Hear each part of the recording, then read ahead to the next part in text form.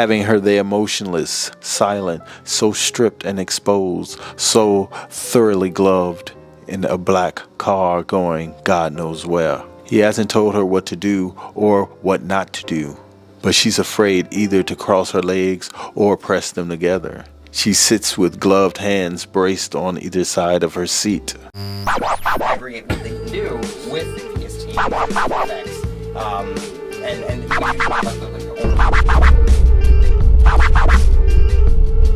Greetings and welcome back to my channel. I have to speak with you about something, and it is very, very important. But before I do, I want to say thank you to everyone who's subscribed to my channel, everyone who has commented, everyone who has told me how much they like my videos. It means a lot, so I really appreciate it. Okay, so I'm gonna get right into it because I'm excited. I'm very, very excited. You will be excited too in a minute. These are my books over there, back there. Those are my books. I have a few over there and a few on a little shelf over there. These books I just bought from a dead man.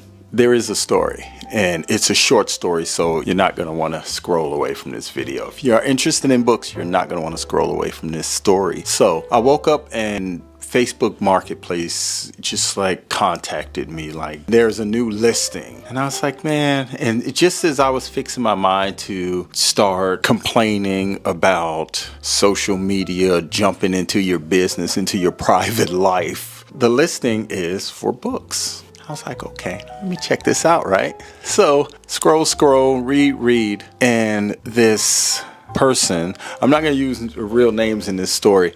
This person is selling 4 boxes of books. Had a few of the books on the picture, and there are 200 something more where that came from.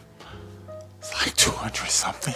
You know, if you love books, the idea of picking up over 200 books is just like very, very exciting. I meet the guy. He's a very, very old guy. I said, these look like they're really going to be great books. And he was like, well, they're not mine. They're my brother's. You know, he passed away. They're my brother's. And his partner decided, why not sell them rather than have them sit and pay storage, $130 to store them. So I was like, oh, wow, that's smart, you know. So guy sold them to me for 40 bucks. On my drive home, I'm so excited. I'm just like, yeah, man, you know, I can't wait to see what's in them. I took them out of the boxes. I saged them.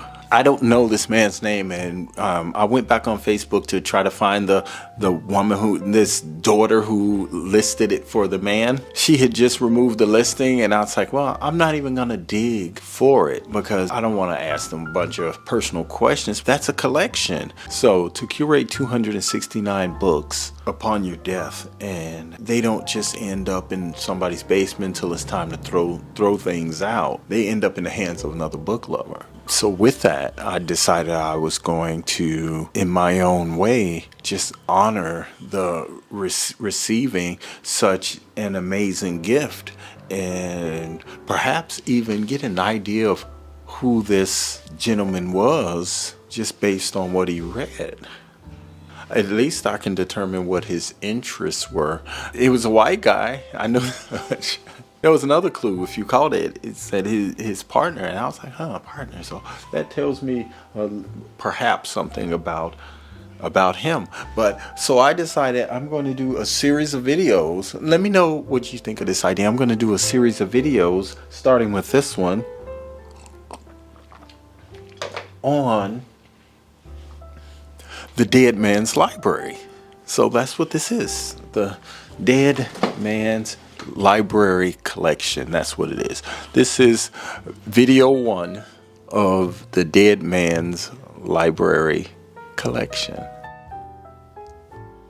Episode 1 of the Dead Man's Library Collection. Y'all like that?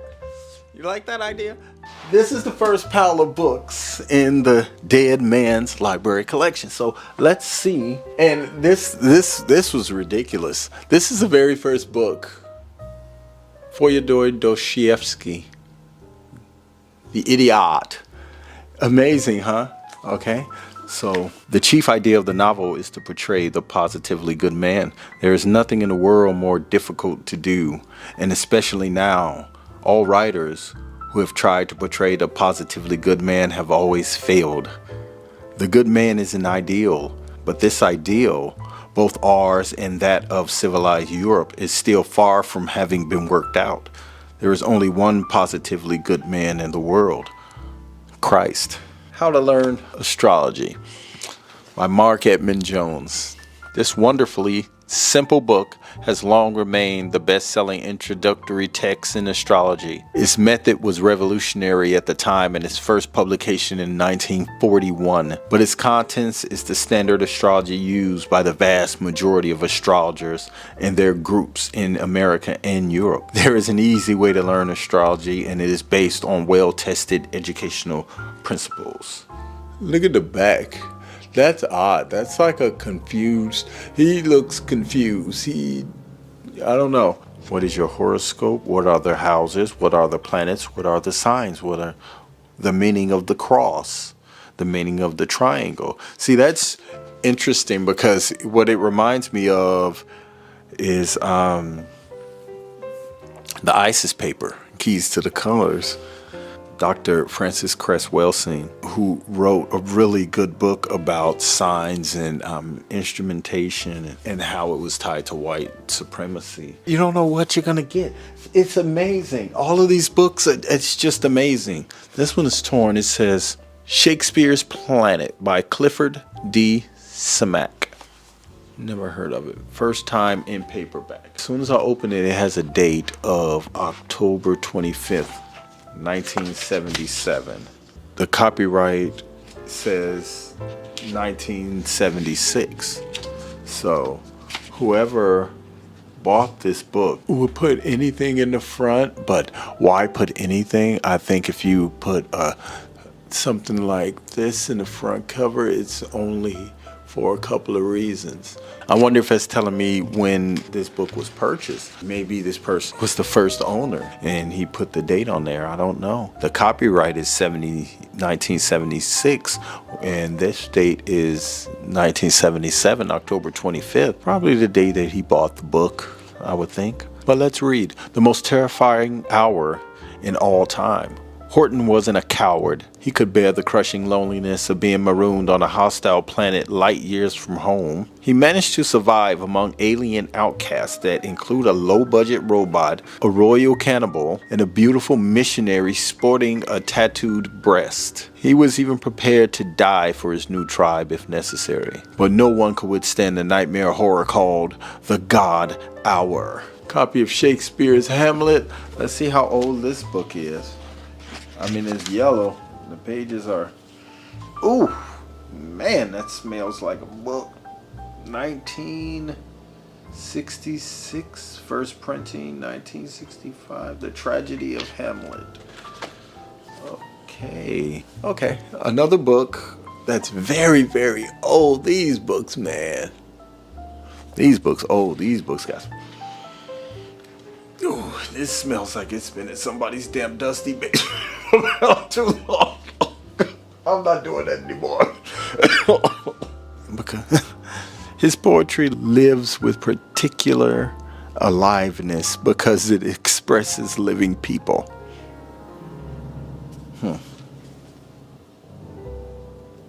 An absorbing novel in which the author walks straight into the brilliant, disillusioned Greece of the 4th century and takes us with her. Okay.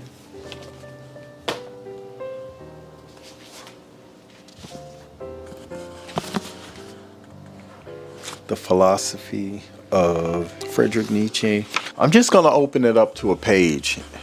And above all, one thing of the nature, both of the best and the worst, the grand style and morality, the fearlessness and majesty of infinite demands, of infinite significations, the whole romanticism and sublimity of moral questionableness, and consequently just the most attractive, ensearing, and exquisite element in those iridescences and allurements to life, in the after sheen of which the sky of our European culture, its evening sky, now glows, perhaps glows out.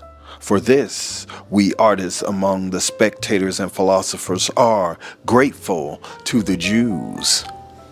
Khalil Gibran, the prophet.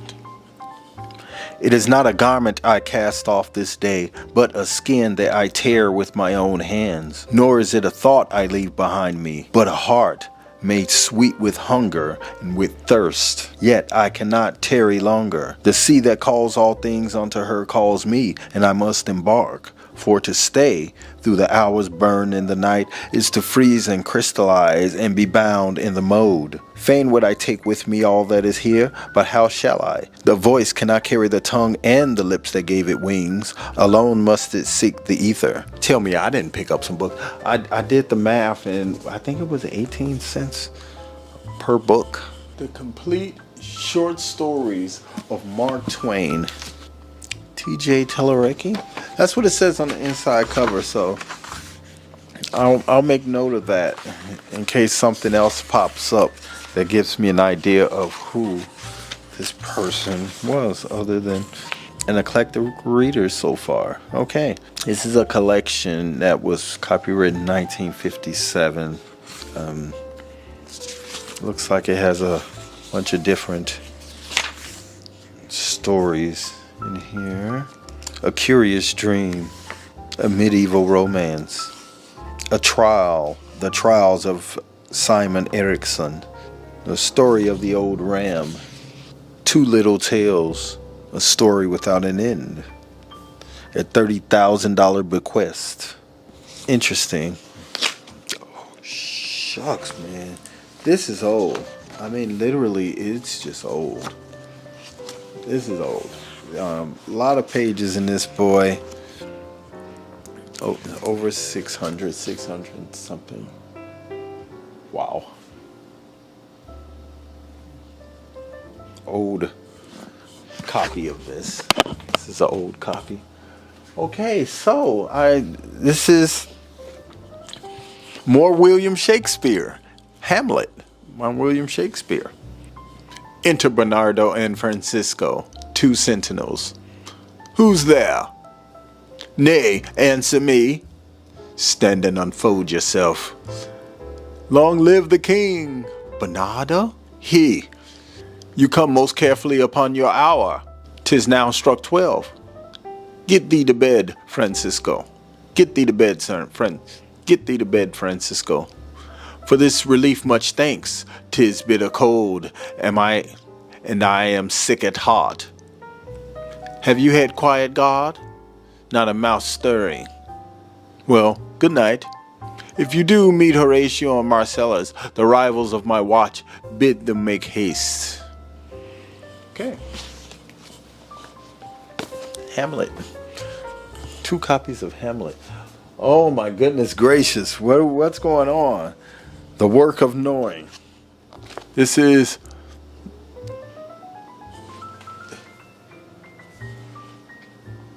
another Robert Frost novel. Yeah. It's a collection, another collection of work by Robert Frost.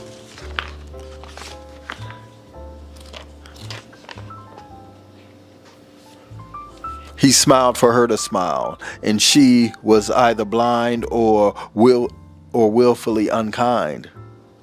He eyed her for a while. For a woman in a puzzle, he flicked and flung the flower, and another sort of smile caught up like fingertips the corners of his lips and cracked his ragged muzzle.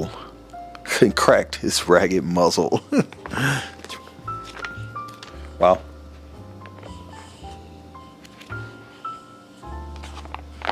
So, yeah, so it's just more works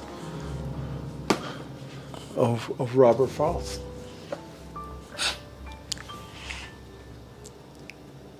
J.D. Salinger, The Catcher and the Rye. So this is old. Okay, so this is getting interesting. Okay. You probably can't even see me. This stupid damn... Okay. So, this says February 25th, 1980. For one lost adolescent to another. Love always, Don. Don. So let's go back to Mark Twain, because it was is that J? That's it. I don't think that is the same. Love always, Don. So that's worth noting. So it reads, from one lost adolescent to another. Happy third anniversary. Love always, Don. Lost adolescent to another. In 1980.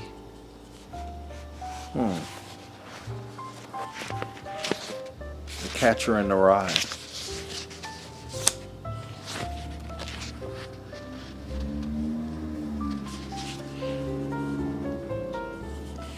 If you really want to hear about it, the first thing you'll probably want to know is where I was born and what my lousy childhood was like, and how my parents were occupied and all before they had me, and how my parents were occupied and all before they had me, and all that David Copperfield kind of crap.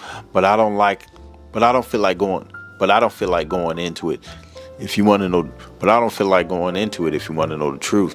In the first place, that stuff bores me. And in the second place, my parents will have about 2 hemorrhages apiece if I told anything pretty personal about them. They're quite touchy about anything like that, especially my father. They're all nice and all. I'm not saying that. But they're also touchy as hell. Besides, I'm not going to tell you the whole goddamn autobiography or anything. I'll just tell you about this madman stuff that happened to me. Catcher in the Rye. If you really want to hear about it, the first thing you probably want to know is where I was born and what my lousy childhood was like, and how my parents were occupied and all before they had me, and all that David Copperfield kind of crap. But I don't feel like going into it. If you want to know the truth, in the first place, that stuff bores me. And in the second place, my parents will have about 2 hemorrhages apiece if I told them anything pretty personal. But if I told anything pretty personal about them, they're quite touchy about anything like that, especially my father. They're nice and all. I'm not saying that, but they're also touchy as hell. Besides, I'm not going to tell you my whole goddamn autobiography or anything. I'll just tell you about this madman stuff that happened to me around last Christmas, just before I got pretty run down and had to come out here to take it easy. Okay. All right. The story of O. Somebody had to help me with that because I have no idea what that said.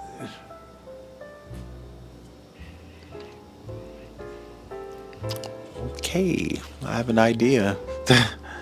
This free publication of Story of O in this country is an event of considerable importance. It is a significant measure of how far we have come in lifting the restrictions on art and our responses to it. In brief, Story of O relates the progressive, willful debasement of a young and beautiful Parisian fashion photographer, O, who wants nothing more than to be a slave to her lover, René. The test is severe, sexual in method, psychological in substance. The test is severe, sexual in method, psychological in substance. The artistic interest here has precisely to do with the use not only of erotic material, but also erotic methods. The deliberate stimulation of the reader as a part of and means of a total, authentic literary experience. Elliot Fremont Smith, New York Times. You shouldn't sit on your slip and skirt. Pull them up behind you and sit directly on the seat. The seat is made of some sort of imitation leather, which is slippery and cold. It's quite an extraordinary sensation to feel it sticking to your thighs. Then he says, "Now put your gloves back on." The taxi is still moving along at a good clip, and she doesn't dare ask why Renee just sits there without moving or saying another word, nor can she guess what all this means to him. Having her there motionless, silent, so stripped and exposed, so thoroughly gloved in a black car going God knows where. He hasn't told her what to do or what not to do. But she's afraid either to cross her legs or press them together. She sits with gloved hands braced on either side of her seat. All right. Okay, that's my video for today. So looking back on this, I see at this list, I see a drama lover. Definitely a drama lover, a poetry lover, old poetry, old literature, Catcher in the Rye, Mark Twain. I see a book on astrology. I see a couple of different types of poetry books, a little bit of Greek mythology in there, Hamlet, a couple of Hamlet. So pretty interesting, pretty interesting. I did pick up this one. It says Buddha texts through the ages. Buddha texts through the ages. So I guess I'll start with that book tomorrow. Okay, so that's it for episode 1 of I Bought This Dead Man's Book Collection. So I'll see you in the next video. Peace. What they can do with his team and into look at that. I mean, it literally just you heard it, you saw it. Aggregate what they can do with his team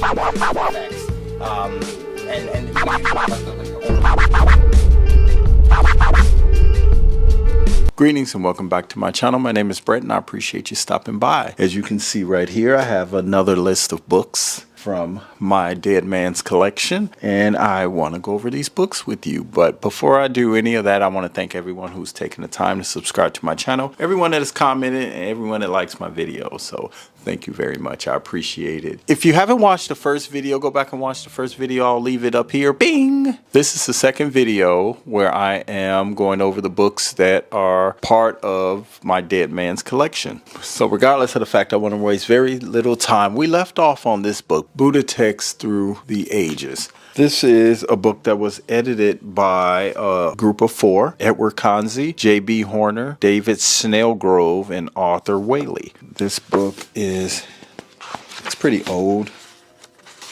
1954. So this book is from 1954. There's a section in here that he highlighted. Beginning as monks and nuns in a regulated homeless life, they are disciplined from without and within by the authoritative rules and sanctions of the Sangha, monastic order of confraternity, to respond less and less to the demands of their sense experiences. They can then strive the more ardently to acquire both a growing understanding and knowledge of Dharma and greater ease and success in practicing it. Thus, they will become what they ought to be, in order finally to reach the further shore beyond the rivers of life and death, where they will stand on dry land on the Isle of Nirvana, safe and secure in the plenitude of wisdom. They are now arhants, those who have done all there is to be done and are perfectly finished. That's beautiful. Next book was 9 Stories by J.D. Salinger. J.D. Salinger wrote A Catcher in the Rye, A Perfect Day for Banana Fishing, Uncle Wiggily in Connecticut, Just Before the War with the Eskimos, The Laughing Man, Down at the Dinghy, whatever that is, Down at the Dinghy, For Esme, With Love and Squalor, Pretty Mouth and Green My Eyes, D. Domir Smith's Blue Period, and Teddy.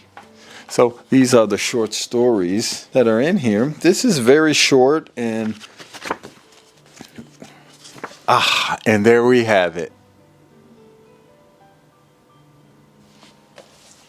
Thomas Tversky. So this book gave us a real trail to follow. Coming of Age in Samoa, Margaret Mead. A lot of these books are so old. Copyrights 1929, 49, 55, 61, and 73. Margaret Mead's psychological study of youth in a primitive society is today recognized as a scientific classic. However, when first published, as the late Dr. Mead pointed out in her preface, it was the first piece of work by a serious professional anthropologist written for the educational layman, in which all the paraphernalia of scholarship designed to convince one's professional colleagues and confuse the laity was deliberately laid aside. Okay, so this is interesting because this looks like some donation, an old donation form, which would make this more of Margaret Mead Fund for the Advancement of Anthropology, American Museum of Natural History in New York, New York. Dear friend, her name was a household word, and she left a legacy of scientific work that will live forever. Her books, such as Coming of Age in Samoa,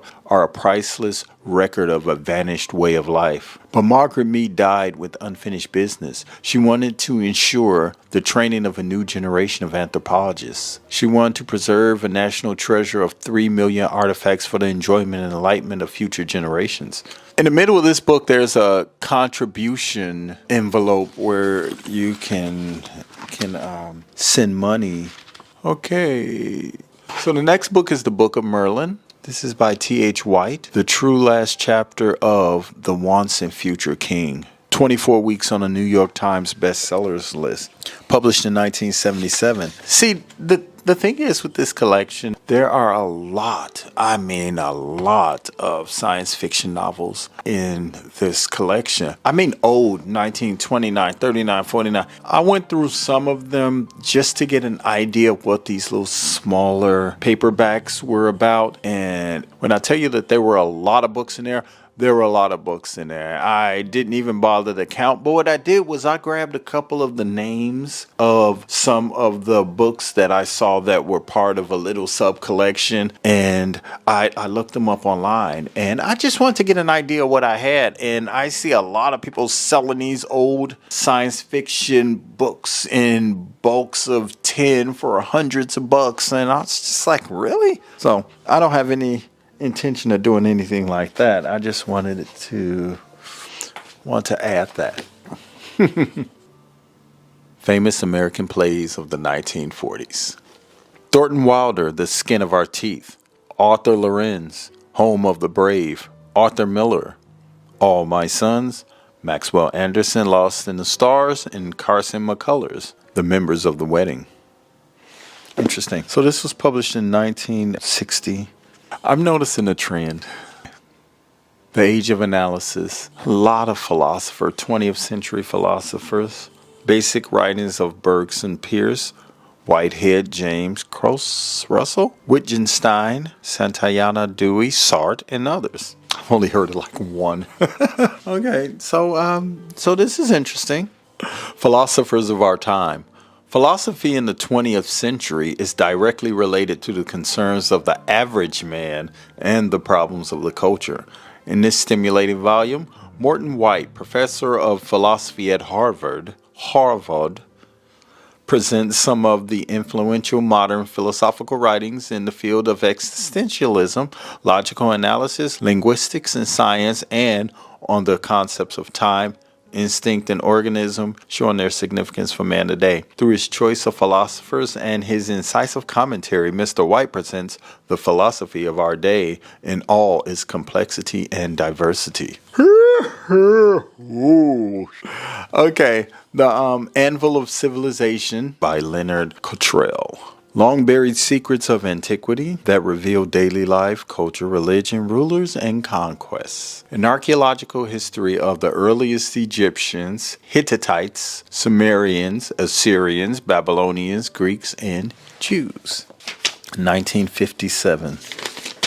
First chapter is called The Beginnings.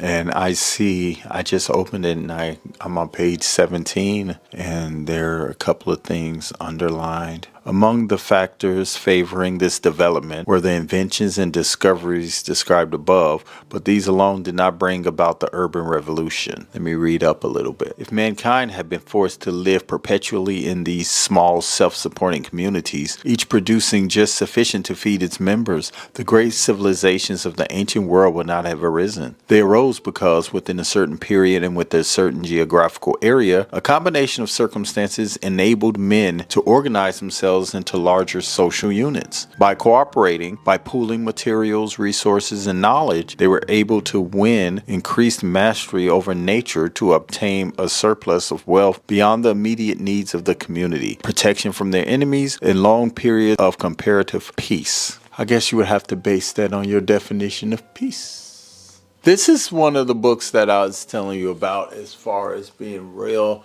old school sci-fi stuff. Frank Herbert's Soul Snatcher. I used to Data.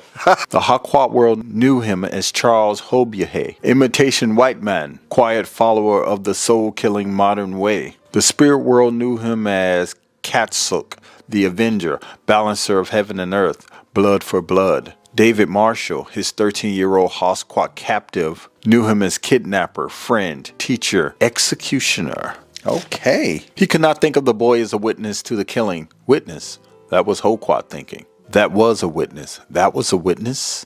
Vince's death had not been murder. He had died because he was part of a larger design. His death was an imprint upon the imperfect innocent to prepare the way for the sacrifice. George Orwell, 1984. The world of 1984 is one in which eternal warfare is the price of bleak prosperity, in which the party keeps itself in power by complete control over man's actions and his thoughts. As the lovers Winston Smith and Julia learn when they try to invade the thought police and then join the underground opposition, the party can smash the last impulse of love and the last flicker of individuality. But let the reader beware, 1984 is more than a satire of totalitarian barbarism. It means us too, says Eric Fromm in his afterword. It is not merely a political novel, but also a diagnosis of the deepest alienation in the mind of organization men. George Orwell writes with a swift, clean style that has come down from Defoe. Like Defoe, he creates an imaginary world that is completely convincing, from the first sentence to the last 4 words, words which might stand as an epitaph of the 20th century. Okay.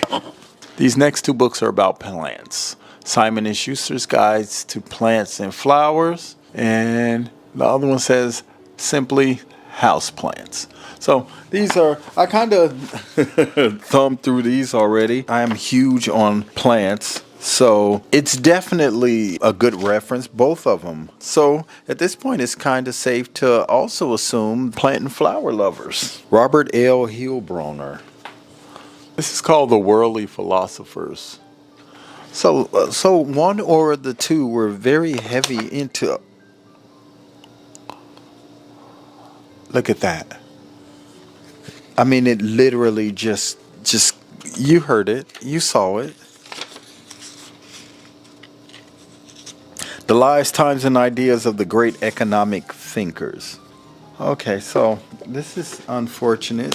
It's unfortunate that this book just cracked. I don't even want to, I guess now I can actually open it up a little bit. The Otter group of men, one less apparently destined to remake the world, could scarcely be imagined. There were among them a philosopher and a madman, a parson and a stockbroker, a revolutionary and a nobleman, an athlete, a skeptic, and a tramp. They were of every nationality, of every walk of life, of every turn of temperament. Some were brilliant, some were bores, some ingratiating, some impossible. At least 3 made their own fortunes, but as many could never master the elementary economics of their personal finances. Okay, so we have 2 more. Wow, last one is a trip. An Infinity of Mirrors by Richard Condon. The story of Hitler's nihilism, destruction for the sake of destruction, and the incongruity of Nazi-occupied Paris, the beast in the city of beauty, as it were. They attracted me since the end of World War II. But stories are about people, and people are never merely one thing or another. Writers are drawn to weak heroes who have strength, because that is what men are, weaklings with strengths. For instance, the weakest segment of the German community was its army. Heralded for centuries as the great professional army in the world, but it was filled with weaklings who could have extinguished Hitler's light in any hour between 1933 and 1945 if they had not been so utterly corrupted by him. Last but not least, we have the author of A Kiss Before Dying, Rosemary's Baby, Ira Levin. Born in 1929 in New York City. He wrote A Kiss Before Dying, which who was that in that? Samuel L. Jackson was in that. Rosemary's Baby. Rosemary and Guy Woodhouse were delighted at the chance to move into the Bramford, one of Manhattan's oldest and most celebrated apartment houses. Their friend Hutch urged them not to. He knew of too many shadows in the Bramford's past, unsavory tenants like Adrian Marcato, who had practiced witchcraft, and the monstrous Trenchesters. But Rosemary and Guy were clear-thinking, and not at all superstitious. They dismissed Hutch's warnings and moved in. At first they were completely happy. Rosemary hung curtains and planned a nursery for the baby she hoped to have someday. Guy pursued his career as a stage and television actor. They met their neighbors, who were friendly and unintrusive. And then, one day, when Rosemary was down in the basement laundry room, a girl her own age came in, quietly and with a compelling matter-of-factness. Ira Levin tells the story of mounting terror and icy climatic shock. Few people who began Rosemary's Baby will put it down unfinished. No one who finishes it will ever quite forget it. And no one who finishes it will ever quite forget it.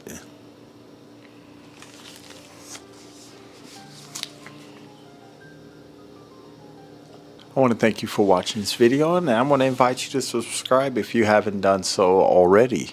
I am Brett Bonner, and I'll see you in another video. Peace. Create what they can do with the EST effects,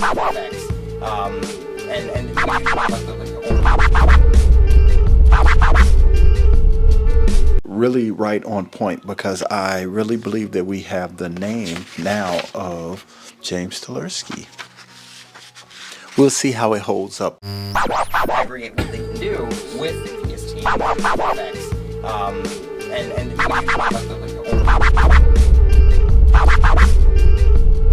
Chaos in LA writes, video too dark, candles aren't cutting it, I'm scrolling away. Darnice Martin, she wrote, you are so entertaining, thank you very much. The Dead Man's Library sounds like the great title for a book. I'm so glad I found your channel. I love the idea of meeting someone through his book collection. I am definitely subscribing to your channel. A fellow book lover and writer. He has 26 thumbs up on that comment. This just popped up on my For You page, but after 2 minutes I'm already subscribed. You have such a fantastic, calming way of talking. Exactly what I needed on this stressful day. Thank you very much, Maddie_STR. Appreciate you. Sue Taylor writes, I love this idea. We can all honor the memory of a fellow reader watching the vlogs. Respect. Respect. Cruel Spirit writes, what an amazing opportunity to explore someone's library. Personally, I've always loved keeping all of my books, regardless of genre, displayed on a bookshelf together with the idea that if someone were to walk up to that shelf, not knowing me, that they would be able to get an idea of my thoughts and interests based solely on that viewing. It's amazing. This is a great experience to extend someone's life, viewing who they were even now that they are gone. Appreciate you, and I completely agree. I concur. 10fan54 14 hours ago wrote, love this idea. I'm so excited to go on the journey with you to explore this collection. What an awesome way to honor this man's life. Thank you. Mike the Human writes, buying a book collection of someone who recently passed away is both sad and inspiring. I completely agree. Sad because you know these books meant something to someone and were collected over many years. And inspiring because you know they will have a new life. Thank you very much, Mike. I appreciate you saying that. That's it's kind of the way I approach this. And I have to be honest, I felt a little bit like it could be deemed disrespectful to speak of dead men by saying, oh, this is a dead man's library. And at the same time, if you want to do something good, anyone who wants to do something good somehow seems to take a risk based on the views of others. So you have to focus on the bigger picture, I guess. I have to focus on the bigger picture and not be swayed by something so minuscule as calling a dead man dead, if that makes any sense. Oh, wow. Lane Darko, 3591, wrote, oh wow, this is long. I can't help but feel a deep melancholy watching this. My grandpa's in his 70s and has been slowly gifting all of his astrology books to me. Awesome. Including ones by Mark Edmund Jones, funnily enough. I had a couple of people speak on that Mark Edmund Jones book. He has been studying astrology and all sorts of different spiritual ideas since the 70s and has a huge library of obscure and niche books. I've been getting this feeling from him that he feels like his time is running out, and I know I will probably inherit that collection when the time comes. This video is making me confront that reality, and while it is very saddening, it also makes me feel happy thinking that if I time everything out correctly, I could spend the rest of my life reading my grandpa's books and getting to know a little bit more about him through them. Absolutely. Even if we're not able to talk in person. Sorry to leave such a personal comment, but I just want to give my appreciation for your making a video that has shown me a way I can soothe my grief when it inevitably comes. That was Lane Darko, 3591. I appreciate you, and I totally agree. I think that you inheriting that collection is a huge thing, and I think it really is important for you to inherit his curated works. It's amazing. I don't believe that books that someone spent their hard-earned time collecting should go in a damp, dusty basement and not be loved and not be enjoyed and not be read. And if you can't appreciate them, I say don't hold on to them in the basement and let them die with the person. Give them new life. So I hope that that's what I'm doing by this collection. I want to say thank you all for the comments on my videos. I really appreciate them. There's been a lot, so if it takes me a day or two to get back to your comments, and give me that space and tolerance, and I love you for it. This is a great opportunity to say thank you to everyone who has subscribed to my channel. I appreciate it more than you can know. I was thinking about this last night as I was as I pulled these books that I'm going to look over from this man's collection out of one of my 4 big boxes of books, and all I could think about was how you can curate a community of people that really get you so much that you feel like they are actually more supportive of you than some people in your family, than some people that you know. And while that's tragic, it's also beauty in it, and I do see the beauty in that. So I want to thank everyone who's commented, everyone who is subscribed. I don't even care if your comment is good or bad. I had a few comments that spam caught and just said, "You're full of beep, you're supporting death." That was a comment that was left for me, that you're supporting death, and really I'm not. I'm honoring death, and I'm supporting the life of their books. I think that if you're a true bibliophile or if you just truly love books, you get it. You understand how important it is, especially if you're a collector. You understand how important it is to have your to have what you've brought together passed on, and for it to grow. You know, that's important to me. That's very, very important to me. So that's all I'm going to say about that. Greetings and welcome back to my channel. My name is Brett Bonner, and I appreciate you stopping by. Here we are. This is video 3 of the Dead Man's Book Collection, and I'm so excited. And this pile of books on the right of me, I have some great reads. I have some science fiction. I have a lot of philosophy books. But someone left a comment and they were like, why don't you break out some of that sci-fi? Matter of fact, it wasn't a comment. It was numerous comments. And a lot of the sci-fi novels that I picked up in this collection were paperback, and somehow I snub paperbacks a little bit as opposed to hardcover books. I don't know why I do it. I just do it. So I made sure that in this list I added a bunch of paperback, a few. I have so many. I have well over 100 sci-fi paperbacks. And they're all old, and they're all brown, and they're all damp, or dry. Okay, so again, thank you very much for everyone who has subscribed to my channel. Where am I at? I can look at it. As of the making of this video, 5,372. I had indicated during a book haul that I was trying to get to 10,000, and I said it. Of course, I would love to be at 10,000, but thank you for 5K. It's just, it's humbling. That's all I'm gonna say. It's humbling. So let's get to the books. I just looked over here, and I'll get to the ones I'm actually reading right now. I don't want to lose sight because it's so easy to lose sight of what you're doing. Okay, so this is a beat up copy of the book Emerson. Emerson was considered America's first philosopher. Emerson is a great man still, wrote D.H. Lawrence. D.H. Lawrence wrote Lady Chatterley's Lover. And this unique anthology, the work of two college professors who are also among the leading American literary critics, distills the essence of his greatness. Emerson's crystalline insights and profound observations are presented with lucid comments by the editors, as the philosopher himself might have arranged them. Okay, right here, look. Look at that. James Tversky. So, if you remember correctly, Tversky, that was the name in another novel that was written in front. And somebody actually left a comment that says, "Hey, I write my name as soon as I finish reading the books. I write my name like on the first page, on the inside cover or the first page." And it makes total sense. So, whoever left that comment, I appreciate you for leaving that comment. That was really right on point, because I really believe that we have the name now of James Tversky.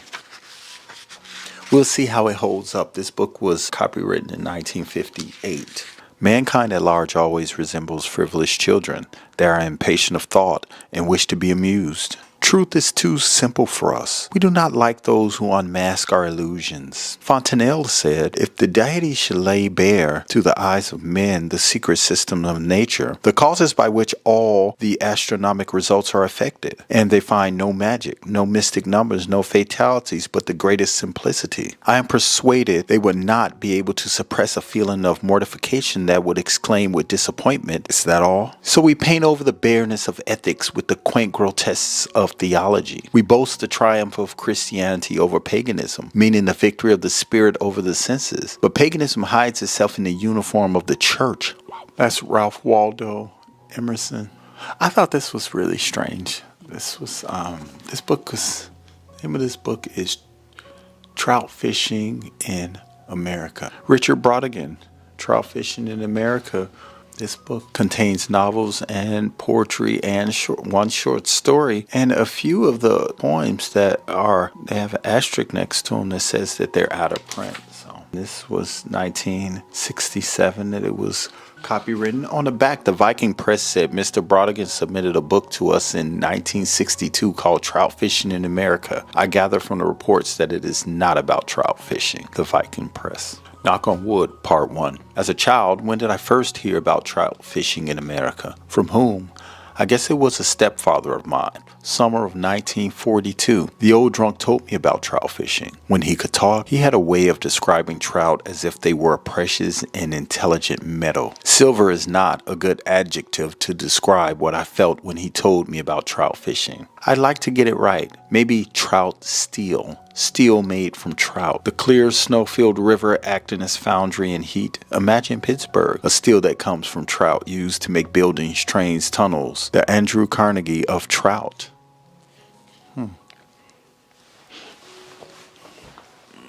As soon as he said Andrew Carnegie, it made me think about Dale Carnegie. And these that I picked up, these are old tapes. These are 8 audio cassette nonfiction, how to win friends and influence people, and how to stop worrying and start living. They're just like part of my collection, and I just thought it was interesting. So I thought I'd share it.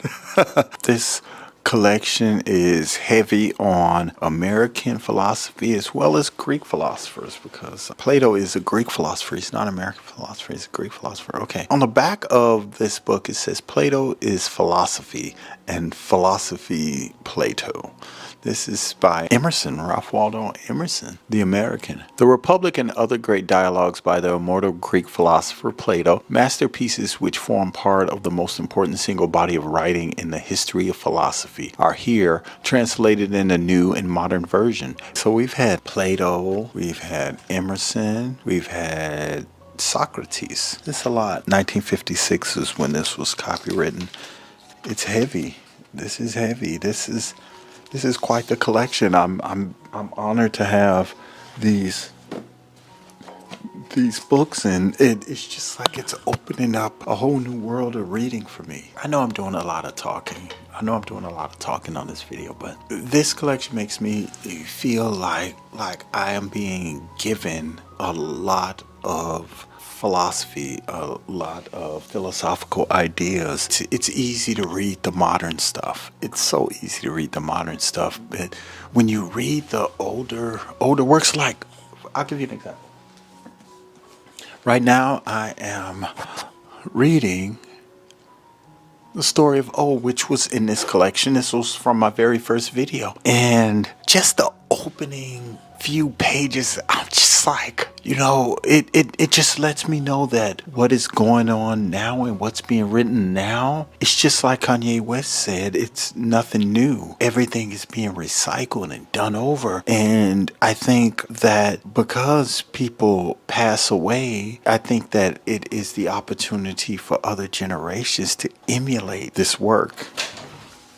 Just my thoughts on it. Okay, so the next book on my list is the Introduction of Aristotle. This is if you could feel this book, it's just like that other book. If you saw the second video, if you haven't, go back and watch it, where literally at the beginning it's like the book crumbled, and I can see that this is so rough.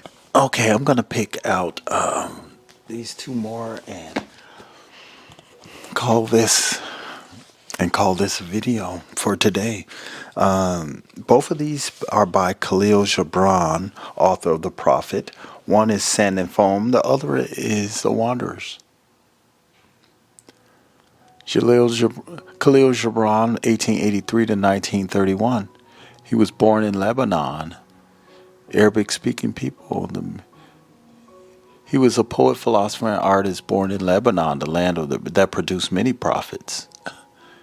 But he was a man whose fame and influence spread far beyond the Near East. 1976. Who do we have? We have the curator of this album, or one of them, Tom Tversky. So the Tversky family, I'm going to write this down, Tversky.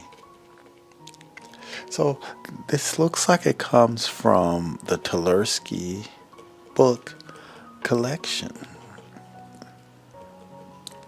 Okay.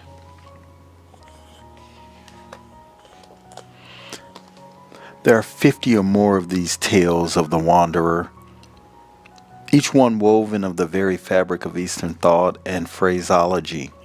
Nothing of the West is here. It is as though, with his life drawn to its close, his native mood and atmosphere occupied the poet's beings, even as it did his constant thought and conversation, for more and more he talked of his childhood and his youth, of his mother, his father Yusuf, and of another, who he called the only man who ever taught me anything in college days. This man was Father Haddad of the Madrasa Al-Mahak, the present College de la Sagisi in Beirut. Yeah, I butchered. And it says The Wanderer, His Parables and Sayings. So we did have a bit of information on that, and I'm just going to read The Wanderer. Page 3. I met him at the crossroads, a man with but a cloak and a staff and a veil of pain upon his face. And we greeted one another, and I said to him, "Come to my house and be my guest." And he came. My wife and my children met us at the threshold, and he smiled at them, and they loved his coming. Then we all sat at the board, and we were happy with the man, for there was a silence and a mystery in him. And after supper we gathered to the fire, and I asked him about his wanderings. Reading the other, Sand and Foam, Khalil Gibran, same name, Tversky, is inside of this one. This one was 12/24/76, and this one, Tom Tversky, 5/19/78. So I'm very, very confident in this being the curator, or one, because we did have another Tversky name in the very beginning. Let me see if I can go back to Emerson and see. If we go back to the very first, we have Tversky, James Tversky, which was clearly a school book, because he, whether college or, I don't know if it was college or high school, but there was, okay, I don't know if it's college or high school, but we definitely had James Tversky, English 3. So we have James, who was either in high school or college, Tversky. This says English 3. Okay, and then we have Tom Tversky.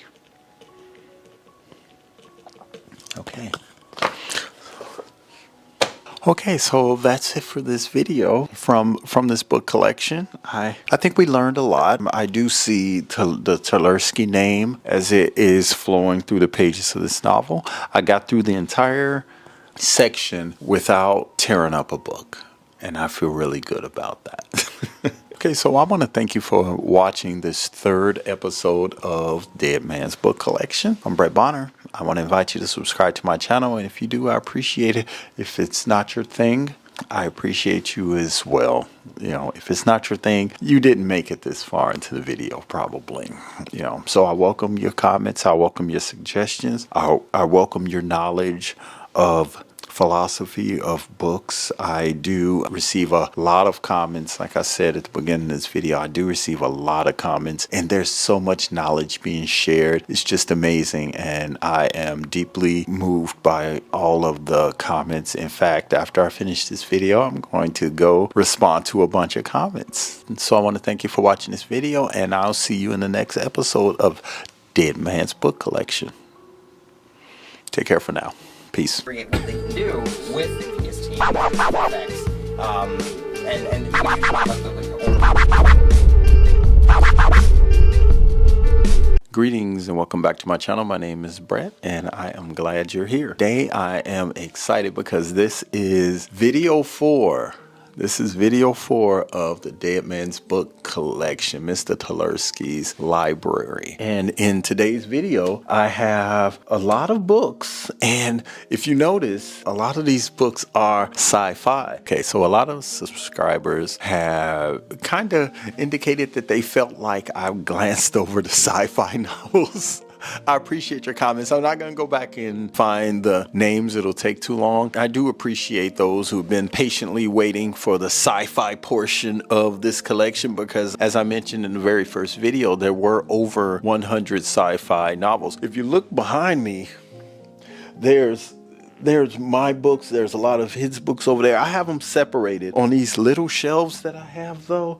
They're nothing but paperbacks, mass market sci-fi paperbacks, as is the majority of the books that I'm going to talk about today in this video. But before I get into that, I want to thank everyone who has taken their hard-earned time to subscribe to my channel. I really appreciate it. My channel is doing so well and I'm so grateful. Last time I looked, my channel was at 5,900 subs, so I'm close to hitting 6,000. 10,000 was the number I said, and literally it's just been a couple of weeks, guys, so I do appreciate it. You know, I love you all. It's amazing. I did have a couple of comments that I want to read at F Margelania 11 hours ago. Haha, thought it was Story of O as soon as you started reading, even though I haven't read it in almost 30 years. What an amazing thing to do for someone, even though he'll never know. Thank you very much. I appreciate your comment. And yes, it is Story of O. Yeah, what can I say? Funny you mentioned that, because right after I shoot this video, I'm going to do a read with me and I'm going to read through the rest of Story of O. I had to put it down yesterday. One more thing, even though he'll never know, but I do feel like me discussing his collection somehow speaking to his spirit. So his spirit is still active and it's flowing through the pages. And how do I know? Because I got receipts. I thumbed through these novels looking for $100 bills, as one of my subscribers said I should do. Look through the novels, you can find some money in them. So right before I started shooting this video, I started flipping through pages and I found receipts. I found dates. In a few of these books, I found dates, actual dates when he purchased these novels. So, okay, here's another comment from Ed Ashley 9931, 17 hours ago. It reads, your video popped up in my feed and I love this idea so much. I appreciate the care and respect you're giving this man and his, now yours, library. Who knows if he was a popular man or what he did in life or who remembers him, but now thousands of people get to learn about him and his interests. He lives on.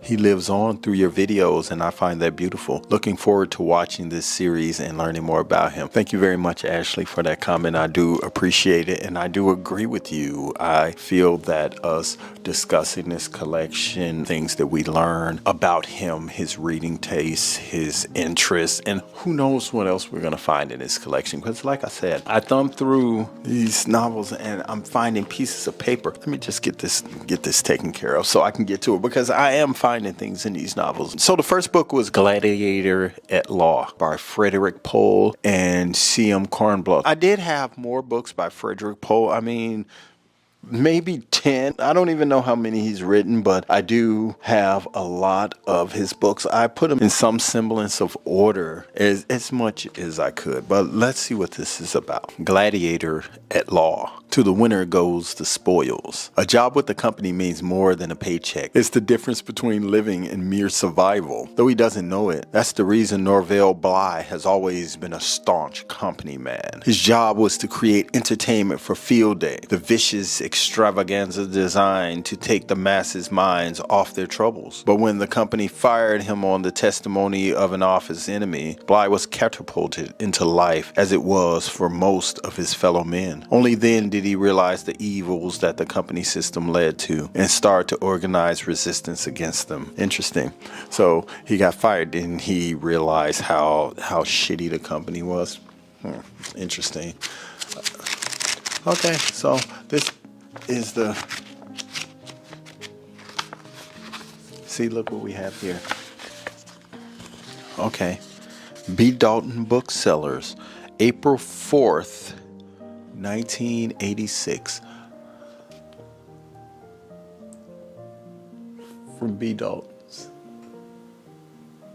$2.95. And this was April 4th, 1986. No name in it. This book was published in 1986. First printing of this book was April 1986.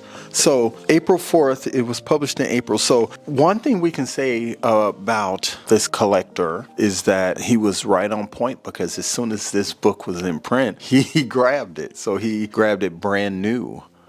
April 4th, he has a receipt having paid for this novel. Let's see if it has the actual price. It's hard to see. You know how you have the little price right there? It's hard to see, but we do have this receipt, and it says $2.95, so I believe that the book was $2.95. I mean, if it was brand new, he bought it brand new, it was $2.95 at the time. So yeah, this is pretty old. And by the way, a lot of these are going to be mass market sci-fis, because I got a lot of comments about that. A couple of people said that felt that I glanced over the sci-fi works.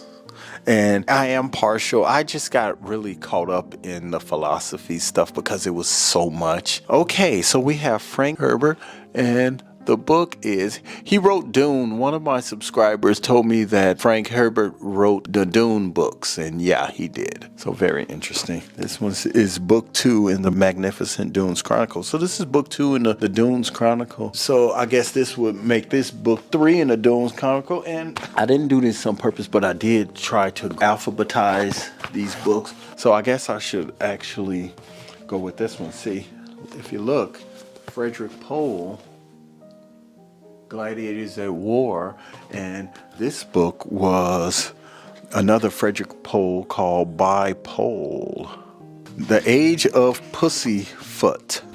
So this one is in 82. So we have 86 for this Gladiator in Law, and this was an earlier work in 82. Let's read. There's actually 2 books in here. Let me show you. There's Drunkard's Walk, and there's The Age of the Pussyfoot.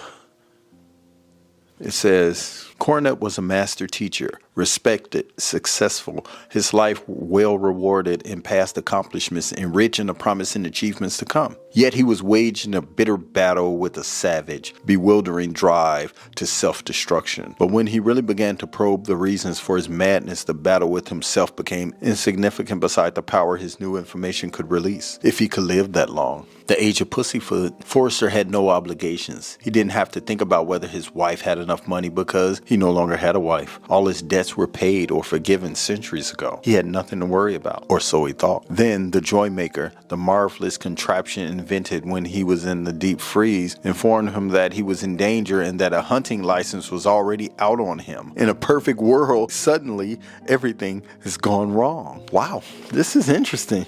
Let's see if I can find a dollar bit.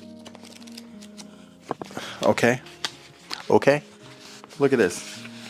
Man, I'm telling you. Thank you to the subscriber who commented about the sci-fi stuff, about how I'm really missing the mark if I don't go into the sci-fi. So, look at this. I don't know if you can read it, but it's another receipt from April. Was this April 4th? No, this is March 23rd, 1987 in Chicago at B. Dalton Bookstore at 4:26 in the afternoon. Okay, so $2.75. That was obviously the going rate because it's the actual cost of the book. I like when edge is brown. It almost looks like the way that paper burns. It starts at the edges and it gets real crispy. I don't have a problem with brown. This is another commenter. I don't have a problem with brown pages. I have a problem with mold. And I don't like when the words are worn in a book. But as far as just brown itself, I don't have a problem with the brown. I just have a problem with what the brown represents in some cases. So those are 2 books out of plenty that I have from Frederick Pohl. Okay, so I didn't even do this on purpose, but I have 3 of this. I meant to grab Frank Herbert or Herbert's books, but I didn't know that I would end up with the 3 that were all part of the Dune. It says right here, Dune, which is the first one. Dune book 2. It's Dune Messiah. And book 3 is Children of Dune. So let's read. I can be honest and say that I don't even remember seeing the movie Dune, to be honest. But more importantly, let's see what's in here. Okay. The original Dune was... There's more. There's a God Emperor of Dune, Heretics of Dune, and Chapter House Dune. It would be interesting to see if I have those as well. You know, give me 1 second. Give me 1 second. I know, I'm doing too much. But, you know, I'm very, very curious. Those are the L's. I see, okay. You can't see these in all of these back here. The Jesus incident, the Lazarus effect, Children of Dune, Heretics of Dune. We just spoke about that. So I do have Heretics of Dune because we just spoke about that. The Lazarus effect, that is Bill Ransom and Frank Herbert. Children of Dune. I'm gonna grab that one. God Emperor of Dune. I guess when Dune blew up, he just said, you know what? I'm going to go with it. Chapter House Dune. It looks like we have a collection within a collection, you guys. That's what we have. We have a collection within a collection. I'm looking for anything else. I had to kind of break them up. I did as good of a job of sorting these books as I can because we're talking about a lot of books. I bet you the sci-fi people are just like, yeah, see what else is there. You know, I love sci-fi. And you know, I'll be honest, I've never really... The Green Brain, Frank Herbert, the God Makers, Frank Herbert. You know, so I do have a lot of books. I did inherit a lot of his books. A collection within a collection is a wonderful thing, I believe. Okay, so I believe that's it. And there may be more in here, but I could have done a whole video just on Frank Herbert's books. So, in addition to these two Dune books, we have... This was the original Dune, so that was 3. We have Dune Chapter House.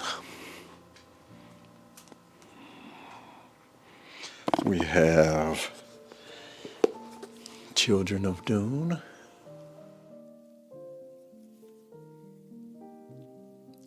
Climax of the classic Dune trilogy. So this is the climax to the original 3. Or so I believe. This one says the final chapter of the best-selling sci-fi adventure of all time. So this, it looks like it should be the final, which is Chapter House. But where does God Emperor of Dune come in? Book 4 in the Magnificent Dune Chronicles. Okay. This one says... Book 5, Heretics. Okay, so let's read the original. Here's the novel that will be forever considered a triumph of the imagination. Set on the desert planet Arrakis, Dune is the story of the boy Paul Atreides, who would become the mysterious man known as Muad'Dib. He would avenge the traitorous plot against his noble family and would bring to fruition humankind's most ancient and unattainable dream. Book 2, The Messiah, Dune Messiah, set on the desert planet Arrakis, world as fully real and rich as our own. Dune Messiah continues the story of the man Muad'Dib, heir to a powerful, unimaginable, bringing to completion the centuries-old scheme to create a super being. Then we go to book 3, which is Children of Dune, which says the desert planet has begun to grow green and lush. The life-giving spice is abundant. The 9-year-old royal twins possessing their father's supernormal powers are being groomed as messiahs. But there are those who think the Imperium does not need messiahs. I need what would be considered book 4. So let me look this. Frank Herbert lived from 1920 to 1986. Okay, so I do see in the final, I can look in the final and it's kind of giving me a roadmap to what was next. Children of Dune, then God Emperor of Dune was next. So next was God Emperor of Dune. With more than 10 million copies sold, Frank Herbert's magnificent Dune books stand among the major achievements of the imagination. The world has waited more than 5 years for this, the fourth, the greatest, and the grandest Dune book of all. Thank you again to the subscriber that suggested I go into the mass market paperbacks and check those out and not gloss over the sci-fi. I really appreciate you. Centuries have passed on Dune itself, and the planet is green with life. Leto, the son of Dune's savior, is still alive but far from human, and the fate of all humanity hangs on his awesome sacrifice. Ha! Okay, so now we're getting somewhere. And then comes 5. Number 5 is Dune, Heretics of Dune. And you know what? I'm sorry, I haven't even looked through these to see if I just get all caught up sometimes. I didn't even glance through these books to see if it was anything written on them. I could have done this whole video. Okay. So I looked in the Children of Dune and look what I find. Another receipt. Oh, it's so crunchety. It says Walden Books. And hey, he put it on his Discover card. He bought 1, 2, 3, 4. He bought 5 books, received a discount of $7.99 off. All the books were $7.99. So he basically, he bought 6 books, and he got 1 free. Illinois sales tax at the time was 8.75%. This book was purchased in 2007, 12/15/2007.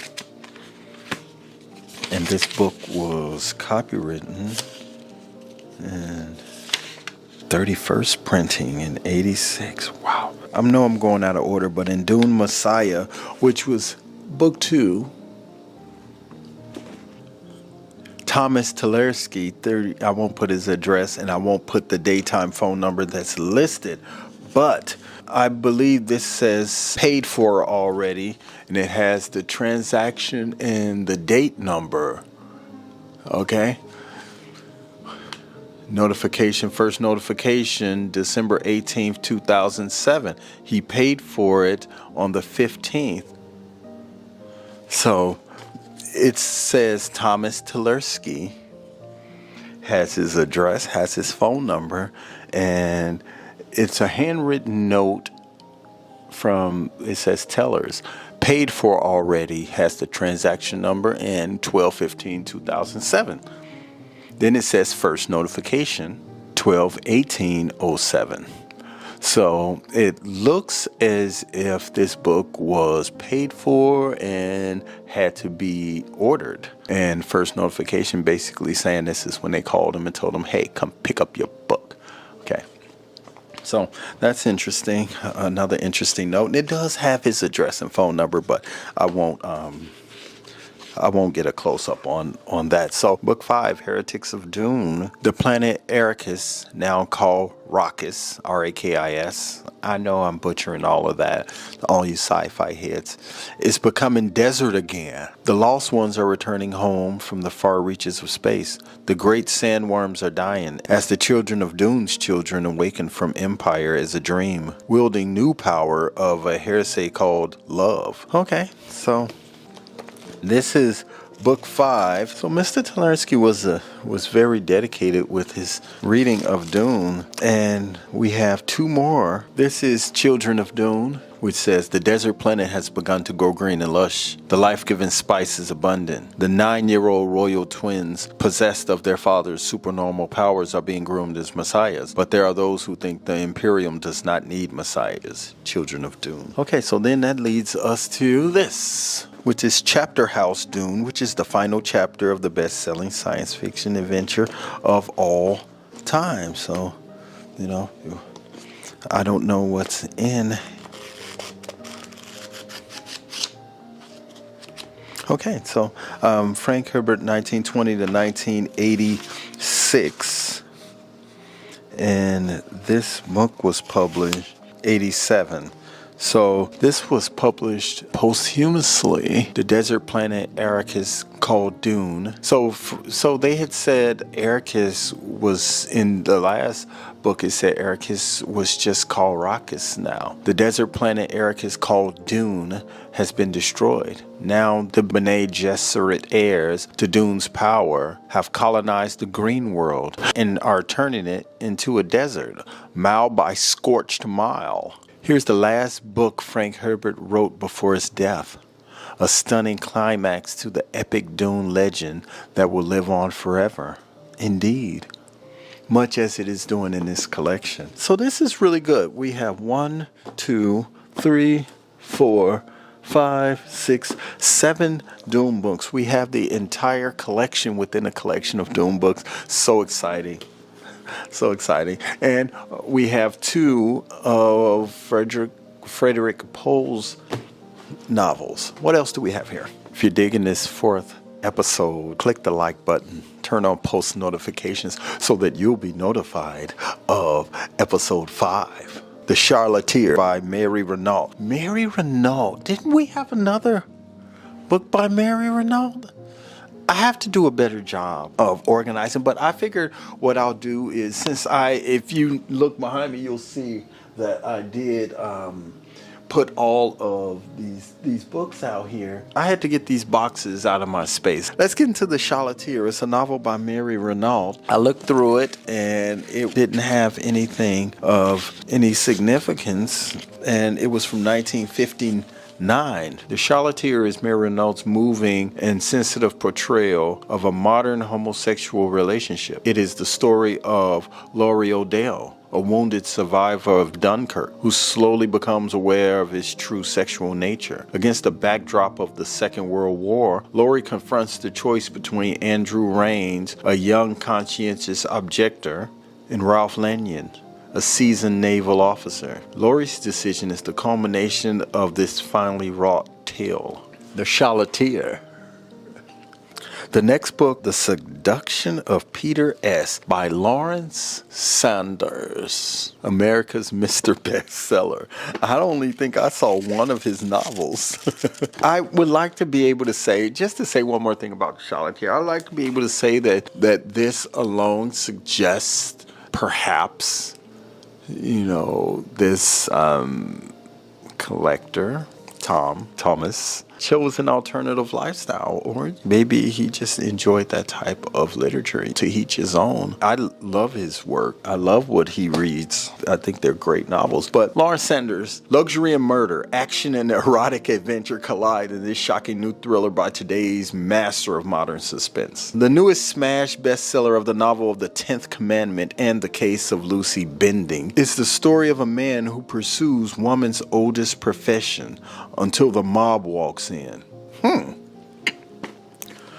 What is woman's oldest profession? Somebody leave it in the comments. So now we have 2 books by Robert Graves. One is called I, Claudius. I'll get closer so you can see what's going on. Well, this indicates Roman. I know that, and I do see a gauntlet of spilled blood. I see blue eyes. I see a serpent, and this one by Robert Graves is called Claudius the God. Let's see what Robert Graves was all about. Tiberius Claudius Drusus Nero Germanicus lived from 10 BC to 54 AD. Despised as a weakling and considered an idiot because of his physical infirmities. I did say that right, infirmities. Claudius survived the intrigues and poisonings of the reigns of Augustus, Tiberius, and the mad Caligula to become emperor in 41 AD. I, Claudius, is written in the form of Claudius's autobiography and is one of the classics of modern fiction, the best fictional reconstruction of Rome ever written. Claudius the God reads, When the same crystalline brilliance that characterized his classic I, Claudius, Robert Graves begins anew the tumultuous life of the Roman who became emperor in spite of himself. Like the preceding novel, Claudius the God captures the vitality, splendor, and decadence of the Roman world at the point of its decline. It is not only a superb recreation of a colorful moment in history, but through the eyes of the bemused and wry Claudius, a compelling and ironic account of human nature, Robert Graves has produced, with scholarship and disciplined imagination, the best fictional reconstruction of Rome ever written. This is the same line, the best fictional reconstruction of Rome ever written. So both of these reviews were done by the New York Times, by the way. Okay, so we've literally been to 1, 2, 3, 4, 5, 6, 7, 8, 9, 10, 11, 12, 13 books so far. And I maybe I was a little ambitious with all of these, okay? So the next book is by John Ashbery. It says 3 poems. By John Ashbery. In some corners of the literary world, John Ashbery is considered today's most radically original poet. It is the view that the 3 poems in prose contained here should solidly confirm for the world at large, for 3 poems has to be one of the most profoundly innovative poetical works yet written by an American. It was copywritten in 1970, first published in 72 and hardbound. It starts with the new spirit. I thought that if I could put it all down, that would be one way. And next, the thought came to me that to leave all out would be another and truer way. Clean washed sea the flowers were. These are examples of leaving out. But forget as we will, something soon comes to stand in their place. Not the truth, perhaps, but yourself. It is you who make this. Therefore, you are true. But the truth have passed on to divide all. Let's go with this. This is James Purdy in A Shallow Grave.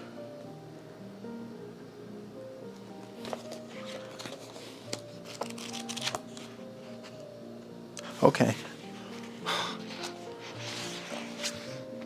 Okay, so, what is this?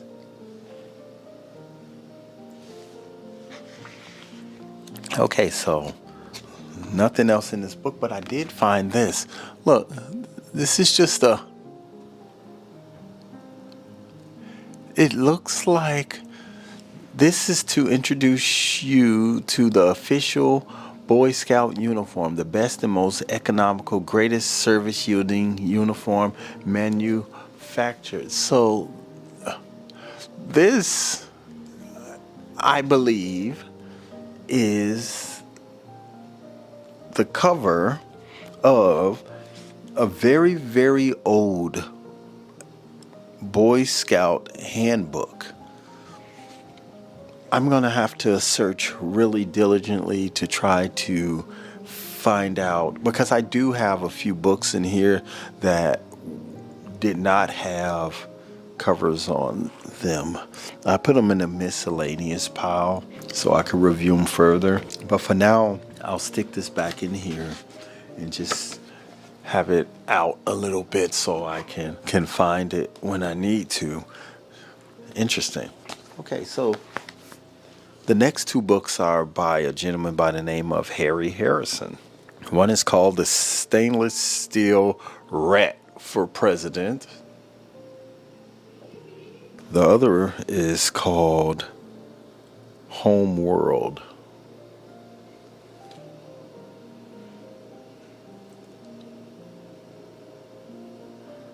I know that there are more Harry Harrison books. I just grabbed a couple. The Stainless Steel Rat for President. This time the Special Corps has given the rat a daring assignment. Liberate a backward tourist planet from the clutches of an aging dictator. With his lovely but lethal wife Angelina and his 2 stalwart sons James and Bolivar, Degres pits ballots against bullets in the fight for freedom. He vows to restore truth, justice, and democracy to the world of Paraiso Akai if he has to lie, cheat, and steal to do it. And Homeworld. Jan Kulisek was one of Earth's privileged elite, a brilliant young electronics engineer. He enjoyed all the blessings of a 23rd century civilization that survived global collapse and conquered the stars, unaware of the millions who slaved or starved to maintain his way of life. Then Jan met Sarah, a beautiful agent of the rebel underground dedicated to smashing Earth's rigid caste system. Through her, he discovered the truth behind the lies he'd been taught. His every move watched by state surveillance, Jan risked his position and his life to restore humanity's heritage. Man, you sci-fi lovers have really helped. So thank you again to the sci-fi-ers, people who, okay, I skipped something. Okay, so in this Steel Rat for President, look what we have. Another receipt. Okay, so $2.75. This was in 1985, September 28th, 1985. Look at that. It's been sitting so long in here like this that it literally, the color blended in so perfectly to the receipt. You can see the browning on one edge of the receipt, just like the space of something being missing. That's amazing.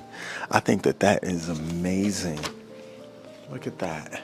Wow. So we're talking September 28th, 1985, and we're talking 82, published in 82. So yeah, we do have another B. Dalton.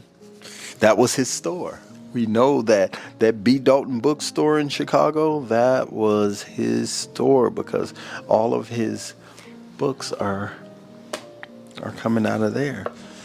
Okay, so another sci-fi novel, I believe it's a sci-fi. Yes, it is the greatest sci-fi classic, winner of the International Fantasy Award. Clifford D. Simak.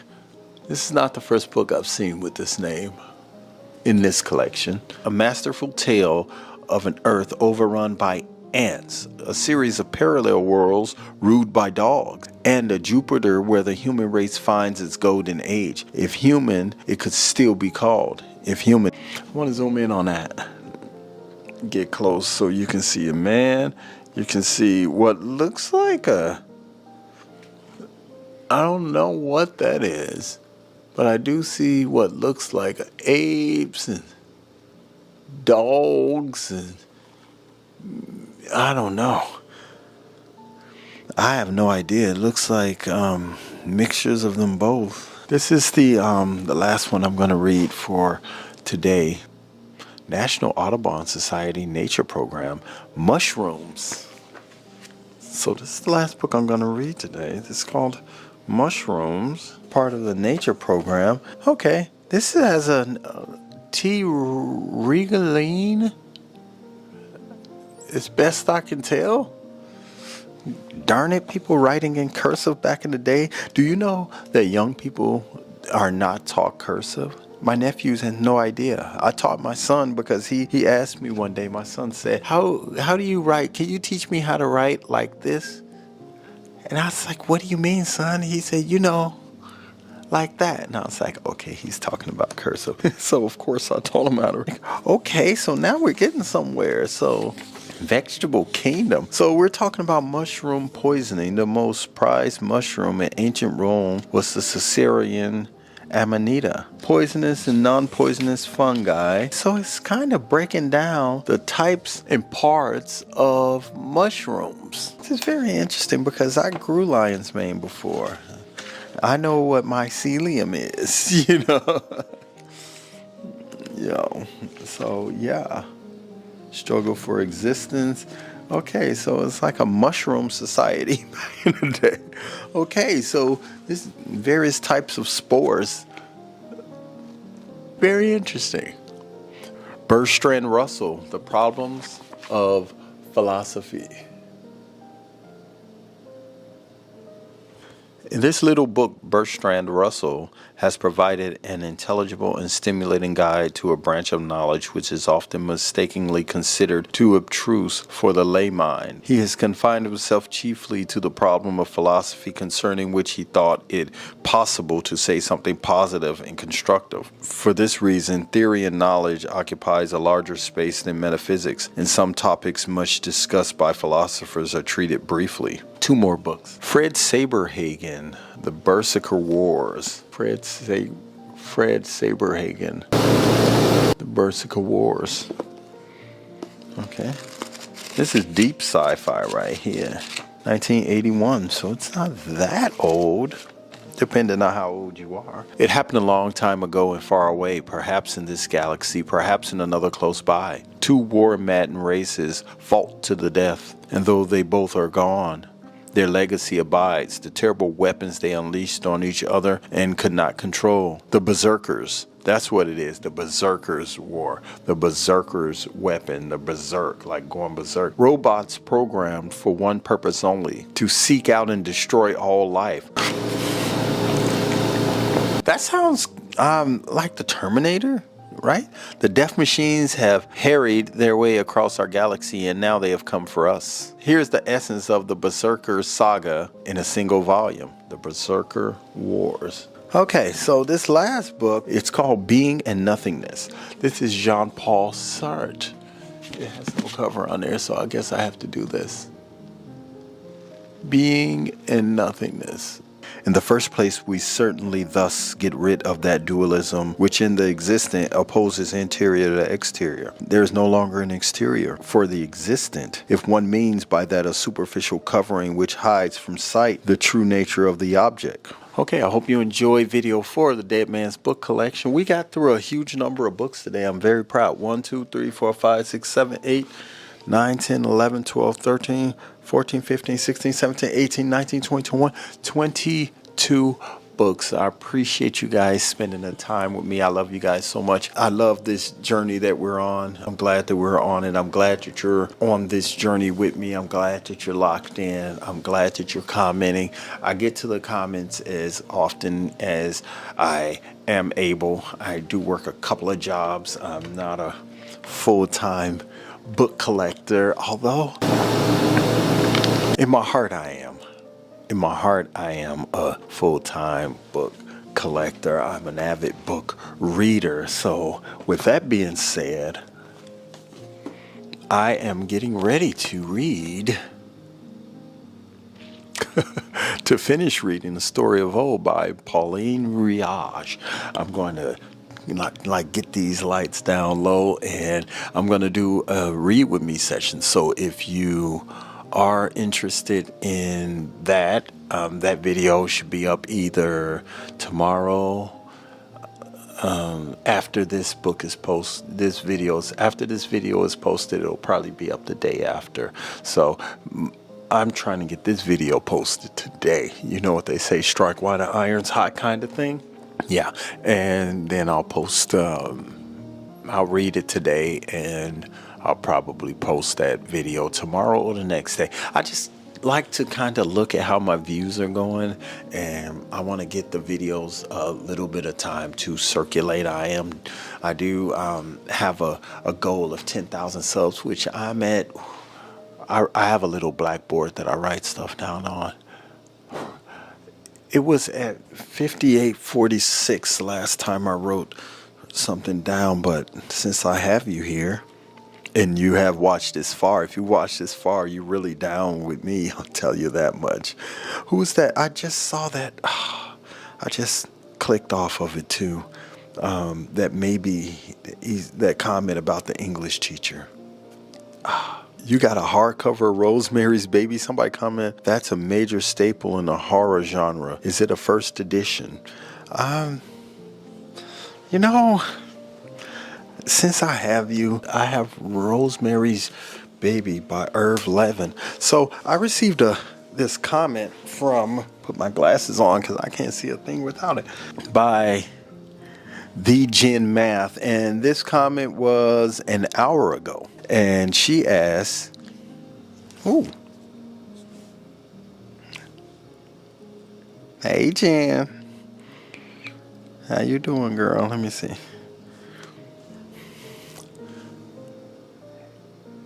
Hey, Jan.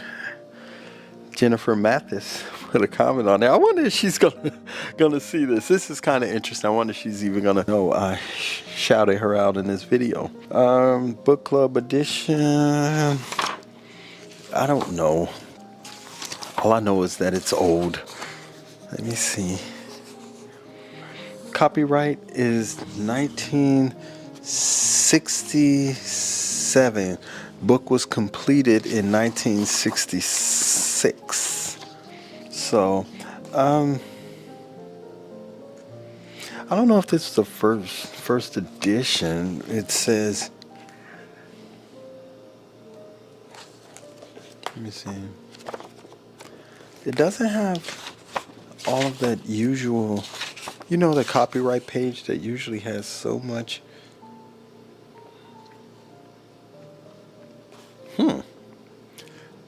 It is 1967, so I don't know. It says book club edition, then it has 592. I wonder if that's copy 592. If anybody is, I bet I have to be more careful.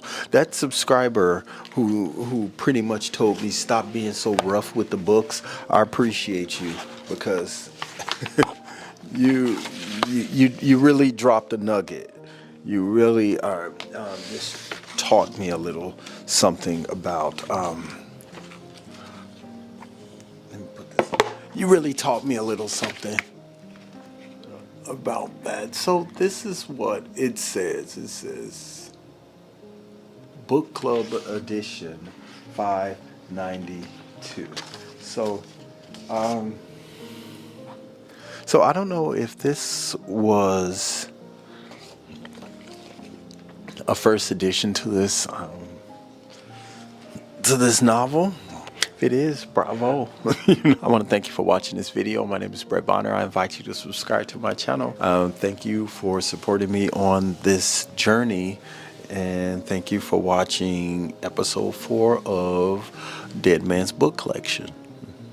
Pieces. I'm out of here. Create what they can do with the PS team effects.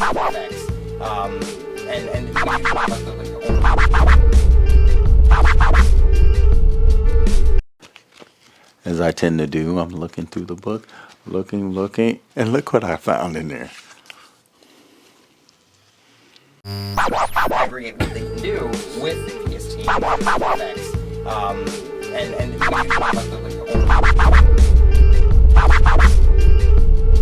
Greetings and welcome back to my channel. My name is Brett and I'm glad you're here. If you're new to my channel, I discuss books that I've read, books that I enjoy, books that I am collecting, and books that once belonged to dead people. Before I get into episode 5 of the Dead Man's Book Collection, I want to take a moment to thank everyone who has subscribed to my channel. I do appreciate it. I do see you.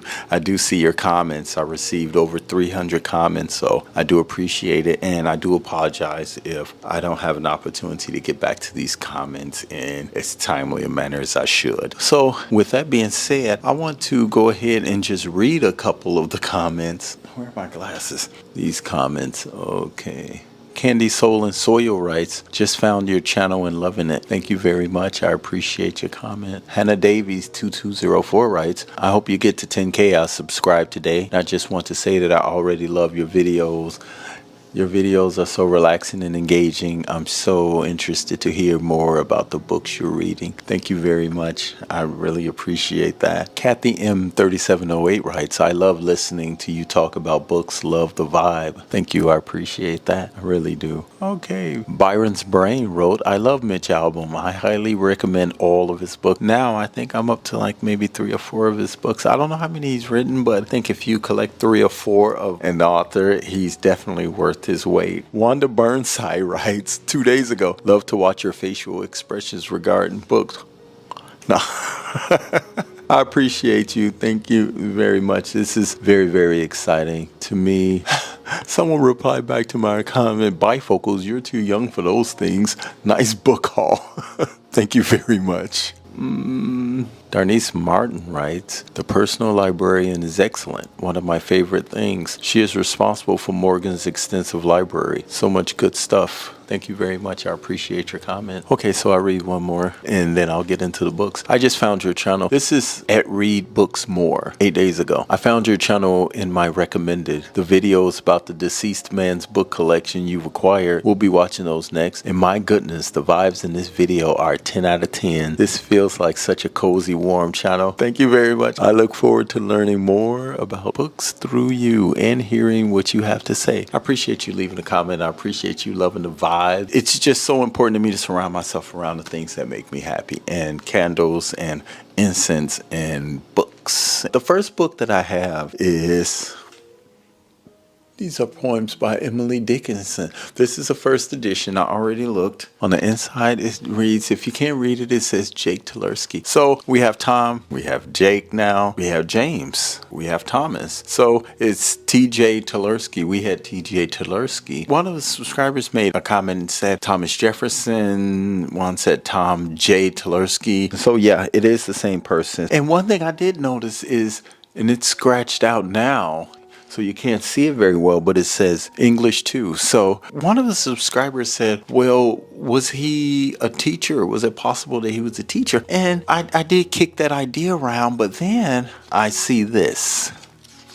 I marked it right here. Teachers don't doodle in books. So I was thinking, well, this probably is not a teacher's copy. But I mean, the possibility is still there. I just highly doubt it. But I did want to read a bit of Emily Dickinson. The rat is the concisest tenant. He pays no rent, repudiates the obligation on schemes intent, balking our wit to sound or circumvent. Hate cannot harm a foe so reticent. Neither decree prohibit him lawful as equilibrium. Neither decree prohibit him lawful as equilibrium. She's really deep.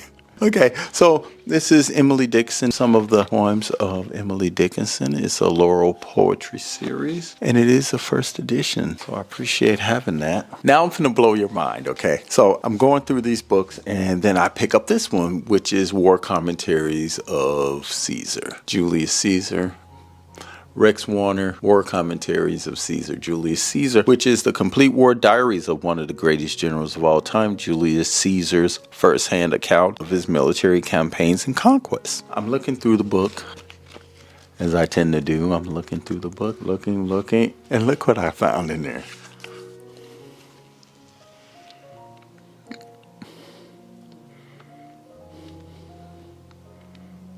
I hope this doesn't come off as too personal to the family. I was wondering, is this a school picture of the young Tom Tulersky? I didn't know. He has these shiny gold locks and, you know, it's a little skinny tie. Old school, very old school. It's a black and white picture. So I'm like, I wonder if this is Mr. Tulersky.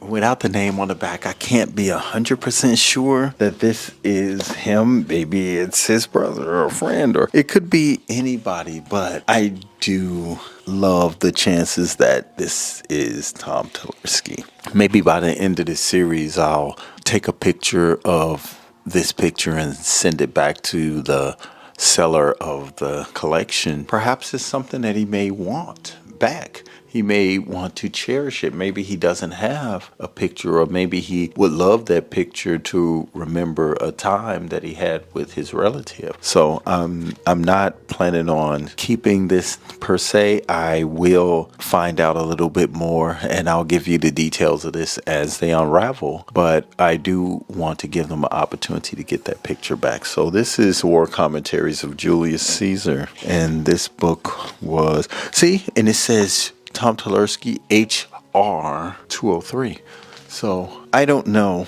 I believe that these literature books were school books. This was 1960, first printing in 1960. So this is the first printing of this book. Okay. Very cool. Richard S. Prather.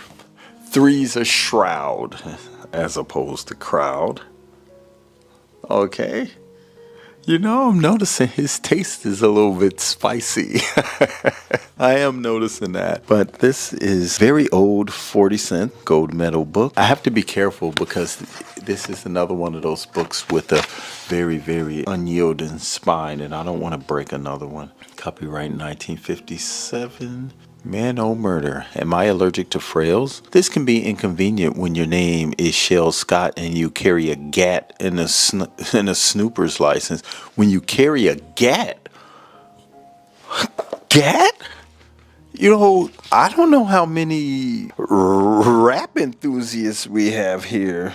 The gold medal seal on this book means it is not a reprint. To select an original book, look for the gold medal seal. So yes, this is in fact an original. Three's a shroud. It says it right there because this is, if you look closely, a gold medal book. So this is interesting. This can be inconvenient when your name is Shell Scott and you carry a gat and a snooper's license, and murder is always creeping up on you. Take, for instance, Diane. There was a hell of a lot of Diane for only one dame. But with her name came a lot of loose ends that tightened around my neck like a velvet noose. Or Margarita, she sizzled like tortillas frying. Only I'm the guy the bullets singed. And Lalona, the Hungarian hurricane, who looked as if she wanted to bite me, but gently, with abandon, so chunks of me went that away. It's true what they say, I'm barely alive to tell you. One frail's ferocious, two's double trouble, and pardon me for croaking, three's a shroud. This is an original book. It was 40 cents.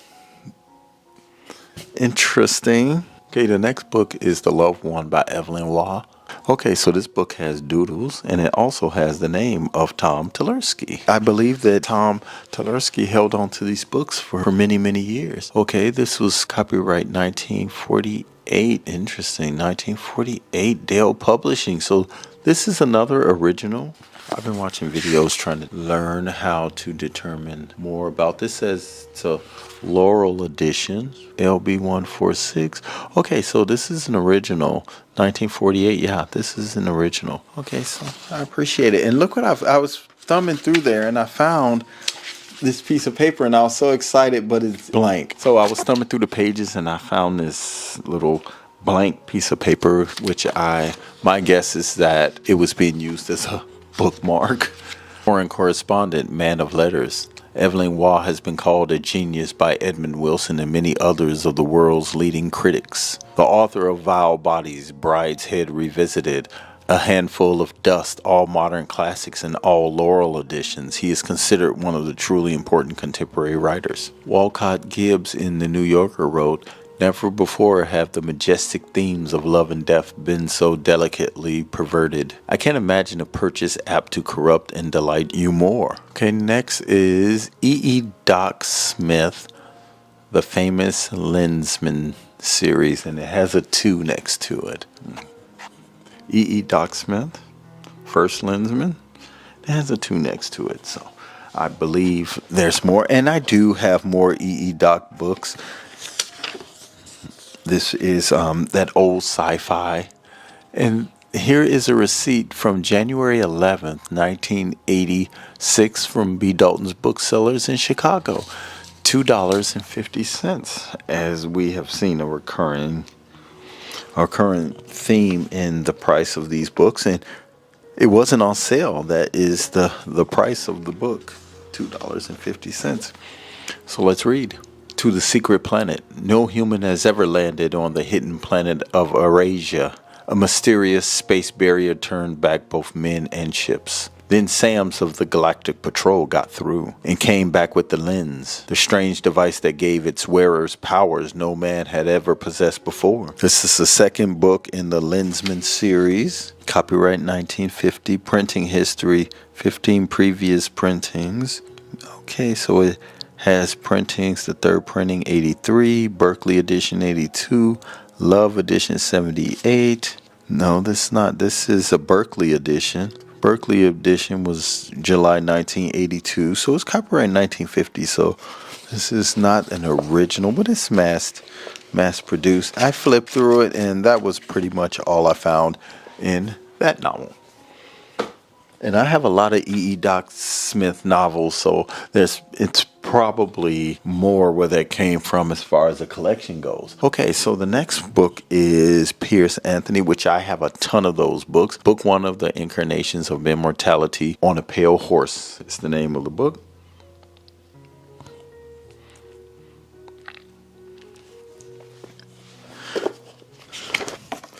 Oh, it just literally jumped out at me. November 11th, 1985. He was really serious, and he paid $2.95 for this book. Sales tax was less than a quarter. It was 24 cents. Okay, so the binder is broken on. So this book is a little bit, this book has seen better days. Look at the binder in it. Okay, I'm gonna I'm trying to be gentle, as the one subscriber said that I need to handle these books better. The man who murdered death. Shooting death was a mistake, as Zane soon discovered, for the man who killed the incarnation of death was immediately forced to assume the vacant position. Thereafter, he must speed over the world, riding his pale horse and ending the lives of others. Zane was forced to accept his unwelcome task despite the rules that seemed woefully unfair. But then he found himself being drawn into the evil plot of Satan. Already the Prince of Evil was forging a trap in which Zane must act to destroy Luna, the woman he loved. He could see only one possible way to defeat the Father of Lies. It was unthinkable, but he had no other solution. This is the first novel of the Incarnations of Immortality by Pierce Anthony, and it's the first paperback publication. Book's gonna fall apart. Okay, so we thumb through. This is Shakespeare, Twelfth Night. I looked through this. I really didn't find much of anything in it. Okay, so this was published in 1960. First pocketbooks printing. So a little bit of Shakespeare to add to the collection. Sundiver by David Brin. We did see him in episode 4 with more of those sci-fi books. Sundiver. And I do see 1985, September 24th, 1985, $2.95. Another little tidbit. Of all the intellectual races in the universe, none has survived without the guidance of the patrons, except mankind. But if our patrons began the uplift of the human race eons ago, why did they abandon us? Circling the sun in the caverns of Mercury, Expedition Sundiver prepares for the most monumentous journey in human history. A journey into the broiling inferno of the sun to find our final destiny in the cosmic order of life. Another sci-fi. You sci-fi heads? Paul Zendale, pardon me, you're stepping on my eyeball. Pardon me, you're stepping on my eyeball. I guarantee that someone watching this video is going to be like, I know what that's about. And I say that because I have so many comments from so many just smart people. You guys are smart. You guys are like super smart, so I really appreciate it. October 1977. So this was, I think this was part of the third printing of this book. So let's see what it says. The Hilarious Adventures of Two Misfits. Marshmallow. That's the name. Marshmallow. And Edna Shinglebox. I love the school cafeteria in 5th period because there's a girl in there with long, straight, black hair whose name is Edna Shinglebox. And she looks as freaky and depressed as I am. I bet you Mr. Marshmallow is not as rude as he appears. He's probably just an inadequate version. So this was October 77. And the copyright was in 76, so it was part of the Bantam edition, which was in between the first and second printings of this book. Okay, it's by Paul Zendale. Oh yeah, a collector's publication. Tellini, first American printing. Okay, have you guys heard of this? Tellini? I didn't know what it was about. Tellini, or the reverse of the metal. I wonder why some books do that, have this two-title thing going on. You can call it this or you can call it that. The first printing of this book was October 1968. Collector's publication. Hey. Yeah, 1968. Yeah, so this is a first edition. Yeah, I believe this to be a first edition. And then I was looking to read something out of here. So I flipped through pages and then I found a little bit and I marked it to kind of give us a real idea of what this was about, because this caught me a little off guard. And for those with sensitive ears for slightly edgy literature, this is nothing slight about this. This is raw. The whores that unbutton all of the young men's trousers. Come on, man. The whores had them. How do you do this with a straight face? The whores had unbuttoned all the young men's trousers. Some were handling their organs, caressing their testicles, or licking their backsides. One was kneeling before a young student and greedily sucking his huge and fleshy phallus. Another girl was sitting astraddle on a young man's knees, bringing up and coming down again as if she had been a baby jumper, evidently running a Paphian race, and perhaps there were not enough prostitutes, or it was done for the fun of the thing. One woman was being had by two men at the same time, one in front, the other behind. There were also other enormities, but I had not time enough to see everything. So, yeah, so Tellini, so, you know, we already know what, I'll get closer, we already know what this is, and it says it's a collector's publication. So, this is going to go right next to the story of O, I guess. The next one we have is, it looks like a collection, it says a pocketbook of short stories, so it is a collection of short stories, and it says right here, Tom Tversky. Yeah. Okay, so even on the front page, it says it right there. Tom Tversky again. So another book from Tom Tversky's collection. And then I found this. And this was very, very interesting. I tell you what.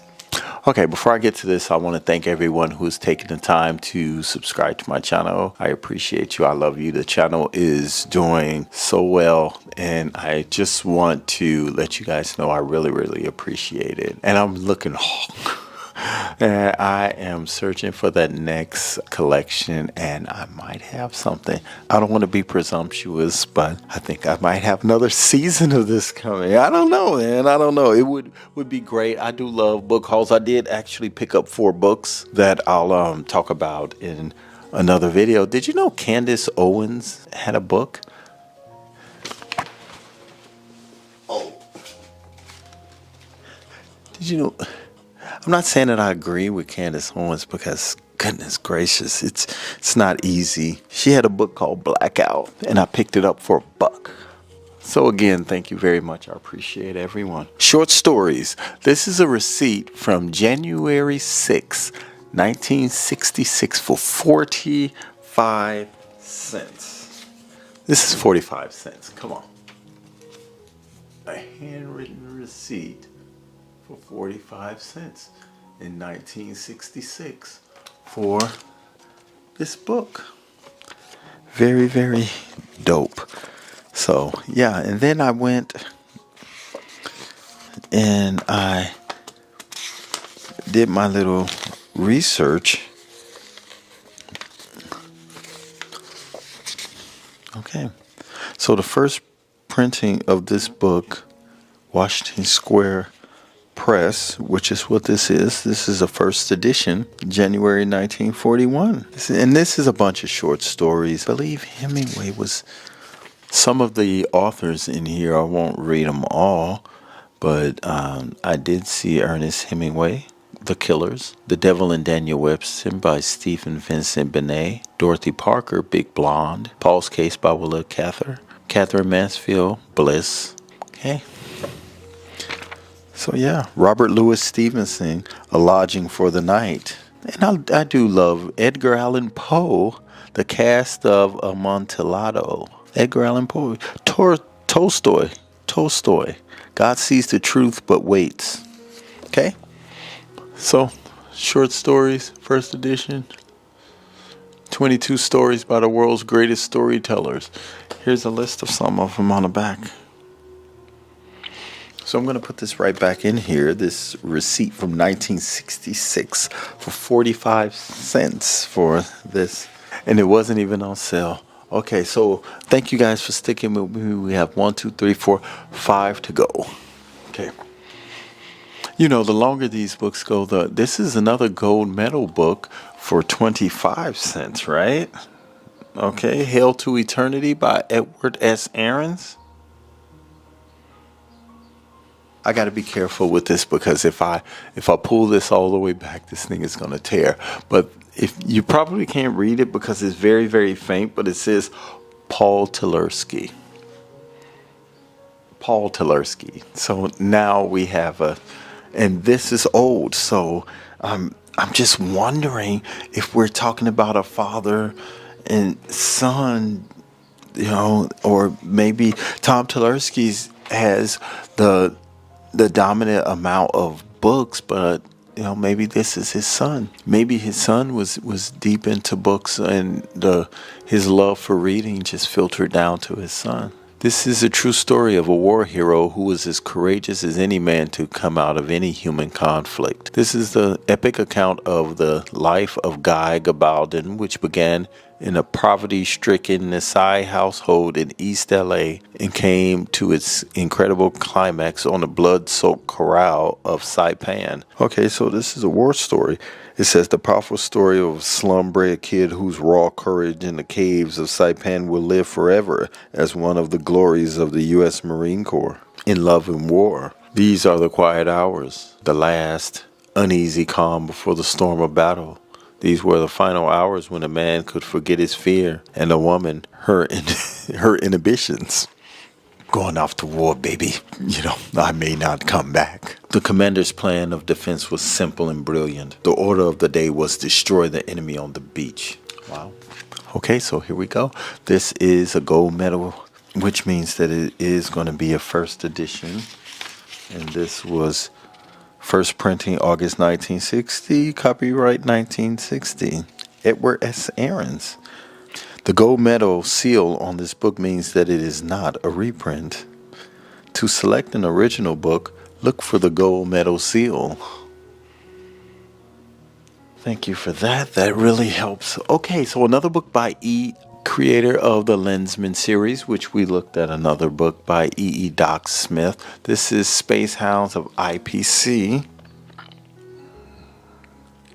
It was a routine passenger flight to Mars, everything on course, until the gigantic ship gave a slight shiver and fell apart at midsection. A few survivors, huddled in a small escape module, watched as the wreckage of their ship was towed into the darkness of deep space by an enormous alien warship. Knowing that their chances are slim, but unwilling to die quietly, they set a course for nearby Ganymede, and against all odds they survive. Now was the time for hard choices. Should they settle in the relative comfort of Ganymede or head back out into space in search of the deadly aliens? Another sci-fi novel. Martin Boyd, a difficult young man. I believe that this is the one I read the other day. No markings in this book. Set around Melbourne in England at the end of the 19th century, the difficult young man is Dominique, grandson of Alison Austen and older brother of the narrator, Guy Langton. Intense, proud, and handsome, Dominique is considered eccentric by those who have no sympathy with him. His uncontrollable spiritual energies and his old-fashioned code of chivalry clash with the views of pre-1914 society, and, even within his class, are unrecognizable. When Dominique is taken to his ancestral home in Somerset, he meets the beautiful Sylvia Tunstall, and his career temporarily reaches its most promising heights. Yet, ironically, it is the vulgarity of his social climbing on Baba that unleashes the forces of rebellion with which Dominique can make his greatest affront. First published in London, England, in 1955. This copy was published in 1984. Loving this. John Osborne, Luther. Signet, it was 60 cents, but it says, to our readers, if your dealer does not have the Signet and Mentor books you want, you may order them by mail, enclosing the list price plus 5 cents a copy to cover mailing. If you would like our free catalog, please request it by postcard.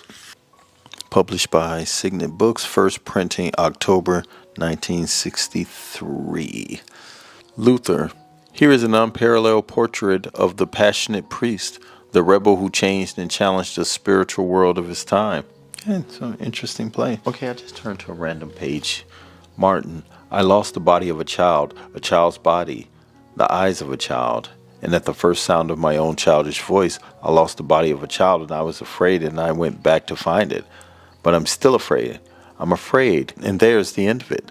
But I mean, continuously. For instance, of the noise the prior's dog makes on a still evening when he rolls over on his side and licks his teeth. I'm afraid of the darkness and the hole in it, and I see it sometime of every day, and some days more than once even, and there's no bottom to it, no bottom to the breath, and I can't reach it. Why? Why do you think? There's a bare fist clenched to my bowels, and they can't move, and I have to sit sweating in my little monk's house to open them. The lost body of a child hanging on a mother's tit and close to the warm big body of a man, and I can't find it. Osborne, John Osborne, Luther.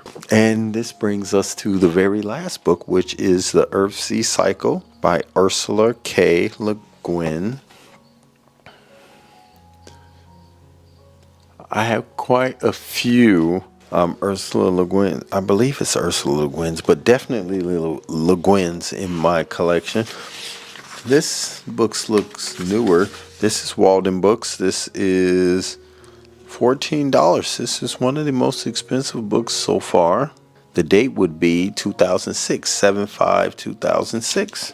Tahanu, Book 4 of the Ursula K. Le Guin's Earth-Sea Cycle. So this is book 4. Years ago, they had escaped together from the sinister tombs of Antoine. She, an isolated young priestess. He, a powerful wizard. Now she is a farmer's widow, having chosen for herself the simple pleasures of an ordinary life. And he is a broken old man mourning the powers lost to him through no choice of his own. Once, when they were young, they helped each other at a time of darkness and danger and shared an adventure like no other. Now they must join forces again to help another in need, the physically and emotionally scarred child whose own destiny has yet to be revealed.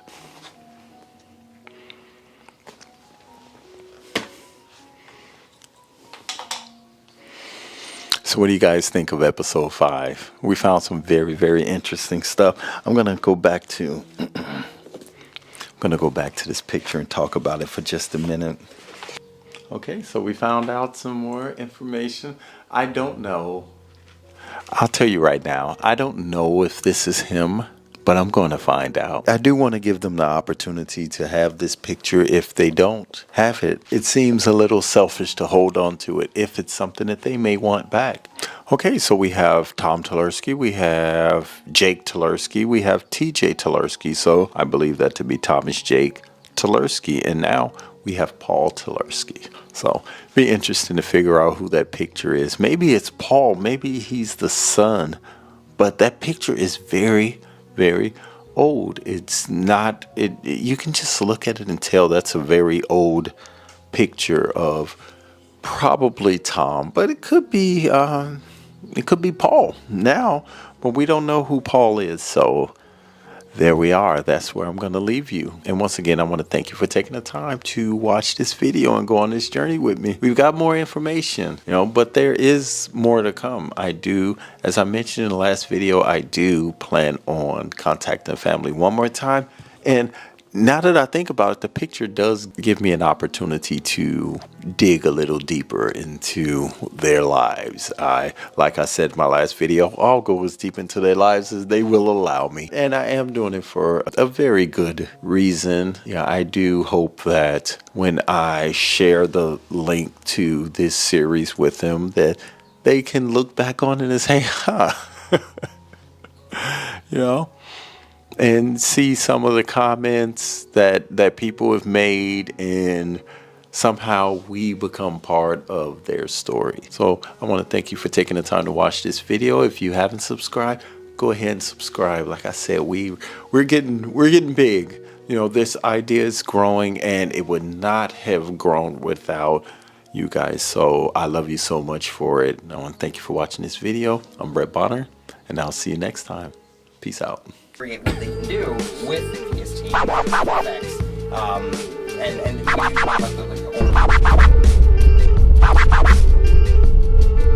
Okay, so look what I found. This is gonna blow your mind. This is amazing, and it answers so many questions. It answers so many questions. Aggregate what they can do with his team effects.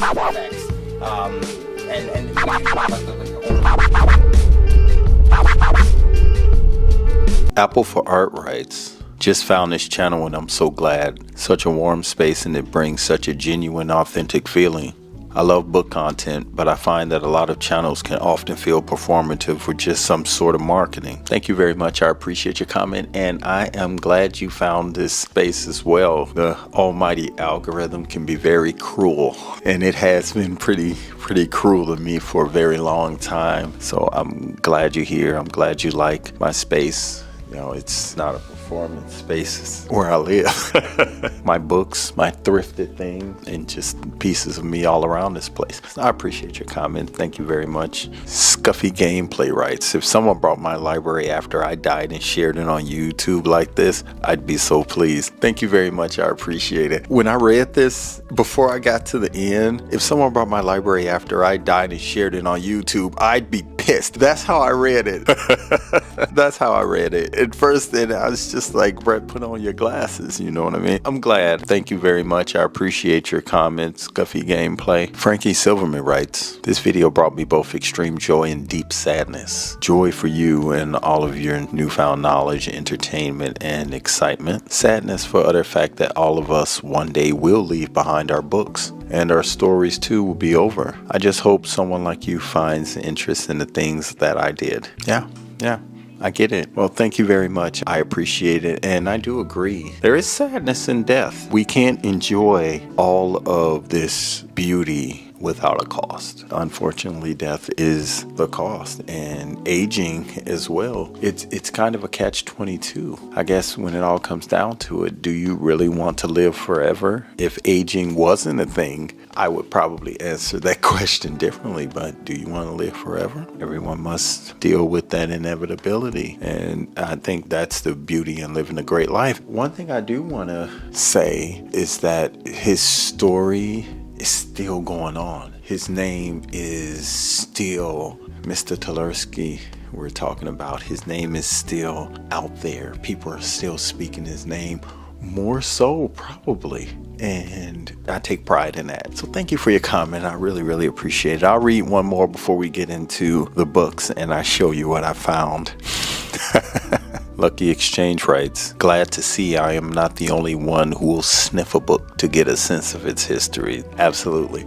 Sinuses and all, I will sniff a book to get a sense of its history. And yeah, there's a lot of sniffing to be done. Appreciate your comments. And if you're new to my channel, my name is Brett Bonner, and this is the Black Lit Geek channel.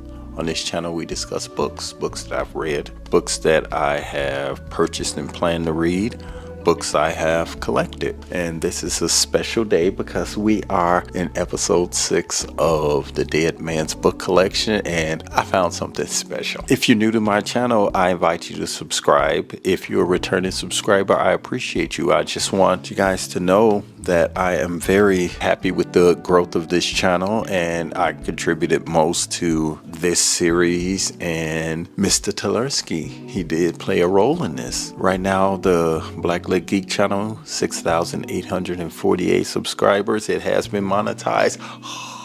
And that's thanks to you guys, to the people who have watched my videos, and mostly this series. This series accounts for more than half of my views on my channel.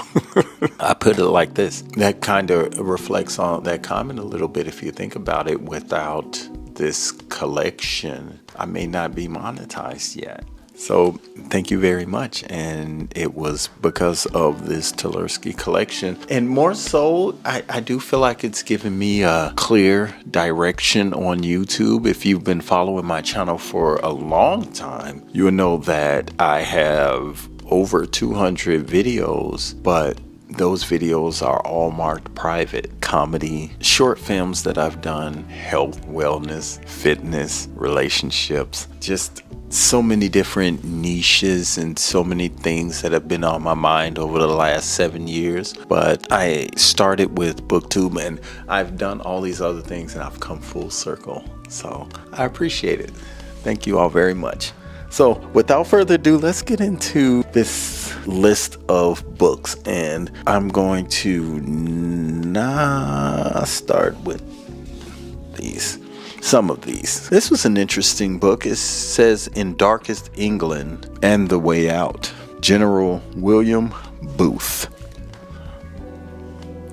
What's interesting about this, it says, I believe this is an officer's book because it says, and it's a stamp on here who says School for Officers Training, Atlanta, Georgia. So this is interesting. The progress of the Salvation Army and its work among the poorest and lost of many lands has compelled me to face the problems which are more or less hopefully considered in the following pages. The grim necessities of a campaign carried on for many years against the evils which lie at the root of all miseries of modern life, attacked in 1,001 forms by 1,001 lieutenants, have led me to step up and contemplate as a possible solution, or at least some of those problems, the scheme of social selection and salvation, which I have here set forth. And very, very interesting. There is some, I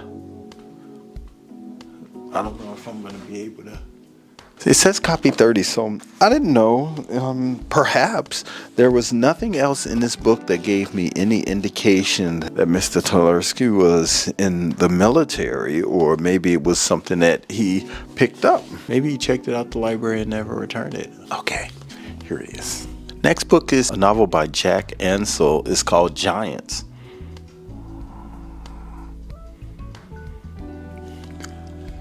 Yeah.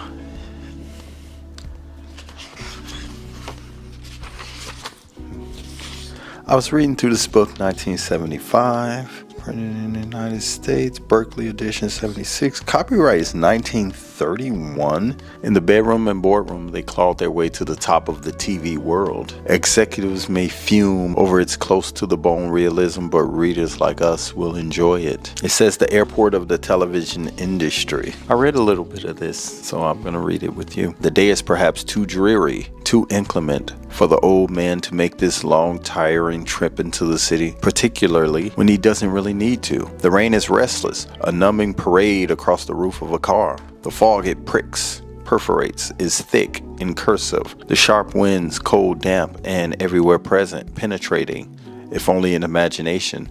Even the well-heated, specially reinforced interior of the new Cadillac. So I was looking over this book, and at first I ran across this. See if I can find it. I try to keep things in its place as it was. So I ran across this.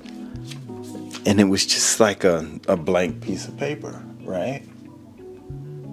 Page 51. Maybe that's where he stopped in the book. And I also see these little folds in the pages which indicate, you know how people fold their book when they don't have a bookmark? Then I ran across this.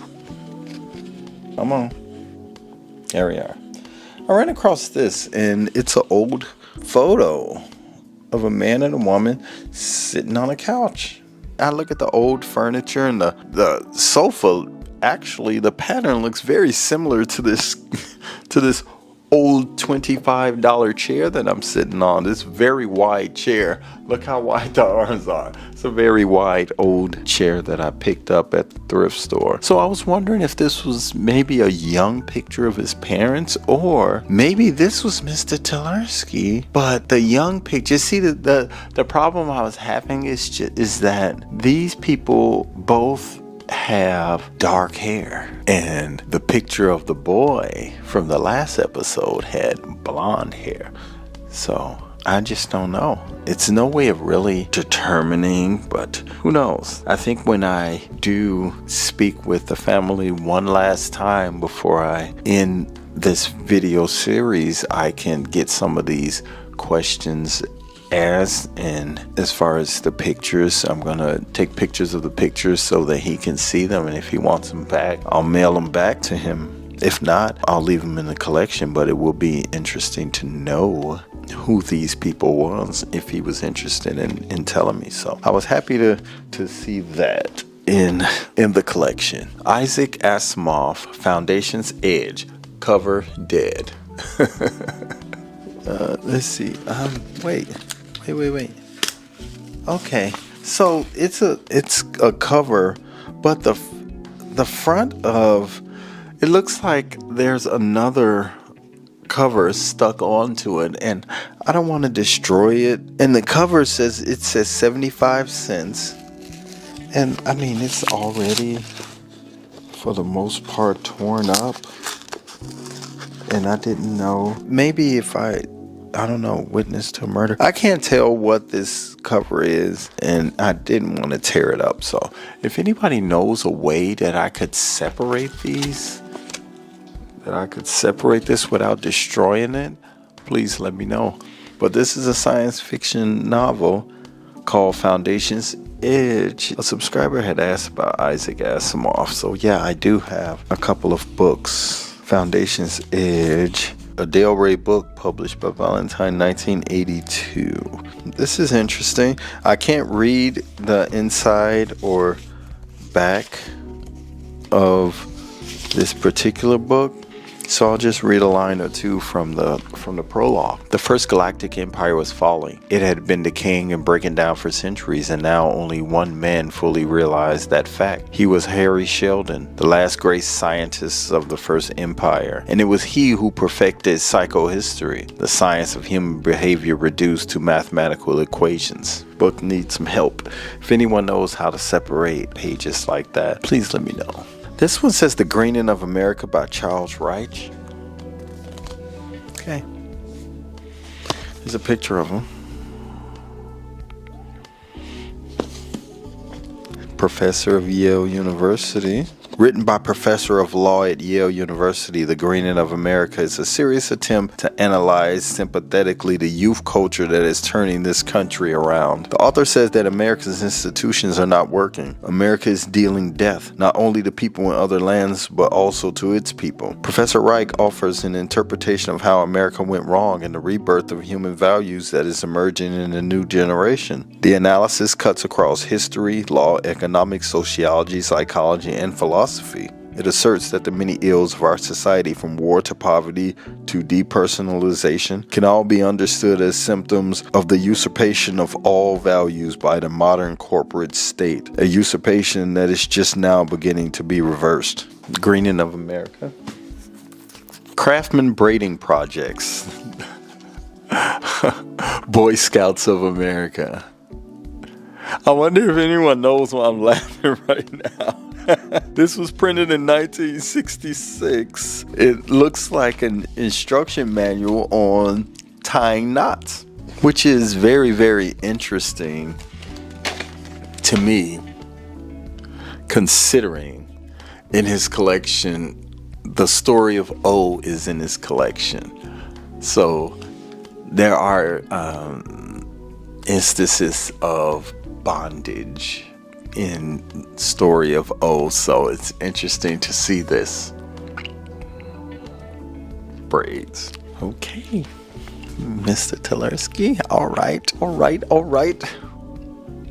Isaac Asimov, Science Fiction Magazine. Okay, so mid-December 1982, $1.75. Asimov's Science Fiction. This was a mid-December printing. Next issue on sale.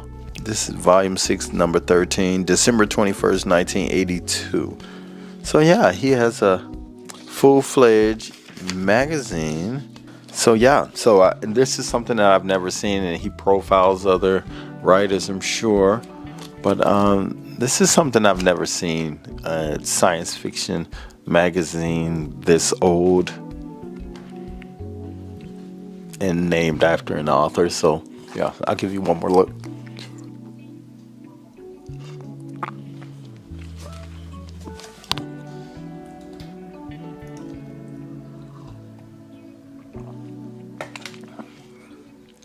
Over 6 months on the New York Times bestsellers list. Louis Auchincloss' stunning new novel about love, high finance, and betrayal. The Embezzler.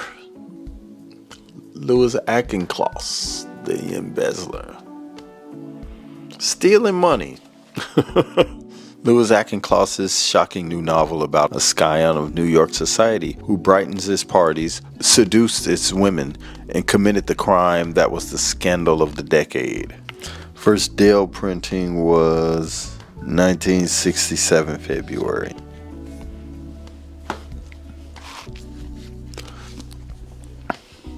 This book is called The God Delusion.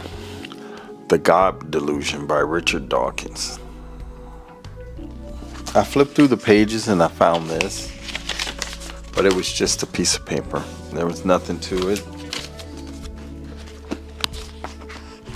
In this sensational international bestseller, preeminent scientist and outspoken atheist Richard Dawkins delivers a hard-hitting, impassioned but humorous rebuttal of religious beliefs, giving his view on whether there's a God, no doubt.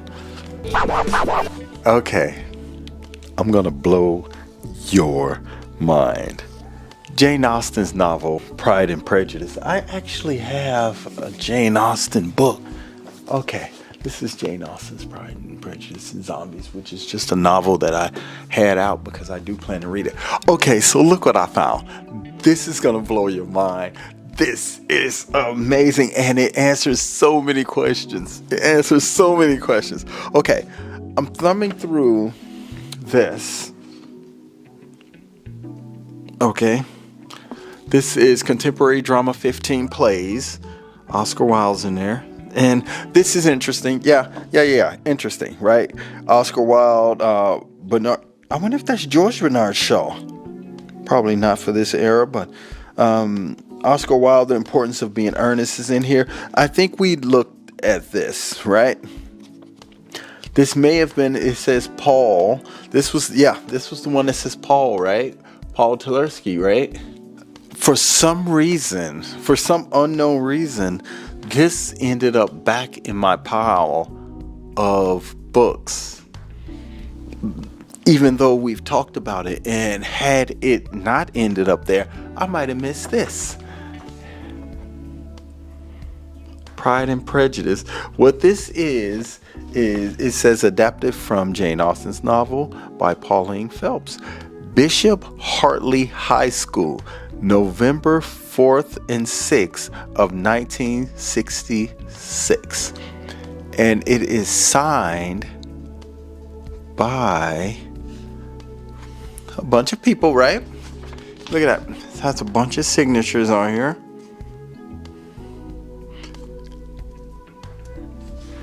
One of the six said Richard Hill Wood, and I'm just using this as an example. Richard Wood was in the play, right? This is the cast of the play, all right? You see a familiar name in there? Huh? It says Thomas Tversky played Mr. Bennett when he was in high school. So someone had mentioned that he was a teacher, but because we see all of these entries, he was a student. And I mentioned college student, but he was actually a high school. He started this thing way back in high school. His interest in literature and theater goes all the way back because he was this was part of his high school play. Yeah. Thomas Tversky. Amazing, right? Simply amazing. I'll let you look at it again.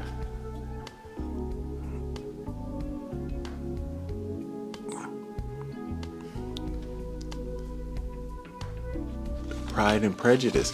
You know, after the performance for Keepsake, this is a huge piece to this. This is a huge, cherished piece to this.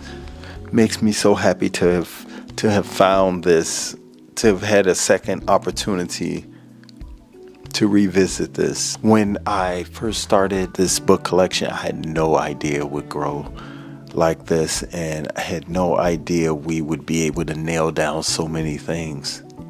Okay, so Mr. Tularsky was quite a young man. He was acting. I don't know when he would have graduated, if he was a freshman, sophomore, junior, senior, but it really doesn't matter, right? You know, another piece of Mr. Tularsky's life has been given to us. Amazing, right? So there we go. We have another huge piece of the Tularsky book collection. Yeah. Isn't that amazing? That's absolutely amazing. So glad I got an opportunity to do this. This book is called Far Frontiers. It's a paperback magazine of science fiction and speculative fact, Volume 5, Spring 1986. Jerry Pournelle and Jim Bain. Thumb through.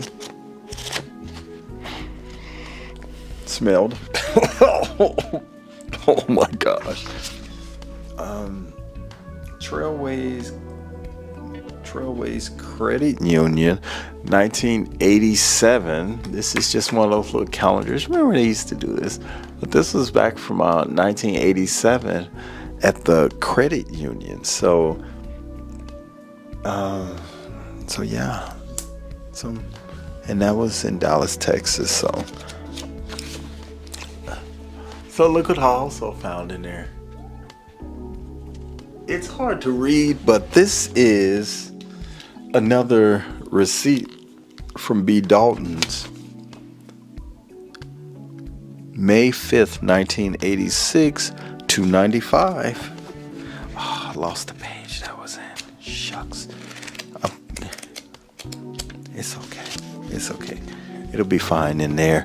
But yeah, so this was another book. It says, here's Volume 5 of the world's only paperback magazine of science fiction and fact, a premier forum for exciting new fiction and penetrating speculative fact. A new Retief Novelia by Keith Laumer, plus David Drake, John Almas, Edward A. Byers, more, and articles including an examination of the Strategic Defense Initiative by scientist author Gregory Benford, a look at skyhooks and beanstalks by Charles Sheffield, and a report on the future of private space launches by aerospace expert G. Harry Stein. That name sounds familiar. Searching for Satan. On a bright spring day in 1975, I passed a rally on the way to my office, not noticing what it was about. A protester stepped in front of me, brandishing a sign. Nuclear bombs equal nuclear power equal nuclear medicine. What side are you on? He asked me, as if these were all the same issue. I couldn't help but ask, how do you feel about the nuclear family? And walked on, shaking my head. Wow. See if there's anything else in here. Summer 1986, this edition, summer 1986. Okay. This is Miss Rona. It says she made it all the way to the top. Hollywood's #1 gossip columnist tells her incredibly revealing, intimate story. Wow. She was born in New York, an overweight, not too pretty little girl, partially crippled by a mysterious muscle ailment. When one doctor predicted she'd die in a few years, a determined 9-year-old Rona screamed back at him, "No! Famous people don't die young, and I'm not going to die because someday I'm going to be famous."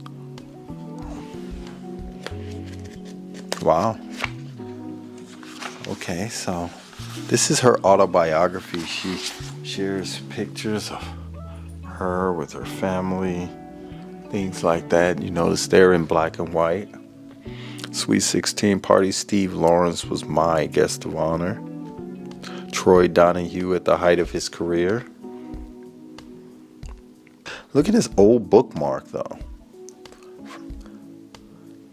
Motorists, you are on the spot. Safety is planned, accidents are not.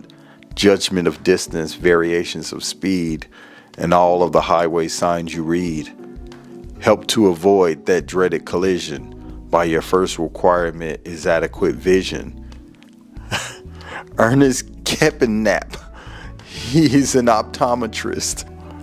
They gave these bookmarks away. How cool. James Blish. James Blish, at last, the 4 novels in one volume. It's called Cities in Flight. They shall have stars, a life for the stars, Earthman. Come home, the triumph of time. The epic cyclic history of the future is now brought together in one volume. In the tetralogy, James Blish has structured an entire universe in which mankind is no longer bound to the solar system, but has become both conqueror and victim of the stars. Avon Publishing, 1957. Marion Zimmer Bradley, The Other Side of the Mirror. I think I have 10 novels. Darkover, Planet of the Bloody Sun. At the time when Terra has rediscovered his long-lost colony ruled by families who wield their mind powers of Largon for good or evil. Okay, so I saw the Science Fiction Book Club buy 5 books for $1 with membership. You guys remember these? Where you end up getting your 5 books and you never ever address it again? 1980s. You can fill this out, and you're a young person, you fill this out and you get 5 books, and your parents end up with a bill, and they even pay for postage, which was almost nothing. Okay, we have 4 more books to go, but before I go any further, I want to thank everyone who's been a part of this journey with me. It's exciting. I'm amazed to see what is left in his book collection in the way of clues. As of now, we definitely have 2 pictures, and we have that. I'll go back to it really quick. Pride and Prejudice pamphlet from him being in a high school play. If anyone had any doubt about the life that is lived inside of books, that is carried on through books, that should be something that kind of makes you think twice, huh? One of the best episodes by far. That's one of the biggest pieces. I would venture to call it the biggest piece we have so far. Okay, so next book is Paul Anderson, which I have a few of his books, The Psychotechnic League. There we go. There we go. Can we get a close-up? There we go. That's my close-up. Out of the flames was born a new civilization, a new humanity dedicated to one world rather than to many nations, to one peace rather than many wars. Never again on planet Earth would one group of humans defend themselves against another group equally convinced that all of their actions were defensive.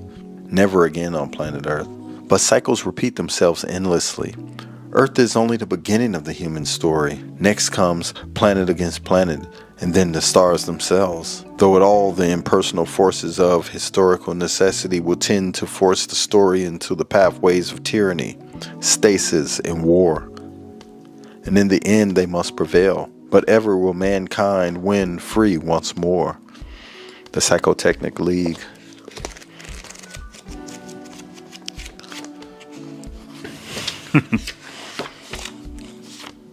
(1985) March 8th, 295. Mr. Telesky was a dedicated sci-fi junkie. Okay, so if we're talking 85 and he did the play in 1966. Okay, so even if he was a senior in 66,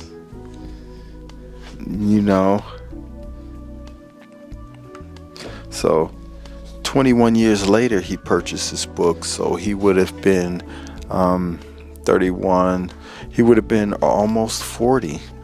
I love that timeline stuff. It's amazing what you can find when you look through these books. Okay, Paul Anderson. I didn't mean to do this, but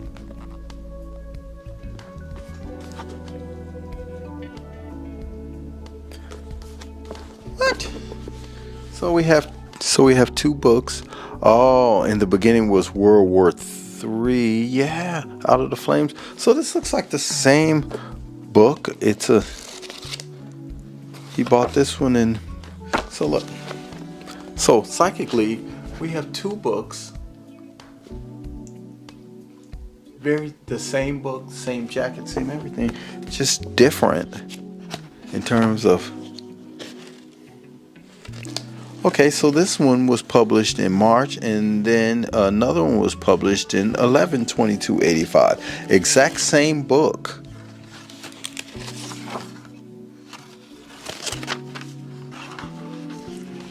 I don't want to mix these up, so I'm going to have to sit this down. Okay, so these are the exact same books. We have two different receipts for them, right?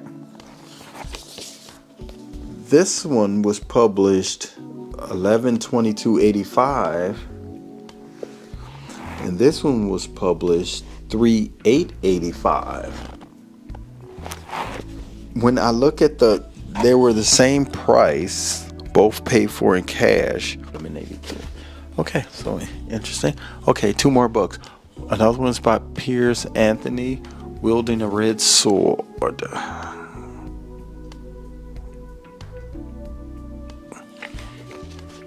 Take a quick peruse through.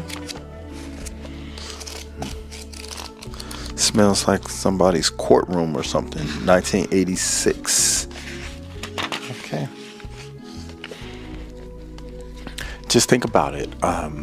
When he purchased these books, he was given a receipt, or maybe it had nothing to do with him. Maybe Tom Tversky didn't care at all about the receipts and the placement of the receipts, and maybe it was the store's policy to stick the receipt inside of the book.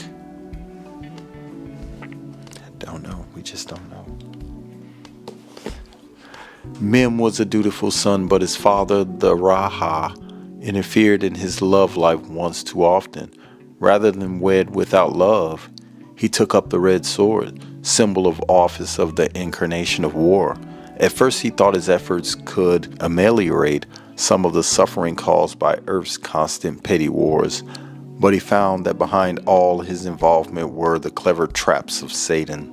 When seeming mischance placed him in hell, Mim organized a great rebellion amongst the damned. Satan seemed to capitulate, but free again, Mim learned that Satan has been busy stirring up riots and war. Now it seems things had gone too far, and Satan must surely win. There was only one desperate chance. Here's the fourth complete in itself novel of the incarnations of immortality. Piers Anthony again combines fascinating magic with the gripping, complex struggle between good and evil. The last book is by Piers Anthony again, book 5 of the Incarnations of Immortality. So that means that I probably have them all. I'm going to go through, as I mentioned in another video, I'm going to go through and I'm going to do short videos on the collections, the ones I have that are sci-fis, and see if all of those books are there.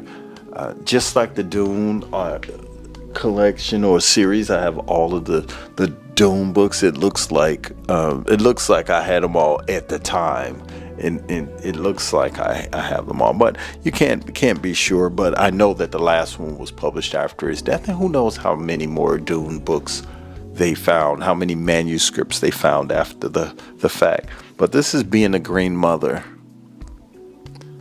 Piers Anthony, Being a Green Mother.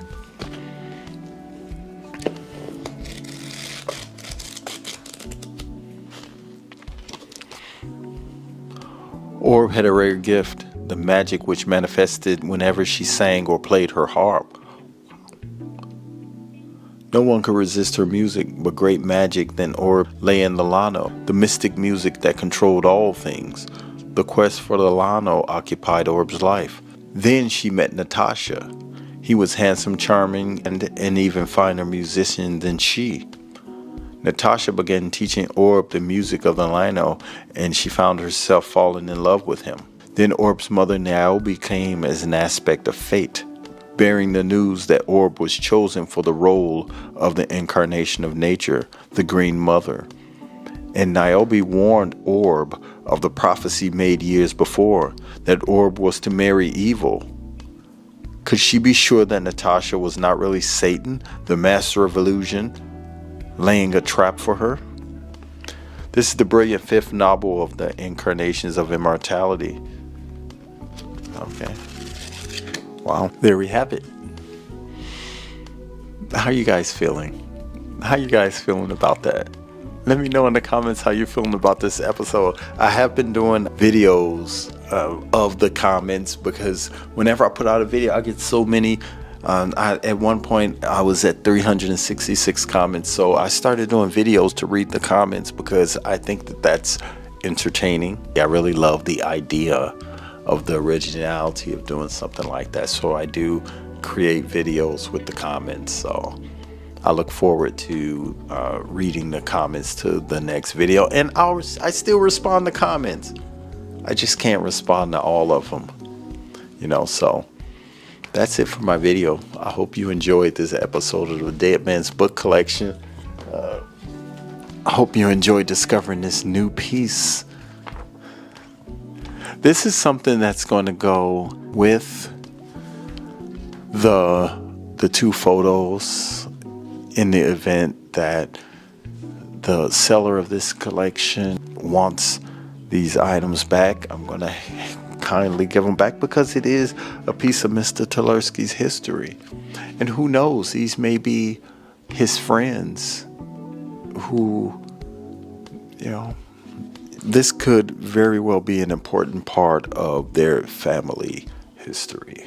So I do want to give them the opportunity to get this back along with the pictures if they so choose. If not, they will become a part of the collection.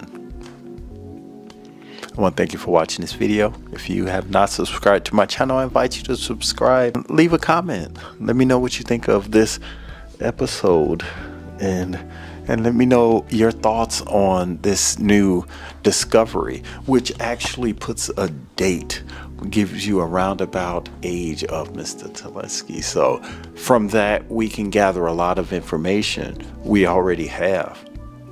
The science fiction novels that were written and purchased in the 80s, we have an idea that he was in his late 30s, early 40s, when he was just constantly picking up these sci-fi novels. But a lot of his earlier things, a lot of his earlier books on philosophy, they had his name on them, and some of them said semester 2, so now we're beginning to piece together the books that he kind of, it looks like maybe early Mr. Tulersky was into. And I'm sure a lot of the later novels, I wish that what was it, Talani? I wish that had a receipt on there and his name, so we can kind of piece together when he started reading some of those other type of books. In any event, I want to thank you for watching this video. I'm Brett Bonner. I love you all. I appreciate you, and I'll see you in the next video. Take care. Create what they can do with his team effects,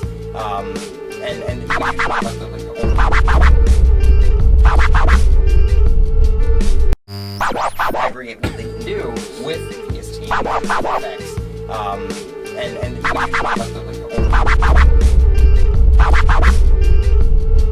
Greetings and welcome back to my channel. My name is Brett and I'm glad you're here. I appreciate everyone who's taken the time to subscribe to my channel, everyone who leaves comments on my channel. I do love that engagement and I do love you guys for it. A lot of the comments that I received come from Dead Man's book collection series, which we are on episode 6 of Mr. Tulersky's book collection. So if you haven't had an opportunity to check that out, go check out that book collection. Start with the first video, it's important. Okay, so with that being said, and all the comments I received, I did a video just responding to comments because I thought this would be a creative way and efficient for me, an efficient way to respond to your comments and to just kind of say thank you, I guess. It does work for me because it's a lot easier to talk to you guys than it is to sit there and do this. This is more personal, I think. I don't watch a whole lot of YouTubers, and the few that I do watch, they don't do anything like this. So I do appreciate the creative aspect. I'm gonna just jump straight into the comments. Last time I left off with Apple for Art. Just found this channel and I'm so glad. Such a warm space. And it brings such a genuine and authentic feeling. I love book content, but find that a lot of the channels can often feel performative or just some sort of marketing. Thanks for the lovely videos, heart. I appreciate you, Apple for Art. I can agree with you with respect to performative. I had another person that commented and she was a little bit frustrated and said that her booktube experience wasn't good. Just to generalize it, she felt like it was saturated and it's just kind of so unreasonable for someone to say, I read 160 books this year. Well, Apple for Art, I do appreciate your comment. I just butcher some of these names. Okay. Antilatui, it's the best I can do. Antilatui, the way I did a spit the way I did a spit take when you said Tellini. I read it as a teen and the bottle scene still haunts me to this day. I don't know about the bottle scene, all right? See, now I have to pick it up. I just finished the story of O. I will be doing a video on that with the books that I have read this month. I'll probably do that video end of the month. As I go into February, I do want to concentrate on some of the authors that I haven't had a chance to read and some that I started and didn't have a chance to finish, like Patches of Fire by Albert French. If you watch my channel for any length of time, you know that Albert French is one of my go-to authors. So yeah, Tellini. I read a section of that, and this is from the Tulersky book collection as well. Tulersky book collection as well, so yeah. Wicked Lil DiFranco writes, love Poe, and the cast of Amontillado is one of my favorites. I did pick up the works of Poe. It was kind of old, so I had to put it in my back case to try to protect it with some of my older books. I only put the older books in there, so I appreciate your comment. The Literary Abyss writes, your video vibes are so nice. I have a list of YouTubers that I like to watch while knitting, and you are definitely on that list now. Subscribe. Hey, I appreciate you. Thank you for that. Matthew James 3637, keep up the good work. Appreciate you, Matthew. I appreciate you, really. Whitmore Reads 2 days ago wrote, now we have a visual. I hope the family gets the picture back. That's pretty cool. I had to look up the Tellini book. Somebody else talking about that Tellini book and attribute it to Oscar Wilde. Yeah, I can see that. Of course, I absolutely love your space. I love to hear the name of old bookstores. B. Dalton. And I used to work at Walden Books. Oh, I feel you. I appreciate your comments. I didn't know. When I picked up Tellini, I didn't know what it was, and I can just say Mr. Tulersky had some, some spice to his reading collection, and I appreciate that because I've never read books like that before, particularly that type of erotic literature, but I have read books like Pimp, Dope Fiend, Whoreson, books like that, which are old African American literature. Do you know that the book Pimp was the most widely read book in American jails, penal systems, jails? Yeah, you're right. with more reads. That book is definitely something. And I appreciate your comment. Thank you very much. Heather Reads writes, cozy warm channel. That comment resonated with me. That's how Blacklit Geek feels to watch. I appreciate you. Thank you very much. I have to sit down and seriously watch more candle making videos because, as you can see, bing, bing, bing, I have candles all over this place and they burn fast. So I'm gonna have to expand my palette a little bit. I've done it before, but it's just been a few years, so I really have to get back into that. Yeah, but thank you. I appreciate your comment. Thank you very much. Kelly Reed Stuff writes, love your style and love your channel. As a former bookseller, I feel compelled to ask if you think this collection will end up changing or expanding your tastes and preferences. You think? Are you interested in any of the series or books you now have in your collection enough to start reading them? Absolutely. Absolutely. I'll give you an example. Sci-fi, I would always say sci-fi is just not my thing. I kind of think it's more like my son's thing. You know what I mean? Even though my uncle has been huge in sci-fi since he was a child, that's literally all he watches is horror and sci-fi.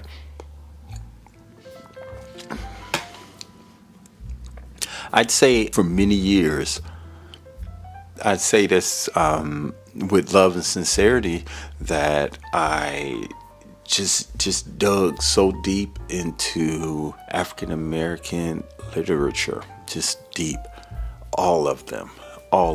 Eric Jerome Dickey's and Terry McMillan's. I read all of those things, as well as the older, the Baldwins, Azetta Shakur, just like so many, and they were all just kind of in the same bucket. But I've always been interested in other literature, but it can be a little bit overwhelming because you don't know where to begin. It's just so many. I loved Midsummer Night's Dream. I can remember reading that in school and I thought it was amazing. So it's always been in me to go outside, just like reading Frida McFadden. I jumped into Frida McFadden novels and I just went into a wormhole.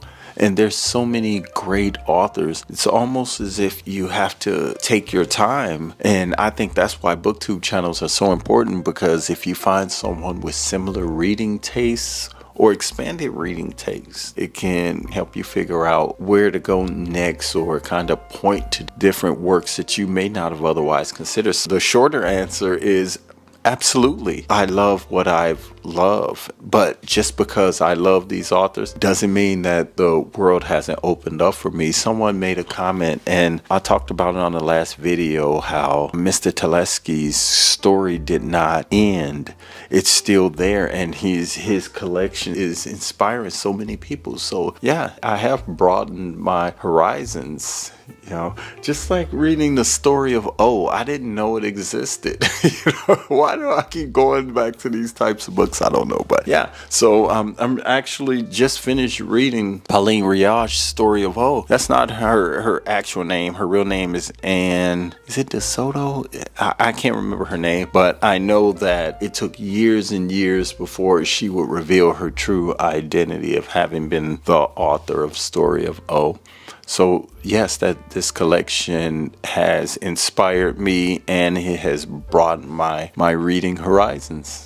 And hopefully to subscribers who are watching it, is broadening yours as well. That's why I like this community. Thank you for your comment. And one more thing, and as a former bookseller, that's quite an amazing thing. So bravo. I think that's amazing to have the title of bookseller. Just like me, it has also inspired me bringing together collections of books.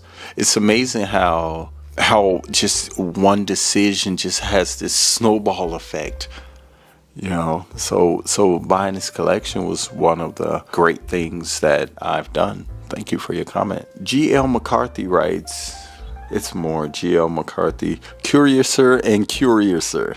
I appreciate you. Is that a word? Are those really words? Curiouser? Man, I'm more curious, but I get curiouser and curiouser. I don't know if it's a word, but I appreciate the comments just the same. Salty Walt. What's up, Salty Walt? On sci-fi, E.E. Doc Smith was a PhD, hence Doc. a food scientist who invented the chemical that allows powdered sugar to stick to donuts so well. Is that right? I have a lot of those novels. Is often credited with inventing space opera. He started writing these science fiction stories in the 20s. They didn't age all that well, not for the usual reasons, but because other people took his ideas and wrote them better. Interesting. Later, Piers Anthony was really popular in the 80s and affected a lot of books that came after him. He is very accessible and easy to read. Not my cup of tea, but On a Pale Horse was his crossover from science fiction and fiction into a more conventional super bestsellerhood. Although the idea existed before him, it's clear that a whole bunch of you killed him, you take over his job movies and books that came later were people who read that book as a teenager. David Brin is not only an excellent science fiction writer, but Sundiver is either the first or second book in the series that's well regarded and written better than some of the other ones you've shown us today. Ursula K. Le Guin is great, ahead of her time. Go out and buy some of her modern books of essays right now.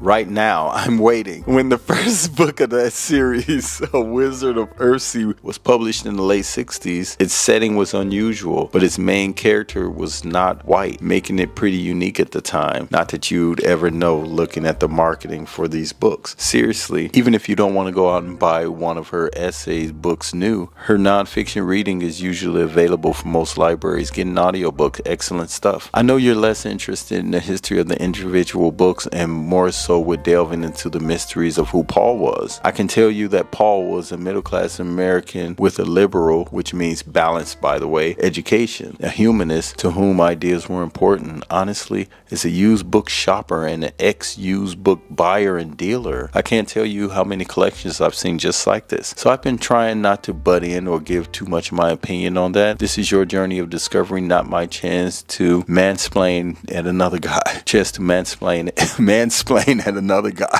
I like that, mansplain. However, my years of experience might be helpful with the specifics of some of the books, hopefully being more entertaining than researching them on Google and offering your channel engagement at the same time. Thank you very much. I appreciate you, Salty Walt. I did confuse you with another Walter A. I did confuse you guys, but you're you're definitely sci-fi Walt, in my opinion. And I do appreciate your wealth of knowledge. I'm always willing to learn more. And I do appreciate your comments. Yeah, some of the ideas that you have are new. So it's more like you're sharing with me. You're mansplaining to me. I like that word. I'm going to keep it in my vocabulary. But also it helps the community, because there are a lot of comments regarding sci-fi. So yeah, I would love somebody to dive in, because if someone asks me a question about something that I don't know, I can look it up. But to have someone with knowledge, and just like a lot of the subscribers on this channel, they have this vast knowledge of books, that I'm sure far exceeds my own. But that's why it is a community. Everyone brings their gifts and adds to the community. I appreciate you, man. Peace. Keep commenting too. Hero the Bard writes, as a journalist who loves history, I love this. I would love to dig into the history of a person or a community in this kind of way. Thank you very much. I did respond to that comment, but I wanted to read it because I thought it was really dope. I appreciate you, and thank you for commenting. Okay, Medium John Silver writes, you are doing a wonderful job of presenting this eclectic collection of books. Thank you very much. I had a flash of recognition in 1851 with a pocketbook of short stories. I did kind of research that, and you did pull my coat on that, and I appreciate it. I have that book, which I bought for 45 cents in 1970 for high school. Mine is the 74th printing, December 1967. The copyright page shows the first printing in January 1941. So the one you have is not a first edition, first printing. The printings prior to the mid 1960s had different covers, my Google search shows, and a lower price. The story I most remember from that book is The Necklace by Guy de Maupassant. A story with a punch. I have to check that out. But you're absolutely right. I did go back, and I don't know if I was part of the 69th printing. I think it was the 69th. You know what? See how difficult it'd be for me to find that on the spot. You know, this is the time when the music is supposed to, you know, that Jeopardy music. Do, na, na, na, na, na, na. Do, na, na, na, na.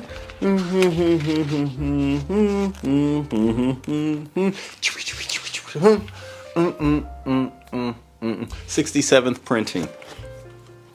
So it was the 67th printing that I had, which would not, 67 printing, so it would not be a first edition. I appreciate that. Medium John Silver, thank you for your comment. Christina Atkinson 6863 writes, I really hope you do a second series. I'm trying. I'm really trying. I haven't, I got turned down. There was this one collection that I really was interested in. You know how if one thing doesn't come to you, that means that it was probably something greater right around the corner. So yeah, so the collection that I wanted, the lady was, she just had reservation, and from her email response I can sense the reservation, and I could have probably pushed or something like that, but this is about me, but it's about that person's collection more. It's difficult. It has to be difficult. I have to respect that. And there is a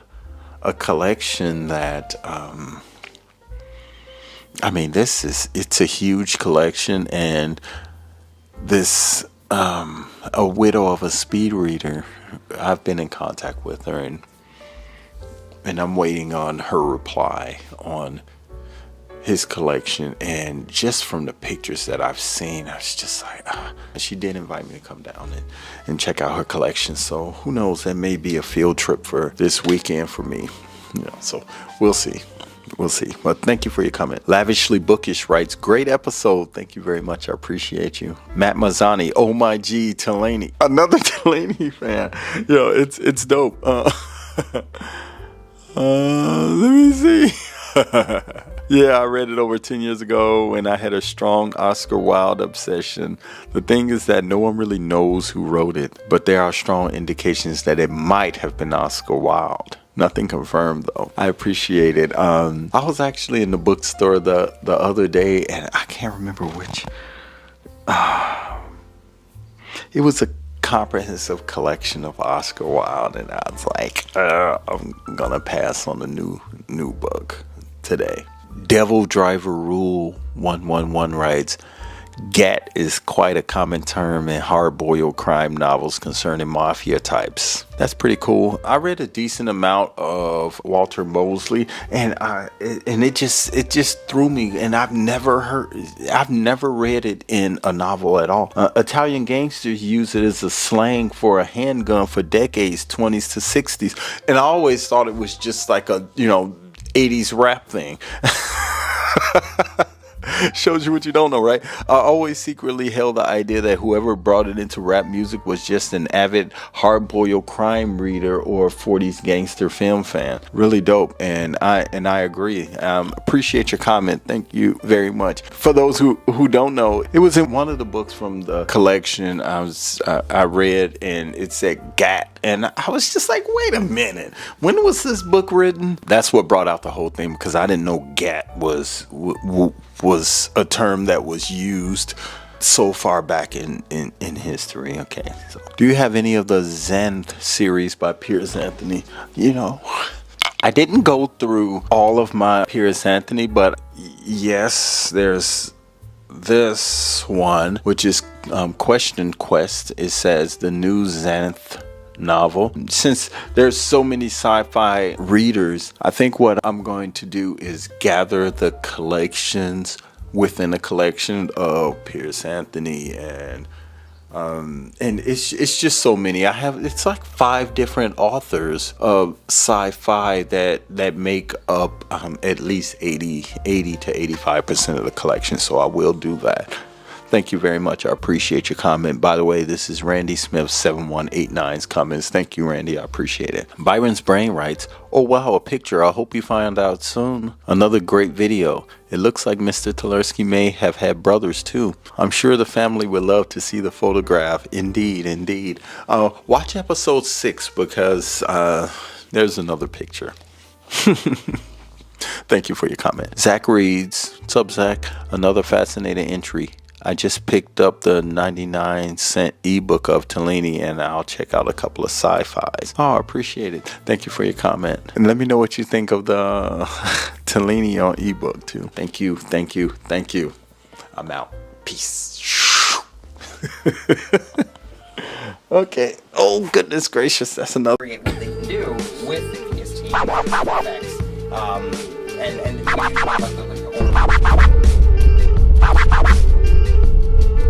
this is interesting for Don and Tom. Aggregate what they can do with the PST effects.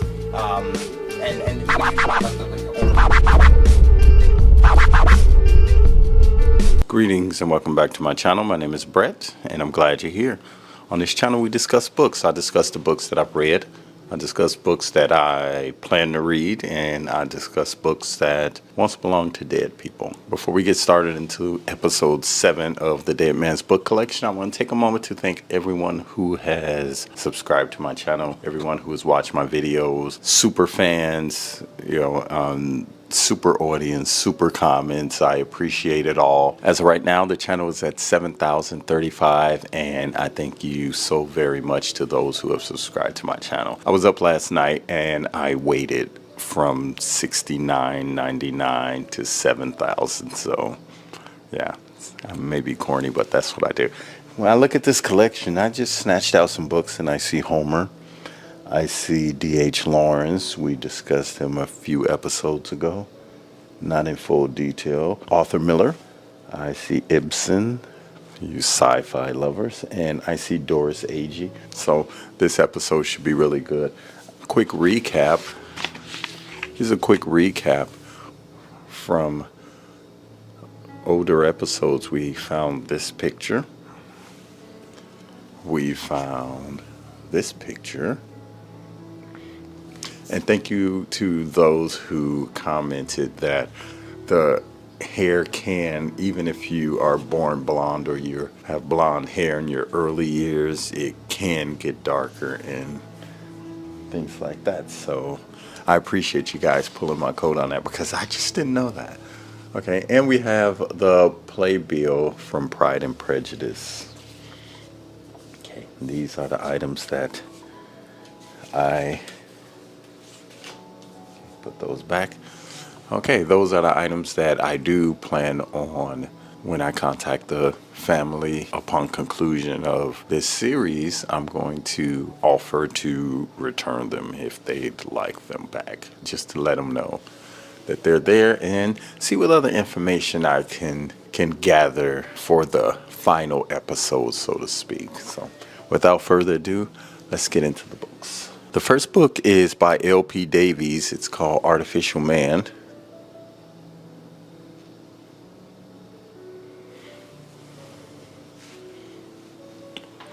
Can't do much without these. Madness or Reality. It's the year of the state, 2016. But in Booty, it's the year of the Lord, 1966. Something is wrong, something monstrous and unnatural. And Alan Fraser, whoever he is, whatever he is, finds himself right in the middle of it. Kieran Summers tries to help Alan discover the truth about what's happening, but she sets off a chain of events more frightening, more horrible than anyone can imagine.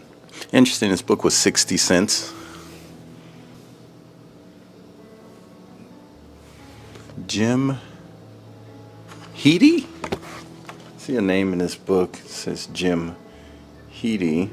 That is a name we haven't heard before. Oh my God. Oh my God. Let's see. Okay, it is first printing September 1968.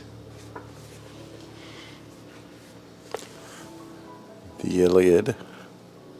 Homer, the Iliad, was one of Mr. Tversky's books. I can see his name. I do see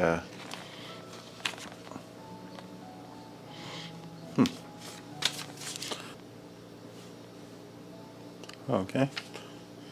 No real relevance. Published as a Bantam classic in 1960. The son of Atreus, his heart stricken with great sorrow, A lot of these old classics, you know, they're very dramatic reads. Dramatic. Okay. Edgar Case on ESP by Doris Agee. America's most famous clairvoyant reveals the secrets of the paranormal world and shows you how to use them to achieve a happier life. $1.25. This is interesting. For Don and Tom. For Don and Tom.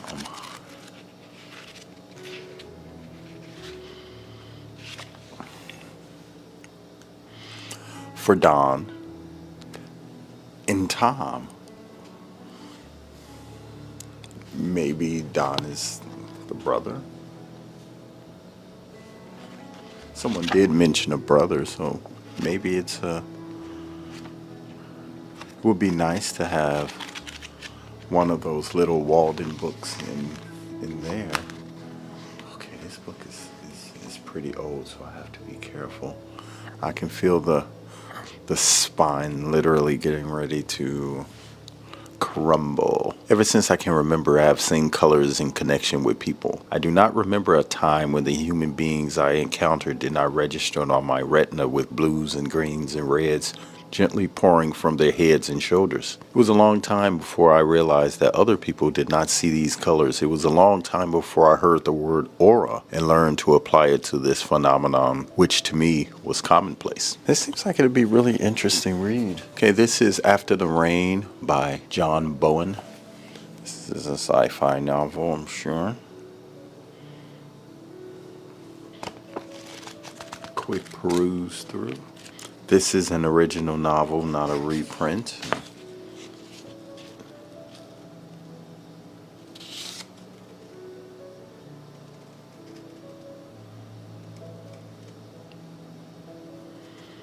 Copyright 1959 by John Bowen. First printing January 1959. For my mother and father. How would you react if you found yourself on a modern day Noah's Ark with no foreseeable prospect of finding dry land? I wonder if that's where the premise of Naked and Afraid came from.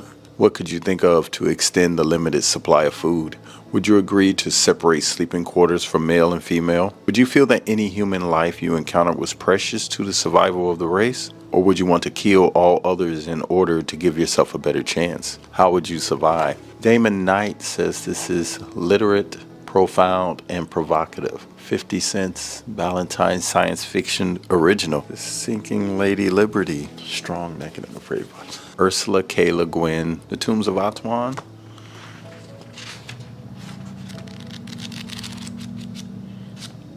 Okay. Let's see what we can find in this little book. The Tombs of Atuan is part of a trilogy. The Wizard of Earthsea and The Furthest Shore are the others. This book is dedicated for the redhead from Telluride, Arha, the maiden priestess, Jed, the young wizard.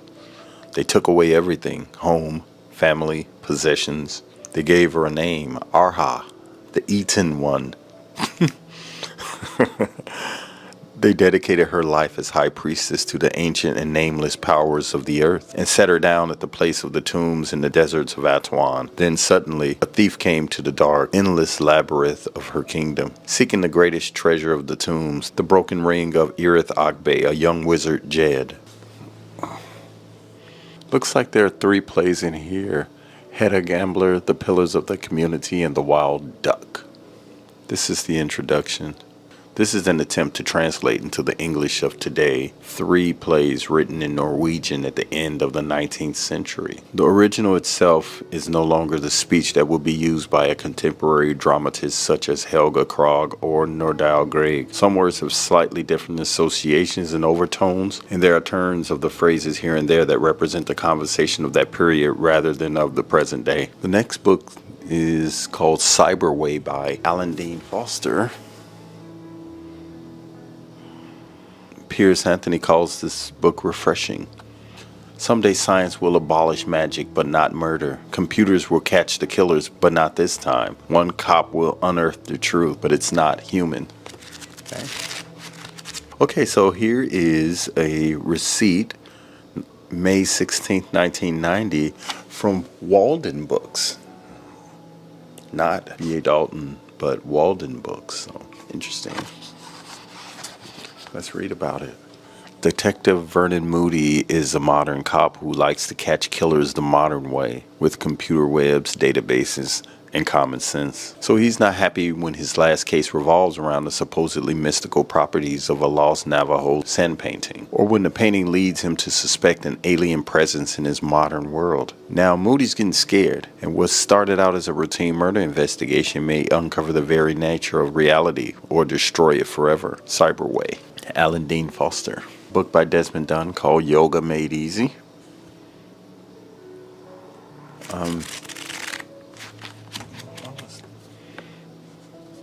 Okay, I see a card from a Michael Chesler, who is a furniture buyer for Shawls, or was. 208 South Wabash in Chicago.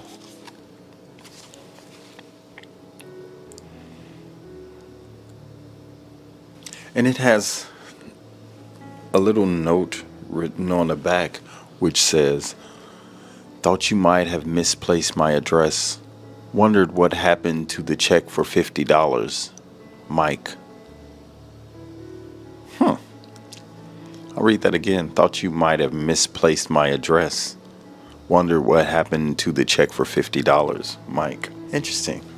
What happened to the check you were supposed to send me for $50? I'm just throwing that out there. And you can't know, but it is pretty interesting. Mike from Shaw's. We can only assume. Maybe that was a very, very polite way of saying, "Where's my money, Tom? Where's my money?" No, we don't know. It's just a beginner's book of yoga. What makes yoga possible? You've learned by now that there is nothing of magic in yoga. Neither are its results achieved magically, but by working for them.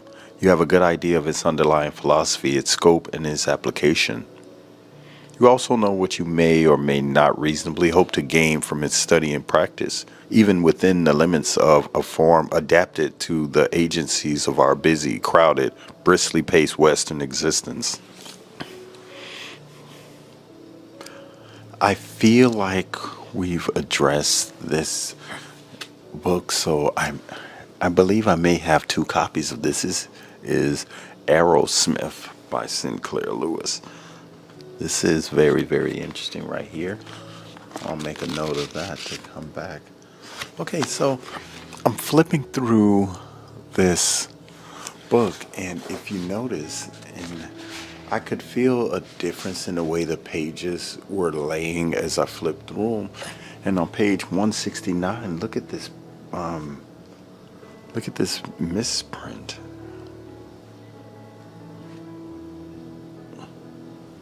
See that?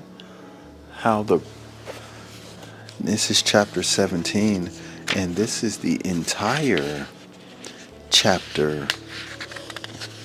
This is the entire chapter 17. Yeah, it's only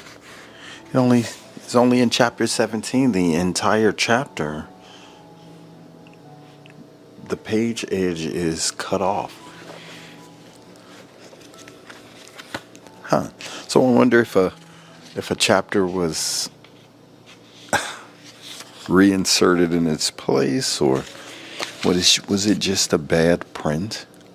This is the 8th printing of this work, Aerosmith by Sinclair Lewis. Martin Aerosmith's Sinclair, if somewhat ascetic, devotion to science affords Sinclair Lewis his most dramatic opportunity to portray an American whose work becomes his life. Forced to give up successive sinecures, instructor in medicine, small-town doctor, research pathologist, by obstacles ranging from public ignorance to the publicity-minded of a great foundation, Aerosmith becomes virtual isolation as a seeker after truth. Even so, Lewis's poignant thesis would seem to be that American idealism cannot beget true tragedy because its adherents lack a sympathetic audience and their stumbling blocks are, for the most part, petty. Observing the Nobel Prize-winning author's double gifts for satire and realism, E.M. Forster said, "He has lodged a piece of a continent in a world's imagination," and Andre Moreau proclaimed him a great novelist. Okay. None of that tells me what this novel is about. Chapter 1. The son of the wagon swaying through forest and swamp of the Ohio wilderness was a ragged girl of 14. Her mother they had buried near the Mamagahea. The girl herself had heaped with torn sods the grave besides the river of the beautiful name. Her father lay shrieking with fever on the floor of the wagon box, and about him played her brothers and sisters, dirty brats, tattered brats, hilarious brats. She halted at the fork in the grassy road, and the sick man quavered, "Emmy, you better turn down towards Cincinnati. If we could find your Uncle Ed, I guess he'd take us in." "Nobody ain't gonna take us in," she said. "We're going on just as we can, going west.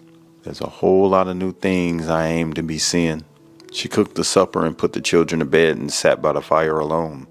That was the great-grandmother of Martin Arrowsmith. This is pretty powerful. I think I have to put this over here. Arthur Miller, The Crucible. This is a play, and is this another copy? T.J. Telesky. We discussed this.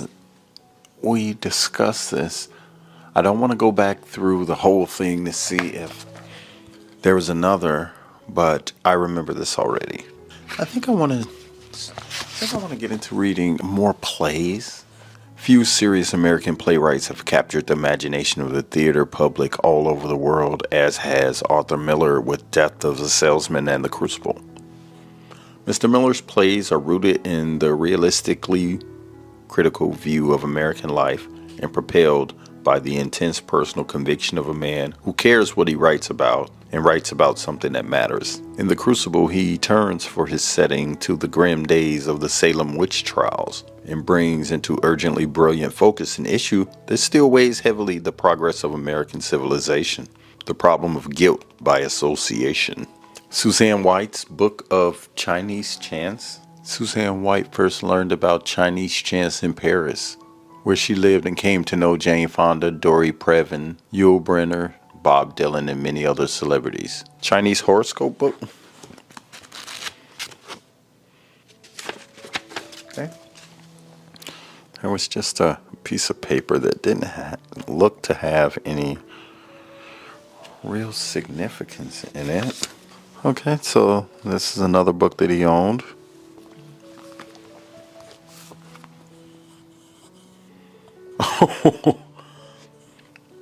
Here for the first time in paperback format is Chas Adams' Cartoon Collection #1, Trimmerable Masterpieces. This looks like, it says drawn and quartered. You know who this is, right? Maybe if I turn it around, you can get a better idea. It's the Addams Family, man. First printing, August 1964. Looks like a first edition. It's a first edition. 1964 printing. Okay, so this is a pocket Cardinal edition. First printing, 1964. Yeah. Awesome.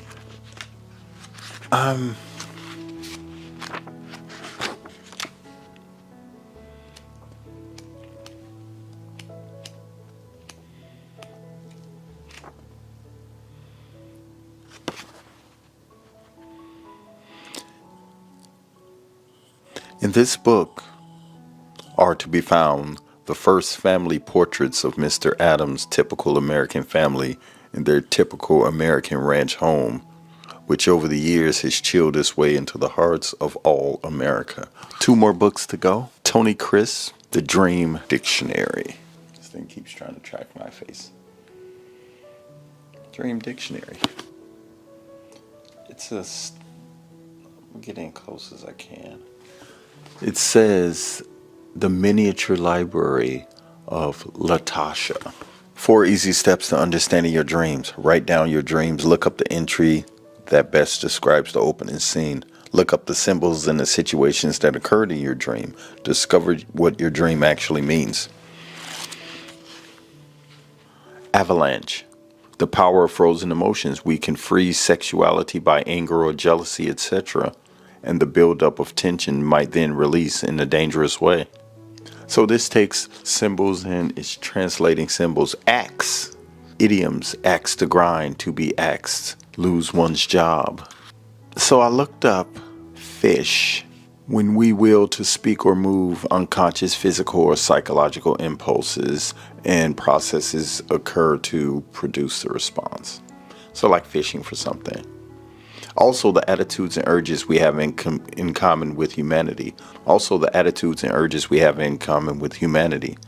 The collective unconscious and the impulses or insights arising therefrom can therefore represent the self or Christ. Sexual drive in connection with reproduction. Remember, I don't know if you guys, the movie Soul Food, Big Mama said, I had a dream about fish, and everyone turned and smiled and looked at Nia Long as if she may be pregnant. An A to Z Guide to Understanding Your Unconscious Mind by Tony Crisp. Last book is D.H. Lawrence, St. Maur and the Man Who Died, a vintage book. Volume 71, 125, and a spine so fragile that if I even attempt to crack it all the way open, the cover will break. Okay, so I did find something in here. Okay, looks like just an index card. Remember, you just have to use those in school. They do make great bookmarks, though. Lou Witt had her own way for so long that by the age of 25, she didn't know where she was. Having one's own way landed one completely at sea. St. Maur, I suppose, will commonly be described as a long, short story, or novella rather than a novel. Actually, that description with its limiting effects has a marked infelicity. It certainly doesn't suggest the nature or weight of the astonishing work of the genius that Lawrence's dramatic poem is. St. Maur seems to me to present a creative and technical originality not less remarkable than that of The Wasteland and to be more questionably than that poem. St. Maur, I suppose, will commonly be described as a long, short story, a novella rather than a novel. In The Man Who Died, Lawrence liked the 4 Gospels except for the last episodes, the Ascension. However, corporeal seemed untrue to man's experience. Okay, so that's the last book in today's pile. 2 books I wanted to kind of go back to for a minute. One being the Drawn and Quartered book by Mr. Adams, which I think is very interesting. I'm going to do a little bit more research and see what I can find out. And if you have any ideas or thoughts on that, please share them. And this one by Edgar Case on ESP, which has For Don and Tom. Okay, so this book was 1969. That was 8 years after. So if we talk about high school years, even as a 17-year-old senior, that would have made Tom around 25, Tom and Dom. I wonder if that suggests some type of early relationship or friendship or family member. It could be any of the above. I have my thoughts on that, but it'd be interesting to hear what you think of this new discovery. I want to thank you for watching this video. My name is Brett Bonner. Leave your comments down below. Let me know what you think of this episode, and let me know what you think of some of these books that we have uncovered. I want to thank you for watching this video, and I'll see you next time on the Dead Man's Book Collection. Peace. Create what they can do with his team effects, and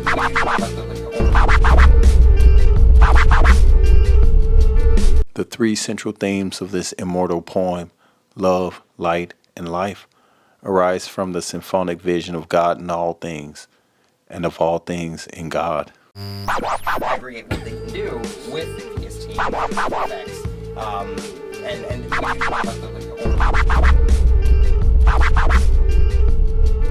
Greetings and welcome back to my channel. My name is Brett and I'm glad you're here. On this channel we discuss books. I discuss the books that I have read. I discuss books that I plan to read at some point that I pick up from book hauls. And I discuss books that once belonged to dead people. Specifically, Thomas Tversky. Marcella Zaridi writes, I found a family on the internet. I'm glad you found a family and I'm glad you're here. Thank you for your comment. Variz5112 writes, I came across a book I plan to read soon called The Shadow Speaker by Nnedi Okorafor about an African sorceress. Looks super good. Let me know what you think of that book.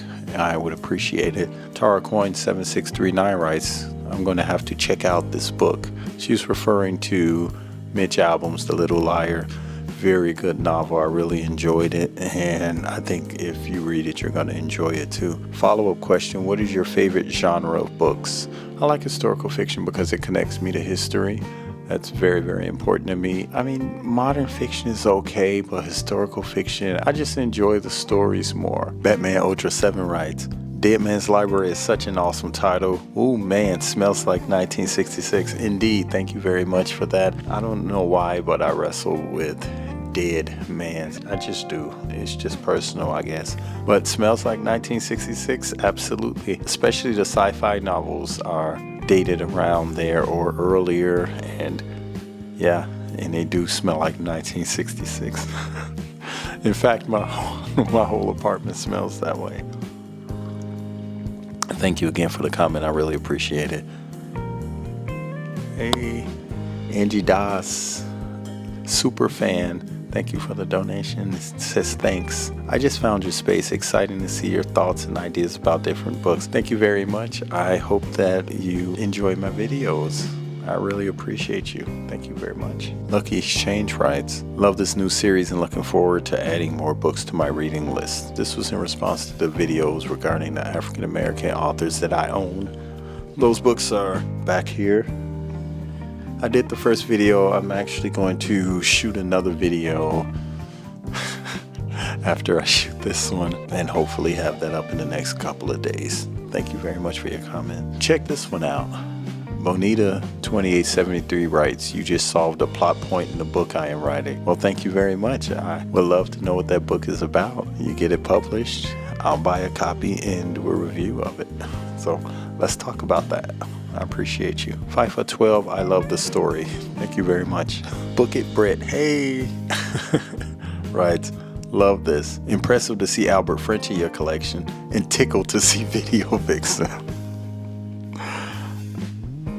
Look, I have no idea where I got that Video Vixen from. I am 100% sure that I didn't pay any money for it. That I know, but it's in my collection. And Albert French, if you watch my videos, you know that Albert French is one of my favorites. I have all but one. It's called Cinder. That's the only Albert French novel that I do not own. I'm currently waiting to read Patches of Fire. You know, once I finish Patches of Fire, I'm going to go on a deep dive for the novel Cinder. I'm just taking my time. The thing I like about Albert French, I don't want to get all into it right now, but I like Albert French because it reminds me of the way he writes. It reminds me of being told a story by your grandfather. That's why I enjoy Albert French novels. And, you know, my grandfather never told me a story, so he's just like, that's just the way it is. You know, I really enjoy his writing, and that's how it makes me feel when I read his novels. I wish he had more, you know, but that's just the way it is, I guess. Thank you, Book It Bread. I appreciate you. If I'm squinting, it's because I broke my glasses and I have to use these backup glasses, and the protective coating is gone off of them. And I tell you what, these glasses, Lacoste, were way too expensive. I had to go to the eye doctor because my prescriptions changed and just having trouble reading, especially. It started when I read O, the story of O. For some reason, the text just took so long to read because I could not just zero in on the text. So I have new glasses coming next week. I think they're really cool. You know, it'll be interesting when you guys see. Let me know what you think of my glasses when you see them. And look, it'll be interesting. Wendy4327 writes, I just got Rita Dove's playlist for the apocalypse today. You have to tell me what that's about. I appreciate you, as always. Jambrowski writes 2 days ago. This is at the 12-minute 52-second of my last video. This is very interesting to hear NPR and only knowing them for Tiny Desk. Then hearing them doing something like this is pretty cool. Where can I find this information or story? I got that information directly from the book. This is the book we're referring to. It's Live from Death Row, Mumia Abu-Jamal. And the introduction was written by John Edgar Wideman. Let me put on these glasses. The glasses that I picked up literally like half a month's rent. So I wasn't too pleased. But, you know, it's no one's fault. It's just my eyes. Okay, it was telling the story of Mumia Abu-Jamal. And he says, last year his scheduled commentaries for NPR's All Things Considered, which I still watch now, caused such controversy. Many believe that NPR was given a monster a soapbox, that they were abruptly canceled. Really powerful book if you can get a hold of it. This is one book that I know that I got a first edition of. Rachel H6330. Hi from Dublin, Ireland. I just want to say I really like your channel and I'm glad I found it. You have such a calming voice and I like how kind-hearted and respectful you are when you speak about Mr. Tularsky. I'm loving this series. I hope you get the opportunity to acquire some more collections. I love to see the series continue. You and me both. Also, you have a lovely calming reading voice. Is it possible for you to do a series of you reading some books out loud? Maybe 2 or 3 chapters per video? I have no idea if videos like that are permitted on YouTube due to copyright, but if they are, I think you will be really good at it. Best wishes from Ireland. I appreciate you. Unfortunately, YouTube will not allow me to do that. That would result in copyright strikes and wouldn't be good for the channel. I really appreciate your comment. Best wishes from Illinois. Okay, I had to read them. This was hilarious. Tiana Washington, 8869. Hey. I am cracking up. I want my books back. I felt that down in my soul, OMG. That was in response to a comment that I made regarding my ex holding my books hostage. And they're very important books, and if you're watching, which you're probably not, I still want my books back. I really do. I mean, do I have to buy them? Would you settle for some flowers and a card, you know, thank you card, you know? Giant Salsa 3977. Somebody else, wait a minute. YRMW1983 writes, in quotes, I want my books back. Some really good books too. You're definitely not getting them back. I know I'm not getting them back, but I do want them. I enjoy this a whole lot, by the way. Giant Salsa 3977 writes, $40 for 270 books. Brother, you were blessed. Absolutely. I feel the same way. Blessed to have the collection. So blessed to, and they've given me a lot more than I've put out. I put out $40 and it's done a lot for my channel, and it's done a lot for me, for my reading journey, for my channel, helping me just really find direction on YouTube, and it just gives me it's just a purpose. It gives me a real purpose I can see and I can also touch. So, you know, I'm getting all, but I really did. I I really dig it a lot from the Mr. Tularsky's book collection. So, and don't say that, man. Thank you. I appreciate you. I appreciate it. And I gotta take a second. Okay, so that's it. I'm not gonna read any more comments today. I'm gonna do another video. I'm actually a video behind. I've shot another video responding to comments, and I just keep getting comments. So if I don't get to your comment, I'm sorry. I try my best. You know, I do shoot as often as I can. I was under the weather last week, so I really just didn't get an opportunity to shoot like that. And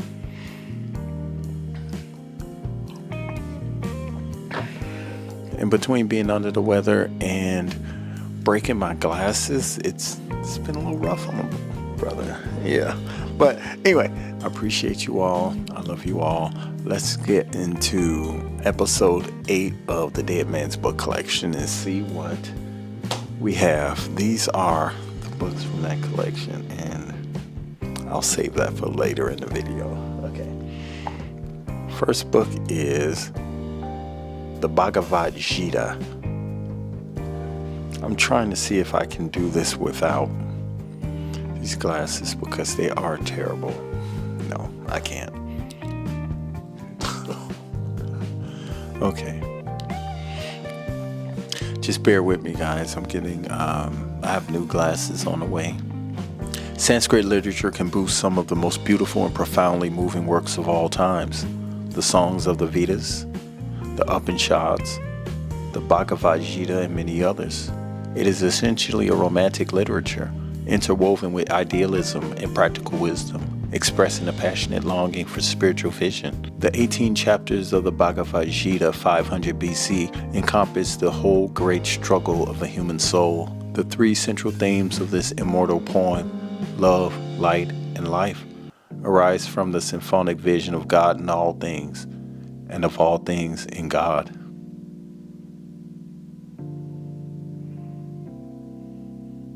Okay, this had, it says Lazarus, Central Ohio. I looked up Lazarus in Central Ohio, and it was nothing more than a building.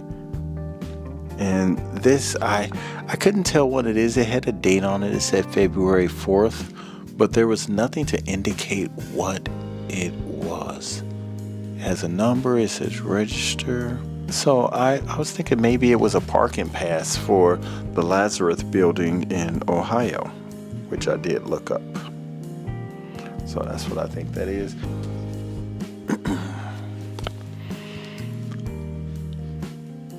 Martha Grimes, I am the only running footman.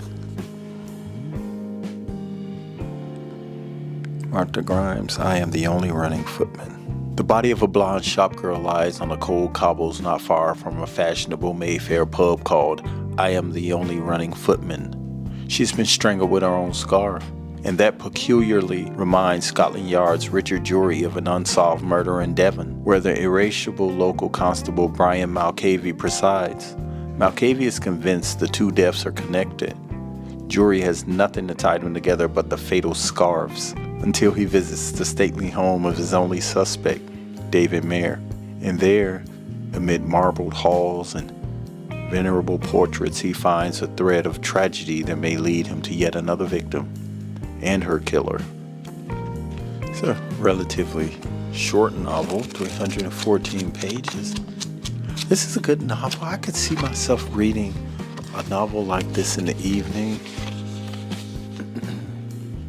Martha Grimes is England. This is interesting. This copy, October 1987, reprint. Lake Wobogan Days by Garrison Keillor.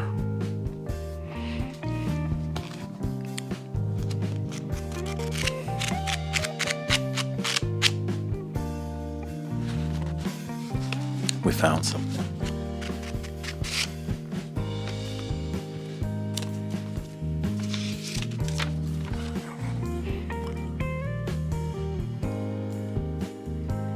She's very long-winded. Sometimes you just have to say that you've got to go.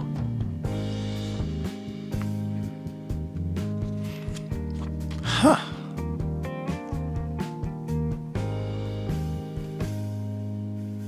You see how meticulous? She is underlined very long-winded. Sometimes you just have to say that you've got to go. She's very long-winded. Sometimes you just have to say that you have to go. On the back, it says trisodium phosphate, wall wash, strip ease, wallpaper steam off. That's interesting.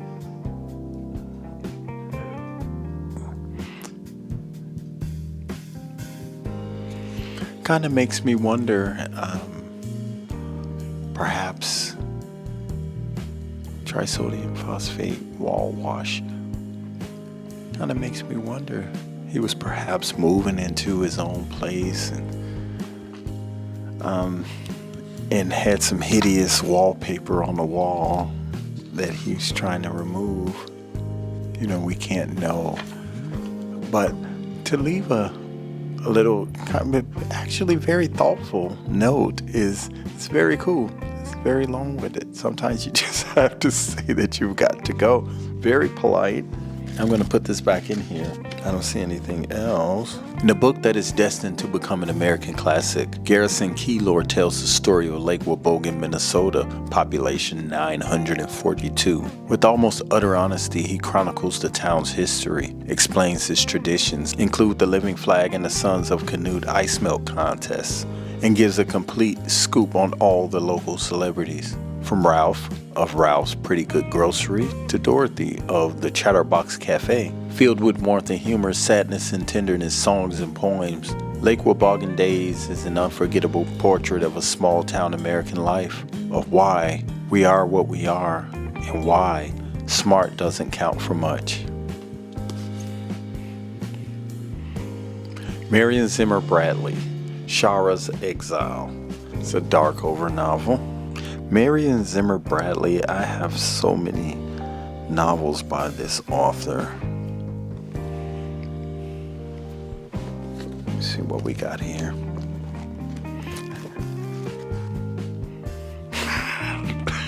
Yeah, this one's definitely the addict. Definitely up in the attic somewhere.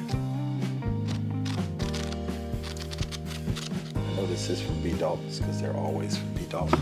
And this was purchased June 9th, 1986. Like all previous Darkover novels, this story is complete in itself and does not depend on knowledge of any other.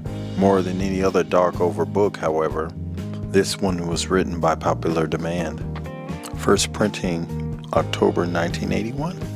Shara's Exile. The most dangerous matrix on all Darkover was the legendary Shara, embodied in the image of a chained woman, wreathed in flames. It was the last remaining weapon of the Age of Chaos that had almost destroyed civilization on the planet of the Bloody Sun. The Shara had been exiled off-planet among the far stars of the Tehran Empire in the custody of the Lu Altan, until he found himself called back to the home world to contest his rights. But once the Shara was back, the flaming image spread far and wide and set in motion events that were to change the land, the domains, and the future of Darkover forever.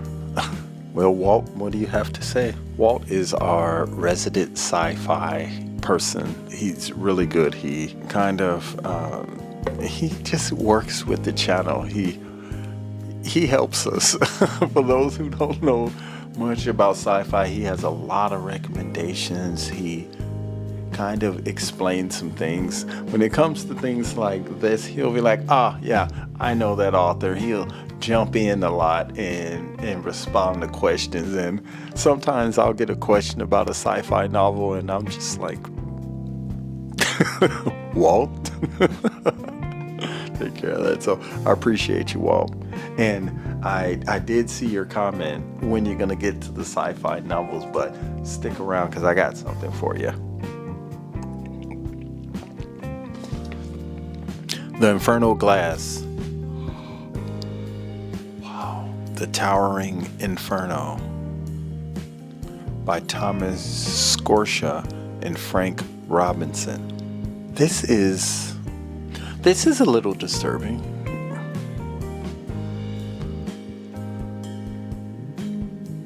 Does it remind you of anything?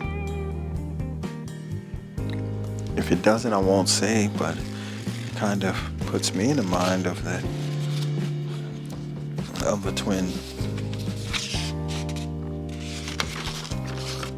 Twin Towers, you know. Less leak, leer, sleek, sear, seek, keel, real, rex, crack. Okay, it says reckless. It looks like I don't really know what this is called, but it took me a second. But if you look at it, it says reckless, and it's the underline, and under there he is making words. That's actually reminds me of an app that I have on my tablet called Zenword. Just reminds me of it a little bit, but yeah, this is actually pretty brilliant. I've never seen anyone do this just like on paper, of course, because this is very, very old. But isn't that amazing how you just find a word? And he has the 22 to 25. I wonder if that in the corner it says 22 to 25. And I wonder if that suggests how many words that you should be able to find. 4, 5, 6, 7, 8, 9, 10, 11. It's numbered on that side. So if anybody who really knows, is this something that they used to do back in the day, you know, kind of thing? I did notice that Mr. Tversky has a solitaire book, so he definitely likes games to some degree. This is the old book. It says pocket book, so pocket edition was 1974. Let's read this because this kind of I'll let you see the back cover too. What does that remind you of? It says the Glass Inferno. Wow. It burst into flames without warning.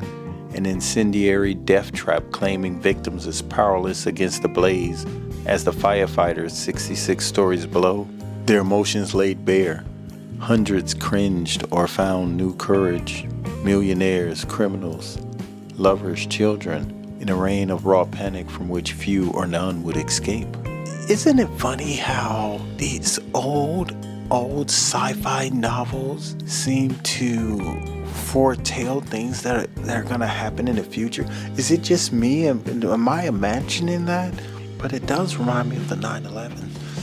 Okay, here's another one by Marion Zimmer Bradley called Swords of Chaos with the Friends of Darkover. This is another Darkover novel.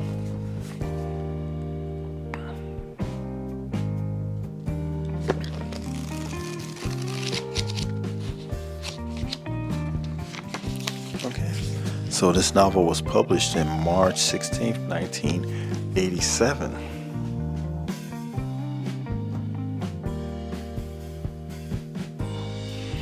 Should be $2.95. No, it was $3.50. Okay, so it's a little bit more expensive. Okay. B. Dalton Booksellers in Chicago. Darkover, the Planet of the Bloody Sun, is one of the great triumphs of the imagination. Its people, its sciences, human and non-human, have been brought to life, and its legendary has the ring of authentic folklore compared only to the depths and complexity of the work of Tolkien and Frank Herbert. Tolkien, J.R.R. Tolkien, which is The Hobbit, and Frank Herbert, which is Dune. Funny that you mentioned Frank Herbert, Walt, because, okay, if we move these, which are the other three, these books right here are all by one author, and his name is Frank Herbert. He did the the Dune books. So what I did was I went through and I pulled out all of the books that were Frank Herbert's so that I can do a video on them. So yeah, I am getting to the sci-fi wall.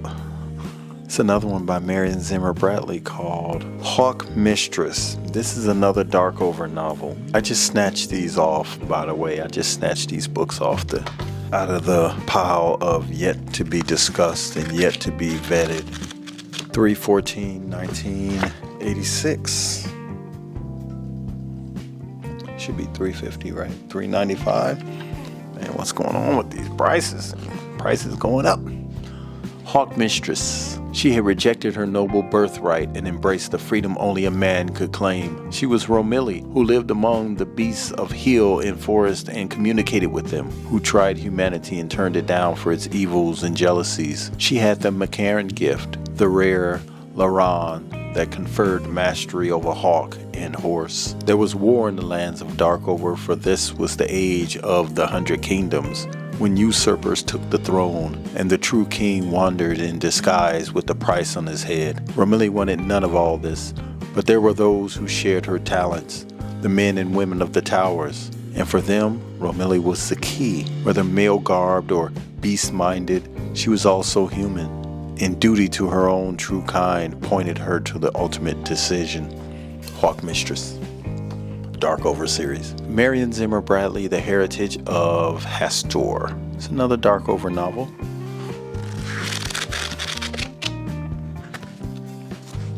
Another Darkover novel by Marion Zimmer Bradley. This was purchased March 3rd, 86. No name in it. Writing on it, it says The Epic of Darkover, described as Bradley's best novel. The Heritage of Hastur, longest and most intricate of the Darkover books. The Heritage of Hastur, described as Bradley's best novel by Locus.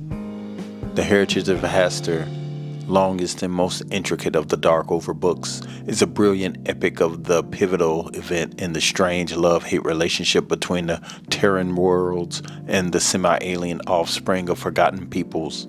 This is the novel of the Hastur tradition and of the showdown between those who would bargain away their world for the glories of starborn science and those who would preserve the special matrix power that was at once the prize and the burden of ruddy-stunned Darkover.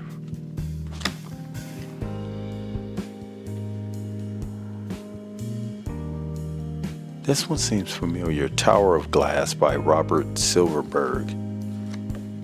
It's written by Robert Silverberg. Simeon Krug's obsession was to see a tower built 1 kilometer high that would reach out to answer the voice from space. The androids were his tools and he was their god. It says the finest science fiction novel of the year. What year are we talking about, pal? This was published in 1971. Spanish Conversational Review Grammar. This is a school book. Spanish Conversational Review Grammar, second edition, second semester. So I looked in here and I do see a bunch of writing. It says section 13, room 231, second semester, which of course indicates a college book to me. More notes, oral exam, 425, number 2 pencil. My guess is that this was a college book. How old is this book anyway?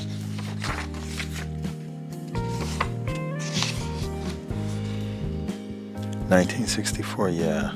Portions of 1960. So this is a conversational Spanish book. Okay, so that's it for this video. I want to thank you for watching. I appreciate you all. I love the comments. Keep the comments rolling and I'll answer them as many as I can, as often as I can. I'll see you in the next video. Love you guys. Peace.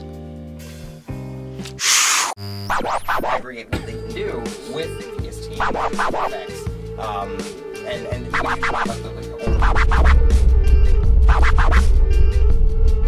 Armchair General 576 writes, great videos. Greetings from Greece. Thank you very much. I appreciate you. All the way from Greece. That is amazing.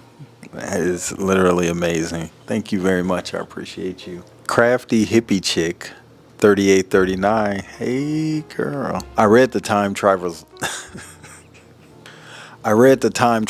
Wife years ago. I remember that I really enjoyed it and that some parts were really emotional. By the way, I read Billy, and let me just say I will never read it again. By the way, I read Billy and I will never read it again. It made me feel as if I was witnessing everything. Okay? I'll have to check out more of Albert French's writing. Thank you for recommending the book. Crafty Hippie Chick, I'm sorry. I apologize. I really apologize. Maybe I should have. I did say it was my favorite book, but I don't know if I went into enough detail. And I don't think it would matter if I warned you and said, this book is triggering. This book is going to scar you. You're going to have to live with what you read in this novel. Maybe I should have started it like that. What do you think?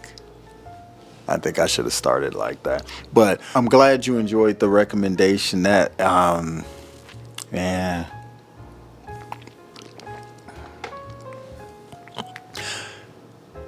I guess you can see why I talk about it so much. I always can relate. I can just relate to the story so much. This is the input my. Can you believe my sister told me? I sent her a picture of my glasses and she said that I look like Mr. Magoo. Thanks, sis. Alright, so this is the book that Crafty Hippie Chick 3839 is talking about. It's Billy by Albert French. It was written in 1993. And when you wrote,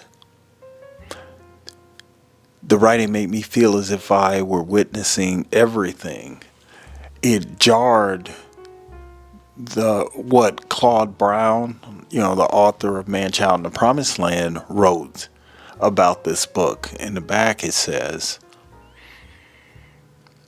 although only knew Billy Lee Turner for an all too brief 214 pages, I will mourn his death for the rest of my life. That's how powerfully and dramatically written this book is. So, thank you very much. I do appreciate your kind words. And you're welcome for the recommendation. Crafty Hippie Chick. I like your profile pic too. Aggregate what they can do with the PST effects. And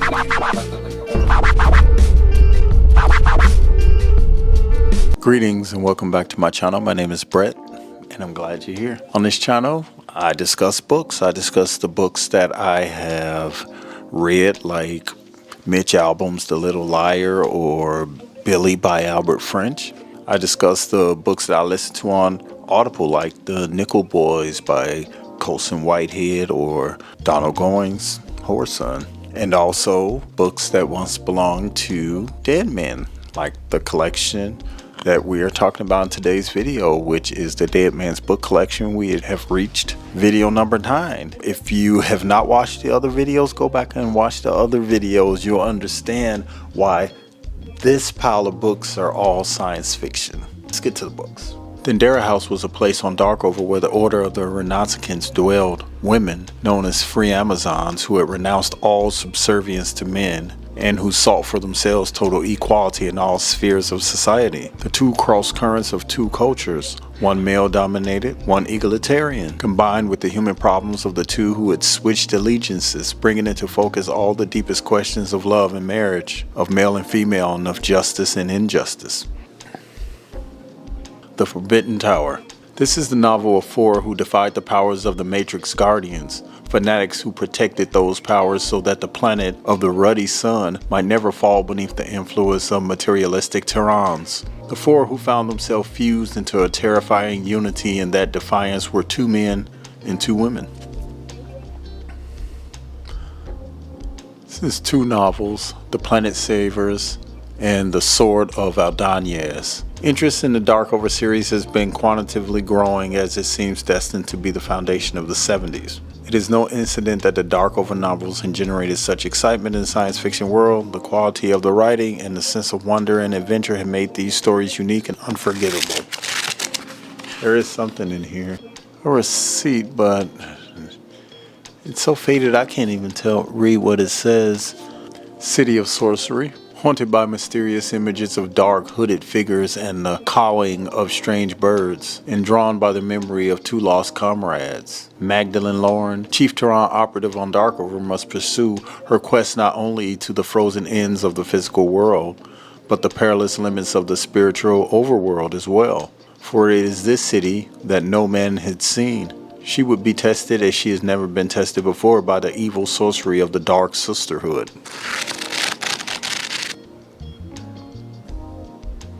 The Winds of Darkover.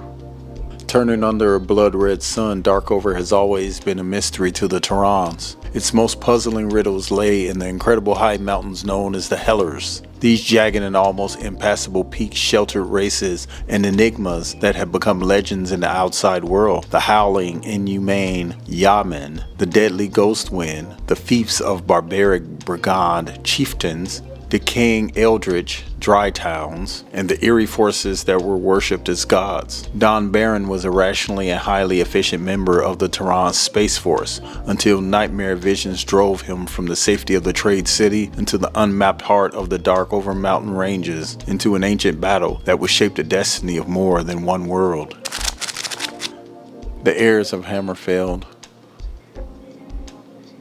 The Heirs of Hammerfell plunges us straight into the midst of a devastating clan feud between 2 of these realms, Hammerfell and Storn. Just as Storn has struck what may prove Hammerfell's death stroke, settling the ancestral castle ablaze, slaying its lord and sending its lady free into the night with her twin infant sons, Alistair and Khan. Khan is separated from his mother that fateful night, but she and Alistair find sanctuary in the Nadra city, among the wealthy and the Laran gifted. Yet Khan, too, survives, to be raised in secret among those who would see Storn overthrown. But it is not until Khan's Laran manifests the fates of the twins are finally inextricably linked in a pattern that could bring a new beginning or a total ruin to Hammerfell and its heirs. The Heritage of Hastur.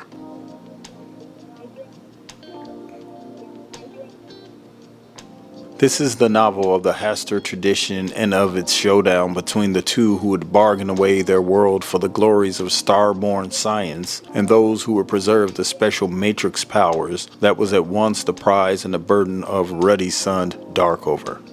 Hawk Mistress.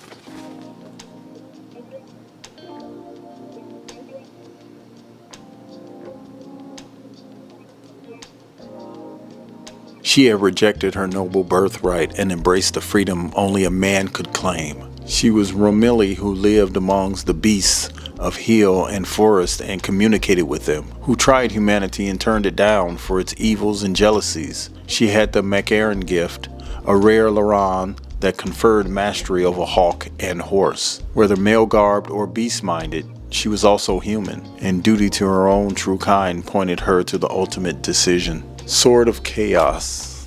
It's another Darkover novel.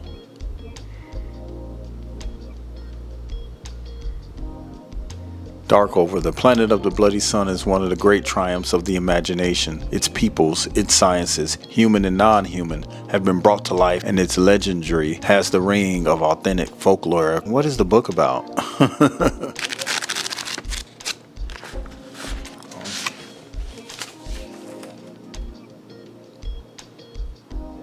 Okay.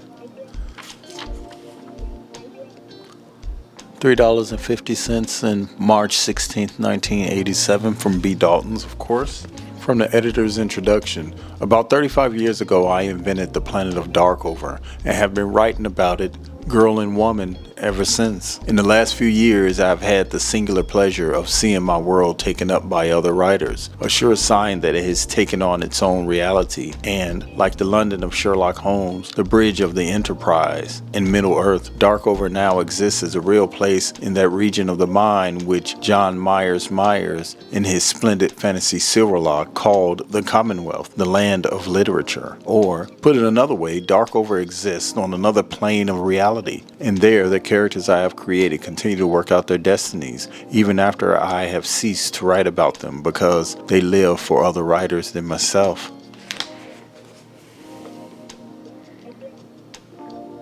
Shara's Exile. You guys noticing a theme with these novels? The most dangerous matrix on all Darkover was the legendary Shara, embodied in the image of a chained woman, wreathed in flames. It was the last remaining weapon of the Age of Chaos that had almost destroyed civilization on the planet of the Bloody Sun. The Shara had been exiled off-planet among the far stars of the Terran Empire in the custody of Lou Alton, until he found himself called back to his home world to contest his rights. But once the Shara was back, the flaming image spread far and wide and set in motion events that were to change the land, the domains, and the future of Darkover forever. The Bloody Sun.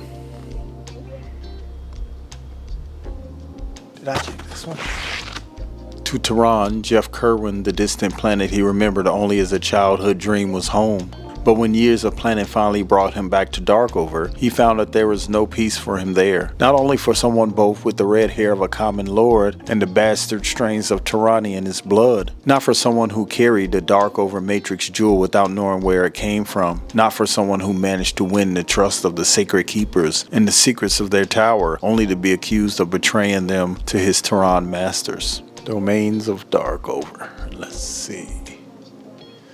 From the founding of Niskaya Tower to the origins of the Free Amazons to a Tehran innocently enmeshed in the Darkover conspiracy of betrayal and murder, here are exciting new excursions into the 6 ages of Darkover.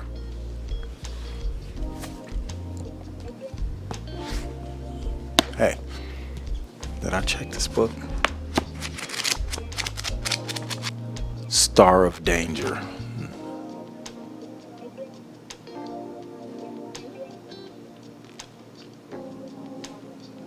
The natives of Darkover were human, but hostile to the Earth colonists who had come to their planet. Larry Montre, however, was able to become friendly with the Alton clan, and was one of the few Terrans ever to observe to the Darkovan life at first hand. But Larry was to get much more than he bargained for. He found himself in the middle of a feud older than memory, a feud fought by unknown beings, deadly beasts, and alien intelligences. And his actions were to determine the fate of every Terran on the planet of the Bloody Red Sun. The Spell Sword.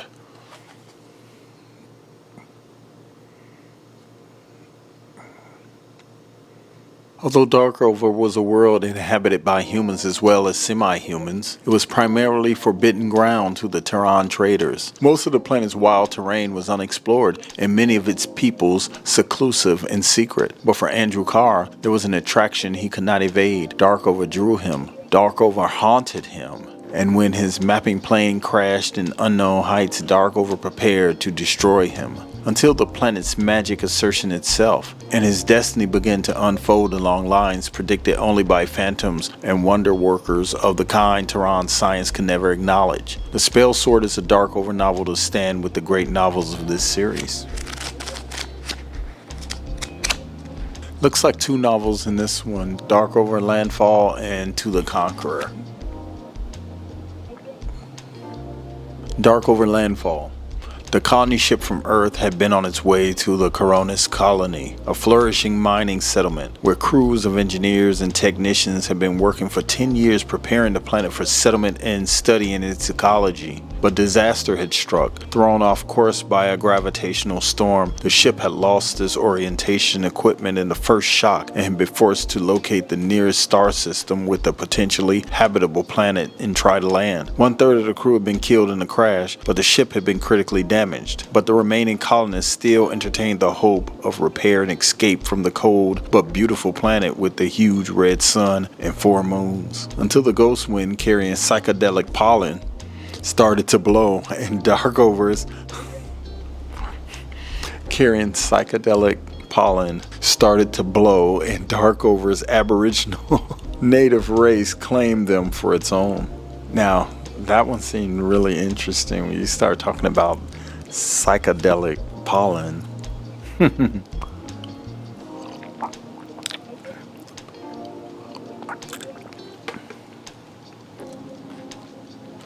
want to thank everyone who has watched this video this far. And Walt, I am doing the sci-fi novels. Hey, what was that? Or is it just my eyes are that bad? Oh, I know. I don't think that was any paper.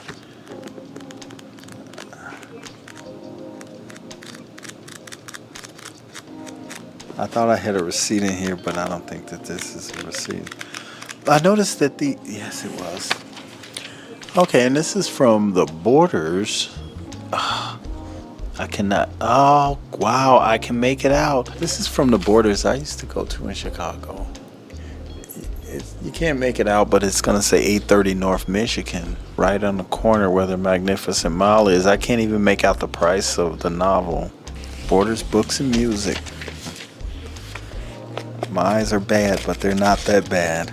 2 to Conquer. After the flaming final days of the Ages of Chaos, when the keeper known as Varzil the Good struggled to bring peace to the warring 100 kingdoms through a law called the Compact, there were still those who fought against him for their own ends. And Bard the Asturian, the outlaw known as the Wolf of the Kilgard Hills, would go to any extreme to bring all those near him under his brutal sway. When Matrix magic enables him to bring his double, an Earthman named Paul Harrell, through the vast reaches of space to Darkover, he feels he would now be invulnerable. But will his equally brutal doppelganger be the man to finally teach him the cost of violence? Storm Queen.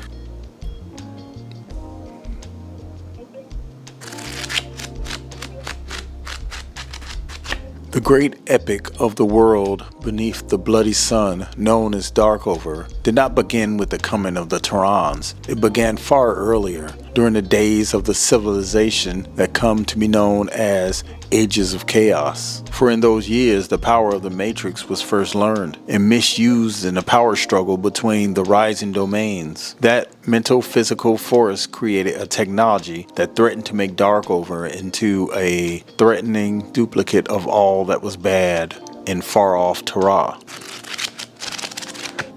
This one looks just a little bit older. 1973, first printing, 1973. The hunters were fair by their standards, but their standards were utterly inhumane. They kidnapped intelligent beings from many far-off planets as prey for their hunt. They gave them their choice to the best weapons available, allowed them plenty of time to practice, gave them a chance. If they could survive until the next eclipse in the red moon, wealth and freedom would be theirs. The catch was this: nobody knew what the hunters looked like. How then do you outwit an enemy who might look like your best friend, your comrade in arms, or like monsters that could slay an army? Okay, there we have it. Those are all of my Marion Zimmer Bradley novels. I hope you enjoyed this video. I want to invite you to subscribe. If you watched this long, probably already subscribed, but if you're on the fence, this is the Dead Man's Book Collection, but you have watched episode, I believe it's 9 now. So you have to go back to really understand where we are as far as the sci-fi novels, because we've already been through a lot of the literature stuff, and now we are deep diving into the science fiction novels, specifically Marion Zimmer Bradley. I did a little reading on her. She was accused of some things. I won't even discuss them. You have to go look it up for yourself. But Marion Zimmer Bradley. I want to thank you for watching this video, and I'll see you next time. Peace. Aggregate what they can do with the PS team effects, and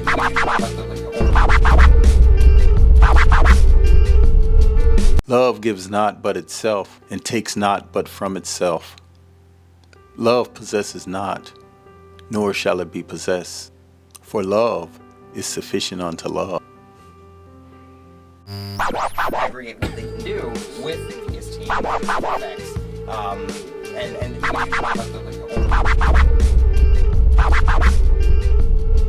Greetings and welcome back to my channel. My name is Brett and I'm glad you're here. I discuss books. I discuss the books that I am currently reading, like Sold on a Monday by Christina McMorris, books that I have read, like The Prophet from Khalil Gibran, and books that once belonged to Thomas Tversky, who is no longer with us, but we have his books. This is episode 10 of the Dead Man's Book Collection. For the last few weeks, I've been talking about the sci-fi. I haven't been really posting a whole lot in the last 2 weeks, but the last two videos have been about my sci-fi books, and I've kind of gotten away from some of the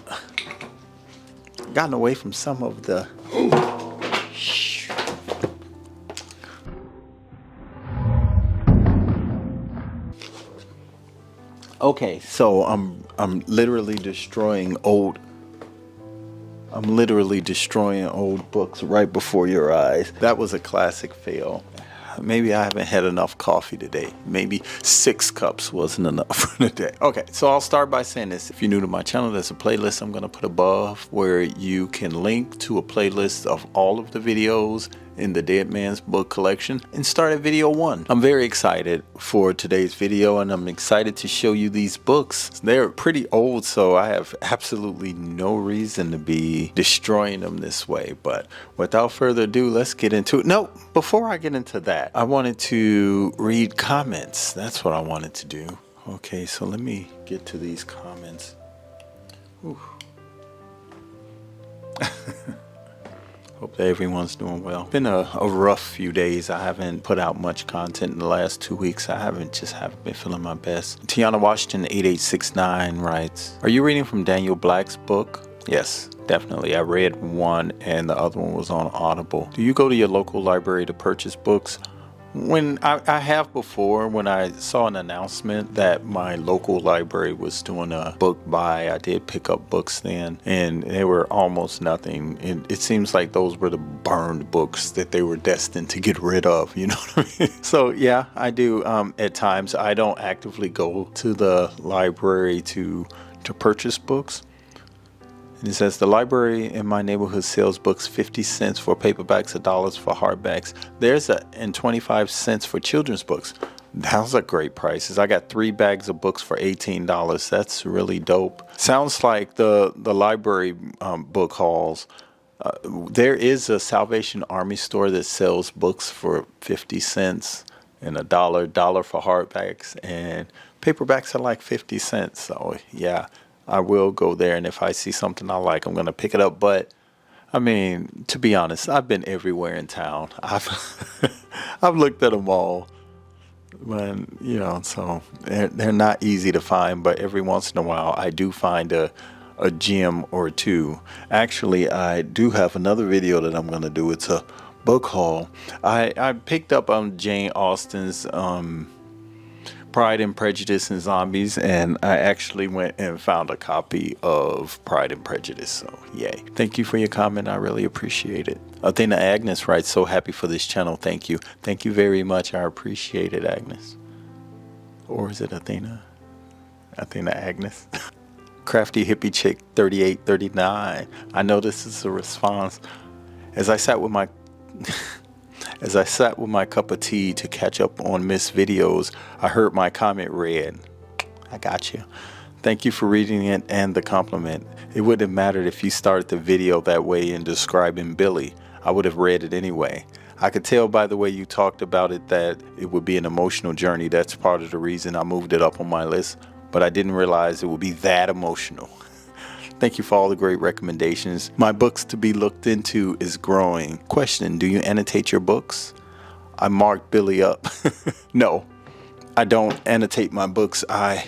What I have been doing is I will put a little mark or something in there, something that I want to remember. But right now, I just don't feel comfortable.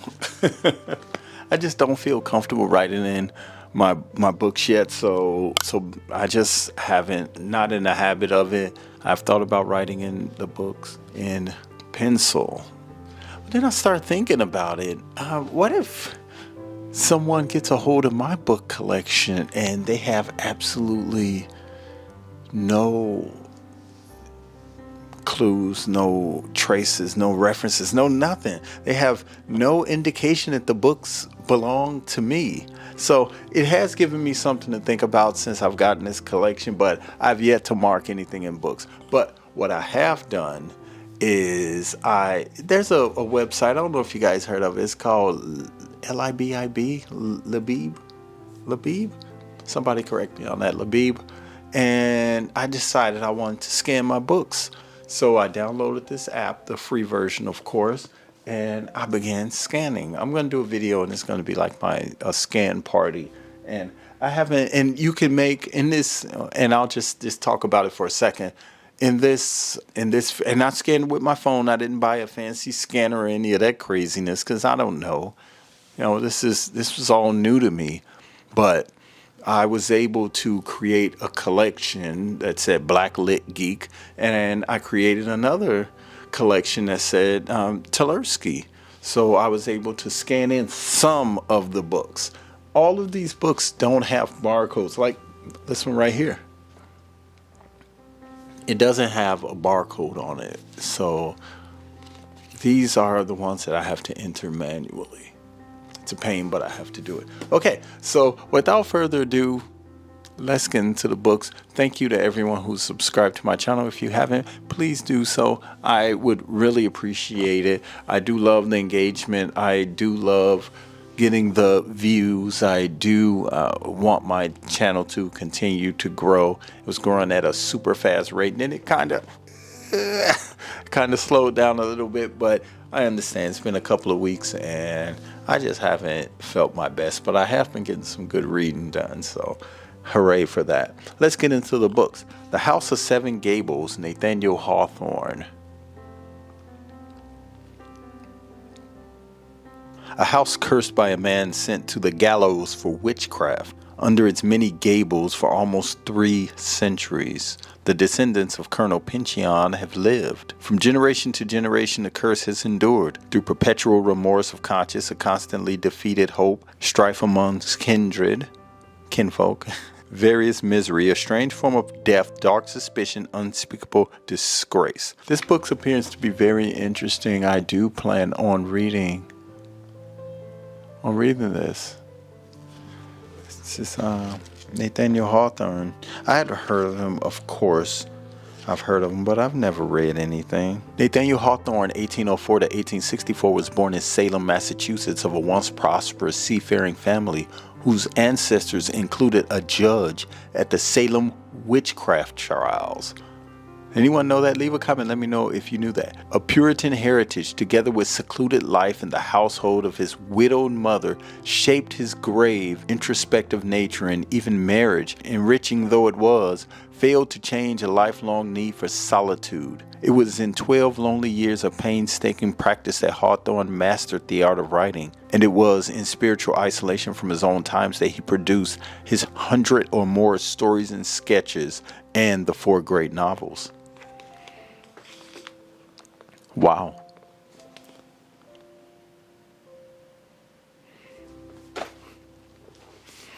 Okay, the next book is the Pocket Book of Quotations. It's a new collection of favorite quotations from Socrates to the present. Come on. There we go. I see this book, and the first thing I saw were these red pages, and it reminded me of the infinity of mirrors. It did remind me of that book. I thought about it as soon as, just like, I don't know why I even remember that. Just like Rosemary's Baby is green. Well, the copy that I have anyway. Okay, So this is a new collection of favorite quotations from Socrates to the present. I began thumbing through this original pocketbook edition, 24th printing, April 1974. I saw a quote that interested me in here right off the bat. It was from Mark Twain's Pudd'nhead Wilson's calendar. If you pick up a starving dog and make him prosperous, he will not bite you. That is the principal difference between a dog and a man. Interesting. Don't know how much of that I believe given today, but yeah. This book, I don't know how I'm not even 100% sure that I haven't talked about this book already. It's an old copy of The Wizard of Oz. I don't know why I feel like I spoke about this book, but I did have an interesting perspective on it. This is an old book. 29th printing, I believe. 28th printing. This is an old book from the 50s, 1958. And someone actually, you can't see it, but this is tape. This is some thick tape holding this together. And, everyone knows the story, but I have an interesting take on this. Very interesting take on this. Only the wonderful Wizard of Oz can tell Dorothy how to get back to her home in Kansas. Only the wizard can give the Scarecrow the brains he wants so much. Only the great Oz in the Emerald City can give the Tin Man a real heart and the Cowardly Lion the courage he longs for.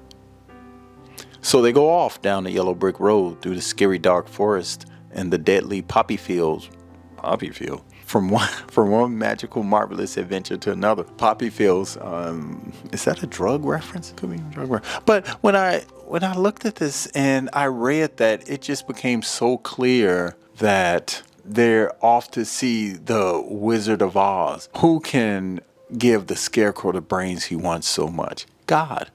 Only the great Oz in the Emerald City. So that would make the Emerald City heaven. You guys following me? Okay. Only the great Oz in the Emerald City can give the Tin Man a real heart. So I thought for a moment, was this in some way written as Frank Baum wrote this, L. Frank Baum, as a way to introduce children to a belief in a higher ideal, someone greater than themselves, someone that can heal them, someone that can give them what they feel that they're lacking, someone that lives in a far off place, a magical place, a place of wonder, but a place that you're definitely willing to go through a lot to get to. So who would that make the devil? The wicked witch of the East?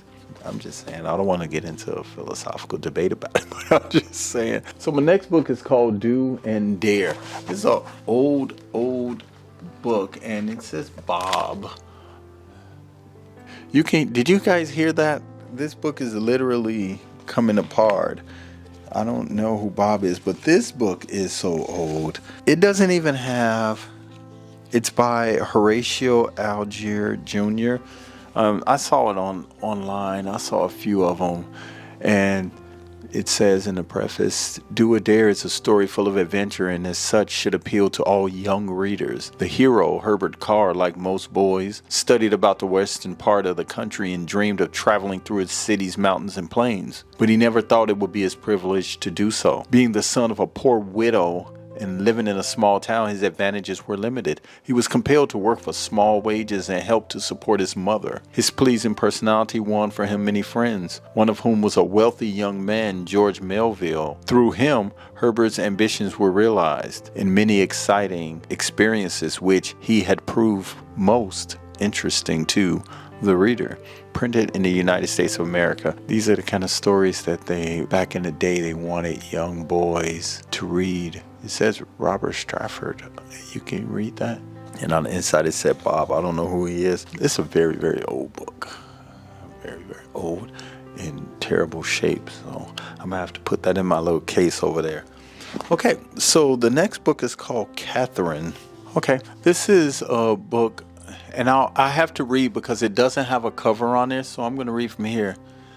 Set in the vibrant 14th century of Chaucer and the Black Death, The story features knights fighting in battles, serfs struggling in poverty, and the magnificent Plantagenets. Edward III, the Black Prince, and Richard II, who ruled despotically over a court rotten with intrigue. Within this era of danger and romance, John of Gaunt, the king's son, falls passionately in love with the already married Catherine. Their affair persists through decades of war, adultery, murder, loneliness, and redemption. Okay, so this is a little bit of classic literature. Okay, the next one is Chachavanze. His name is Paul, The Mountains of Allah. I looked this up because I was interested, and this is a historical love story, but from 1952, first edition. But the thing that I found interesting with this book is Chachavanze is that I believe it was his father, Iliad, who was considered the founder of Georgia. Not the Georgia that we know, but the Georgia near the Black Sea, meaning Russia, over that way. And it talks about the Caucasus Mountains. So when I saw this, and I thought about the Caucasus Mountains, it made me think about the Nation of Islam, right? With Yaqub, and belief that 6,000 years ago, a scientist named Yaqub in the Caucasus Mountains created white people. So I'm interested in seeing what this is all about. It's interesting. That connection I thought was very, very interesting. So I don't know. The next one is The Roosevelt Myth by John Flynn. This one didn't have a cover on it either. The Roosevelt Myth by John Flynn. This one didn't have a cover on it either. 1948. And I had skimmed through these books, and this is the thing of it. These books were kind of cast to the side because at the time when I first started this collection, there was nothing identifying about a lot of these books. There was nothing inside them. There was nothing written in them. Some of them didn't have jackets, and I'm like, man, I'm going to have to go through some things to discuss this book. So I kind of pushed them to the side, and now I'm getting to these, Garden City Publishing. But what I did was I found this chapter. This is in chapter 6, called War Clouds. Control over the minds of men became as important to the dictator as the armies and police. And as it happened, the European militarist welfare police states had at their disposal two of the mightiest instruments of propaganda that the world has ever known, the radio and the motion picture. This book is about President Roosevelt. I saw the word communist in that book like 30 times on one page. Okay. The last book I'm going to talk about today was by Robert Louis Taylor. Winston Churchill, two-time Prime Minister of Great Britain. And this book says An Informal Study of Greatness, published in 1952. This is a picture of Winston Churchill right there. I thumbed through this book a little bit. I can't believe I can't find there was a very interesting, look at that. What is that dust? What is that, a big mound of DNA dust on this book?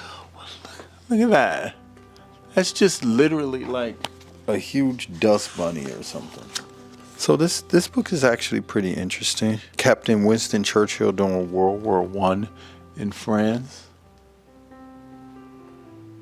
Hope you get to see that. Besides being the father of Miss Jerome, he was also known as the father of the American turf. His diversified parenthood made no difference to the Duke, who finally decreed that if the match must indeed go through, a fat dowry was in order. After the two families had cooled down a trifle, this matter was settled to the satisfaction of all. Okay, so I do notice that this collection does have a lot of books that hinge upon World War II. So I would think that was an interest of his, which is really good because I do have a lot of books, these historical fiction books that are around the same time period. So I really appreciate that. Okay, so those are more books from the Thomas Tversky collection. I want to thank you all for watching this video. My name is Brett. I invite you to subscribe, like this video, click the like button, share this video with a friend because I could use the views. You know, I was gonna do one of those real corny videos. Real corny videos. This was my first YouTube check. No, But I do have a YouTube check on the way, and I know exactly what I'm going to do with it. I'm going to buy more books. Yeah. So I'm really close to buying this collection. I couldn't afford it. I still can't afford it yet. But through a little finagling, a little saving, and my annual bonus from my day job, I have a collection of 1,000 books coming. The only thing is, I have a small apartment. You know, 1,000 books in here. I don't even have 1,000 books now. And both of these shelves are full. I could probably squeeze more books on there, but I like my shelves to be aesthetically pleasing. Okay, I don't just I have to be able to see my books. It's just my preference. I do have spaces. I have these lamps right here that I have John Coltrane's album, Lionel Richie and Michael Frank's. I could put books there, and I do, and Jody Watley in the back. I can stack books there. I do have 1, 2, 3, 4. I have my sci-fi novels on 2 bookshelves over here, the small narrow ones, and I have two other ones that were in my bedroom that are kind of have plants on them right now. They're kind of small in the back. So I was thinking, how can I make 1,000 book collection work? And then I said, okay, I'll get a wall unit. I'll get a wall unit and have to rearrange something. I may have to move the sofa, move the TV over here, so I could have that whole back wall. So that means that I would be totally book wrapped. I would have books all surrounding me. So who doesn't want that? So I'll keep you guys up to date on that. I'm really thankful to have the opportunity, and I'm really interested in getting that. Someone's out there making noise. I'm getting that done. You know, I hope it all works out for me. I don't hope. It's going to work out because it has no choice. We'll see. We'll see. I want to thank you for watching this video. I'm Brett, and I'll see you next time. Peace. Create what they can do with his team effects. And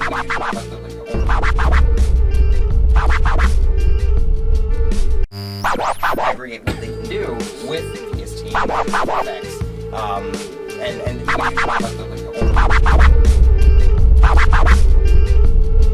Greetings and welcome back to my channel. My name is Brett, and I'm glad you're here. On this channel, I discuss books. I discuss books that I'm currently reading, books that I have read and enjoyed, books that I've hated, books that have challenged me, and books that have changed the way that I collect books, books that have even changed the way that I see the world, books that have advanced me in some way, so to speak. If you're new to my channel, I invite you to subscribe, Blacklit Geek. Take a moment and click that subscribe button, and I hope you enjoyed this video. This is another video. This is video number 11 in the Dead Man's book collection. Mr. Talerski's book collection is thinning down, but we have 11 books, 10 of which I'm positive we haven't discussed previously, and one we may have, but I threw it back in there because I wasn't 100% sure. So without further ado, let's get into the books. Okay, so the first book was Valerie Sherwood. It's called This Loving Torment.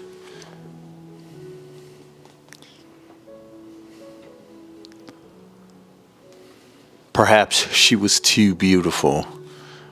Talk about a pedestal, geez Louise. Perhaps the brawling colonies would have been safer for a plainer girl, one more demure and less accomplished in language and manner, but Charity Woodstock was gloriously beautiful, with pale gold hair and topaz eyes, and she was headed for trouble. She was accused of witchcraft by a man who had attacked her. She was whisked from the stake by a highwayman, in whose arms she found joy but no sanctuary. Fate flung her from the manor of a Dutch patroon to the simple hut of a Quaker, from pirate ship to plantation. Beauty might have been her downfall, but Charity Woodstock had a reckless passion to live and a fine determination to give herself only for love. She would challenge this new world and win. Of course she would. Of course. She has to. This book says round some.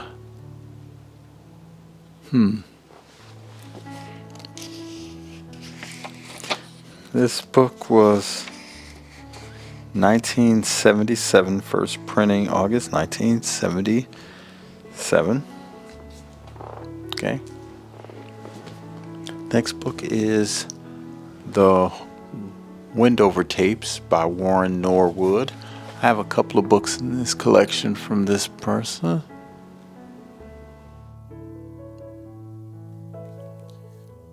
Far out in the depths of space turns the world called Brisbane, the planet of flowers. In this sentient starship Wendover, Gerald Manley comes to the strange world with his wife Shrill and his young daughter Serena to probe the deadly mystery of its beautiful flora.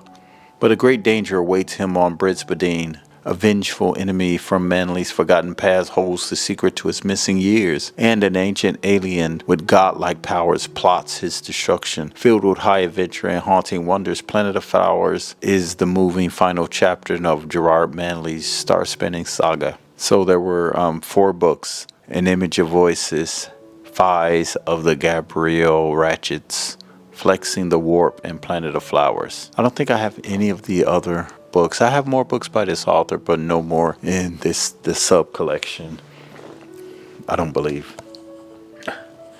Dorothy L. Sayers, Busman's Honeymoon.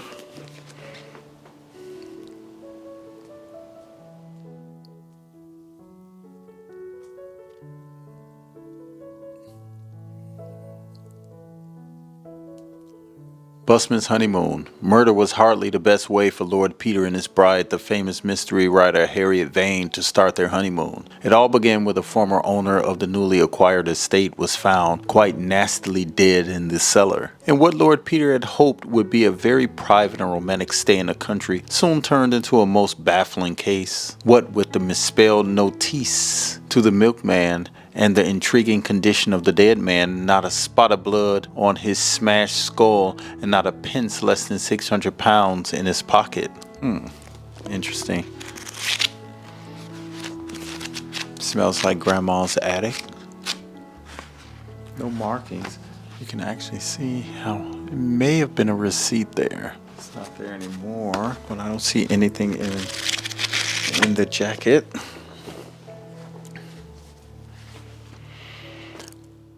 The Hound of Baskervilles, Sherlock Holmes, Sir Arthur and Conan Doyle.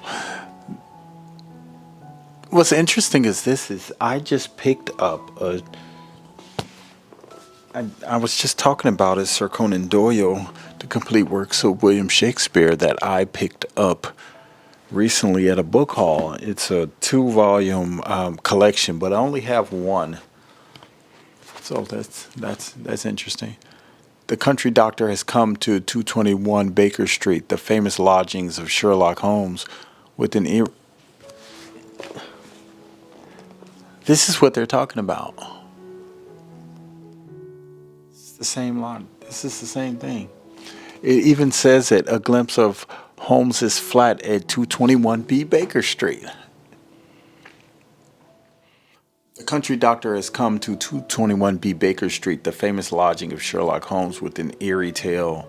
The legend of the hounds of the Baskervilles. The devil beast that haunts the lonely moors around the Baskervilles' ancestral home. The tale warns the descendants of that ancient family never to venture out of the moor. But Sir Charles Baskerville is now dead, and the footprints of a giant hound are found near his body. Will the new heir of the Baskervilles meet the same dreadful fate? Sherlock Holmes and his faithful friend Dr. Watson are faced with their most terrifying case in this wonderful classic of masterful detection and bone-chilling suspense.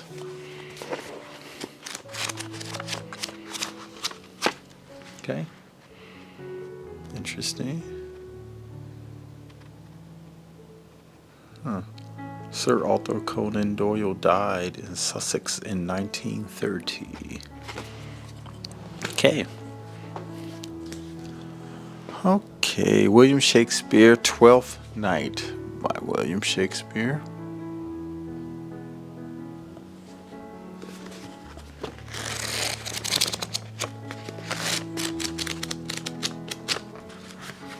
Okay, this book is flaking apart. The Twelfth Night Shakespeare plays with the intersections of love and power. The Countess Olivia is presented to us at the play's beginning as an independent and powerful woman. The sudden deaths of her father and her brother have left her in charge of her own household and thereby given her power over such male relatives as Sir Toby Belch. Her status as a wealthy aristocrat single woman makes her the focus of male attention, and she is especially attractive to Duke Orsino, who, as the play begins, is already pursuing her. Okay.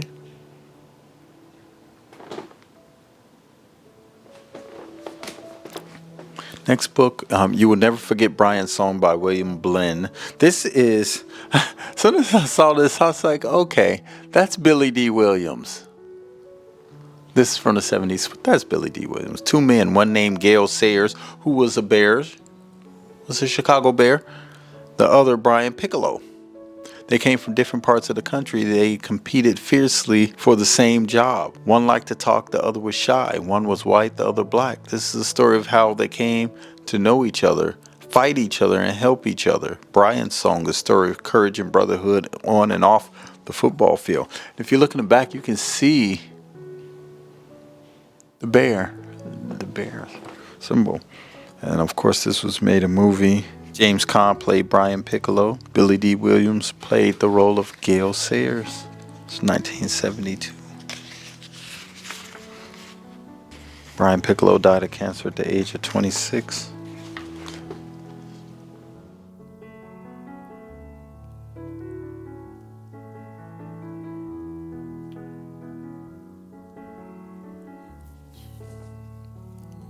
Very, very sad. God, I don't even know if I want to read that. The Queen of Crime, P.D. James. Cover her face. Sally Jupp was a shy and sensuous young woman who had used her body and her brains to make her way up the social ladder. I think I've read this before. Now she lay across her bed with dark bruises from a strangler's fingers forever marring her lily-white throat. Someone has decided that the wages of sin should be death, and it was up to Chief Inspector Adam Dalglish to find out who that someone was. 1962. Wow.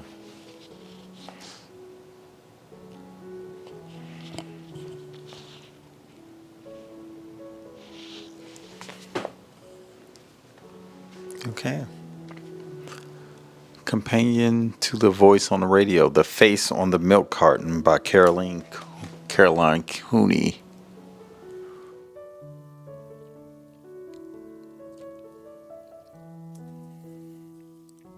No one ever really paid close attention to the faces of the missing children on the milk cartons, but as Janie Johnson glanced at the face of the ordinary little girl with her hair in tight pigtails, wearing a dress with a narrow white collar, a 3-year-old who had been kidnapped 12 years before from a shopping mall in New Jersey, she felt overcome with shock. She recognized that little girl. It was she. How could it possibly be true? Janie can't believe that her loving parents kidnapped her, but as she began to piece things together, nothing makes sense. Something is terribly wrong. Are Mr. and Mrs. Johnson really Janie's parents? And if not, who is Janie Johnson and what really happened? Oh my goodness.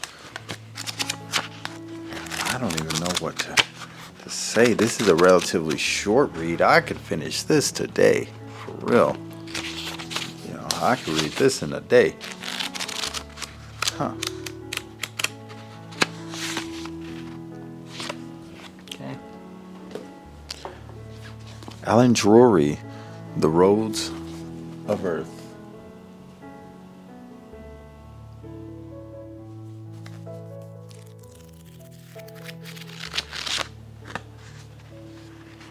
USSR, the old regime is dead.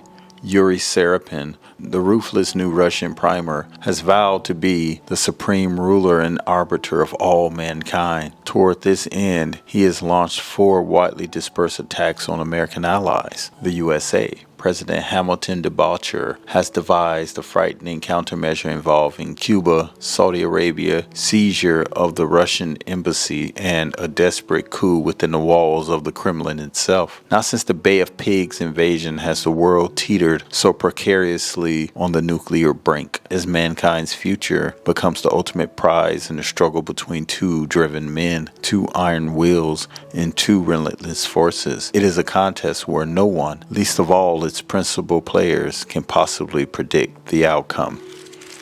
It's a little bit too real. The famous prize-winning science fiction classic Earth Abides by George R. Stewart. Someone knows something about this book, I guarantee you.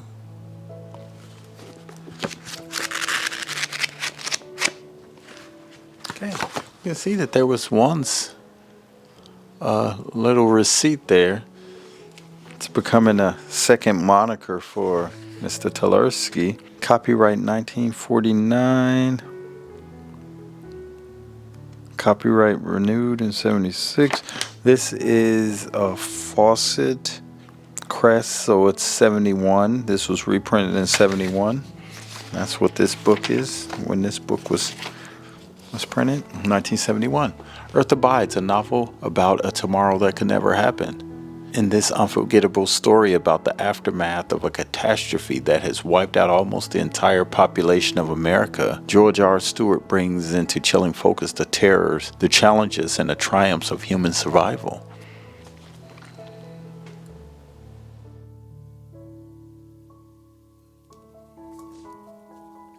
Last but not least, this is Harper's Modern Classics. And the name of this book is Green Mansions. It's very, very old and it doesn't have a cover on there. It's by William Henry Hudson's 1904 novel. Green Mansions is a romantic tale set in the South American jungle. The story is narrated by Abel Guavez de Argensola, who recounts his adventures after a failed coup in Venezuela. Abel flees to the Orinoco River hinterlands, where he encounters Rima, a mysterious bird-like woman who lives in the forest. Abel falls in love with Rima, but she is ultimately destroyed by superstitious aboriginals. Okay, so this is considered a classic. Green Mansions. I can't see that very well, but okay, so there you have it. Those are more books from the Dead Man's Book collection. I appreciate you spending this time with me. I will be doing another video. I think I have one more shelf, small shelf, filled with science fiction novels. I have a couple more classics, but a lot of these classics didn't have a lot of identifiers in them, so they're getting a little bit scarce as far as, and I've already combed through for pictures and things of that nature. So yeah, I want to thank you for watching this video. My name is Brett Bonner. As always, I appreciate you taking your time, and if you've heard of any of these books, please feel free to comment and let me know what you thought of them and what you think of these recent pulls from the Thomas Talersky collection. And thank you for watching, and I will see you in the next video. Peace. What they can do with the PST effects, and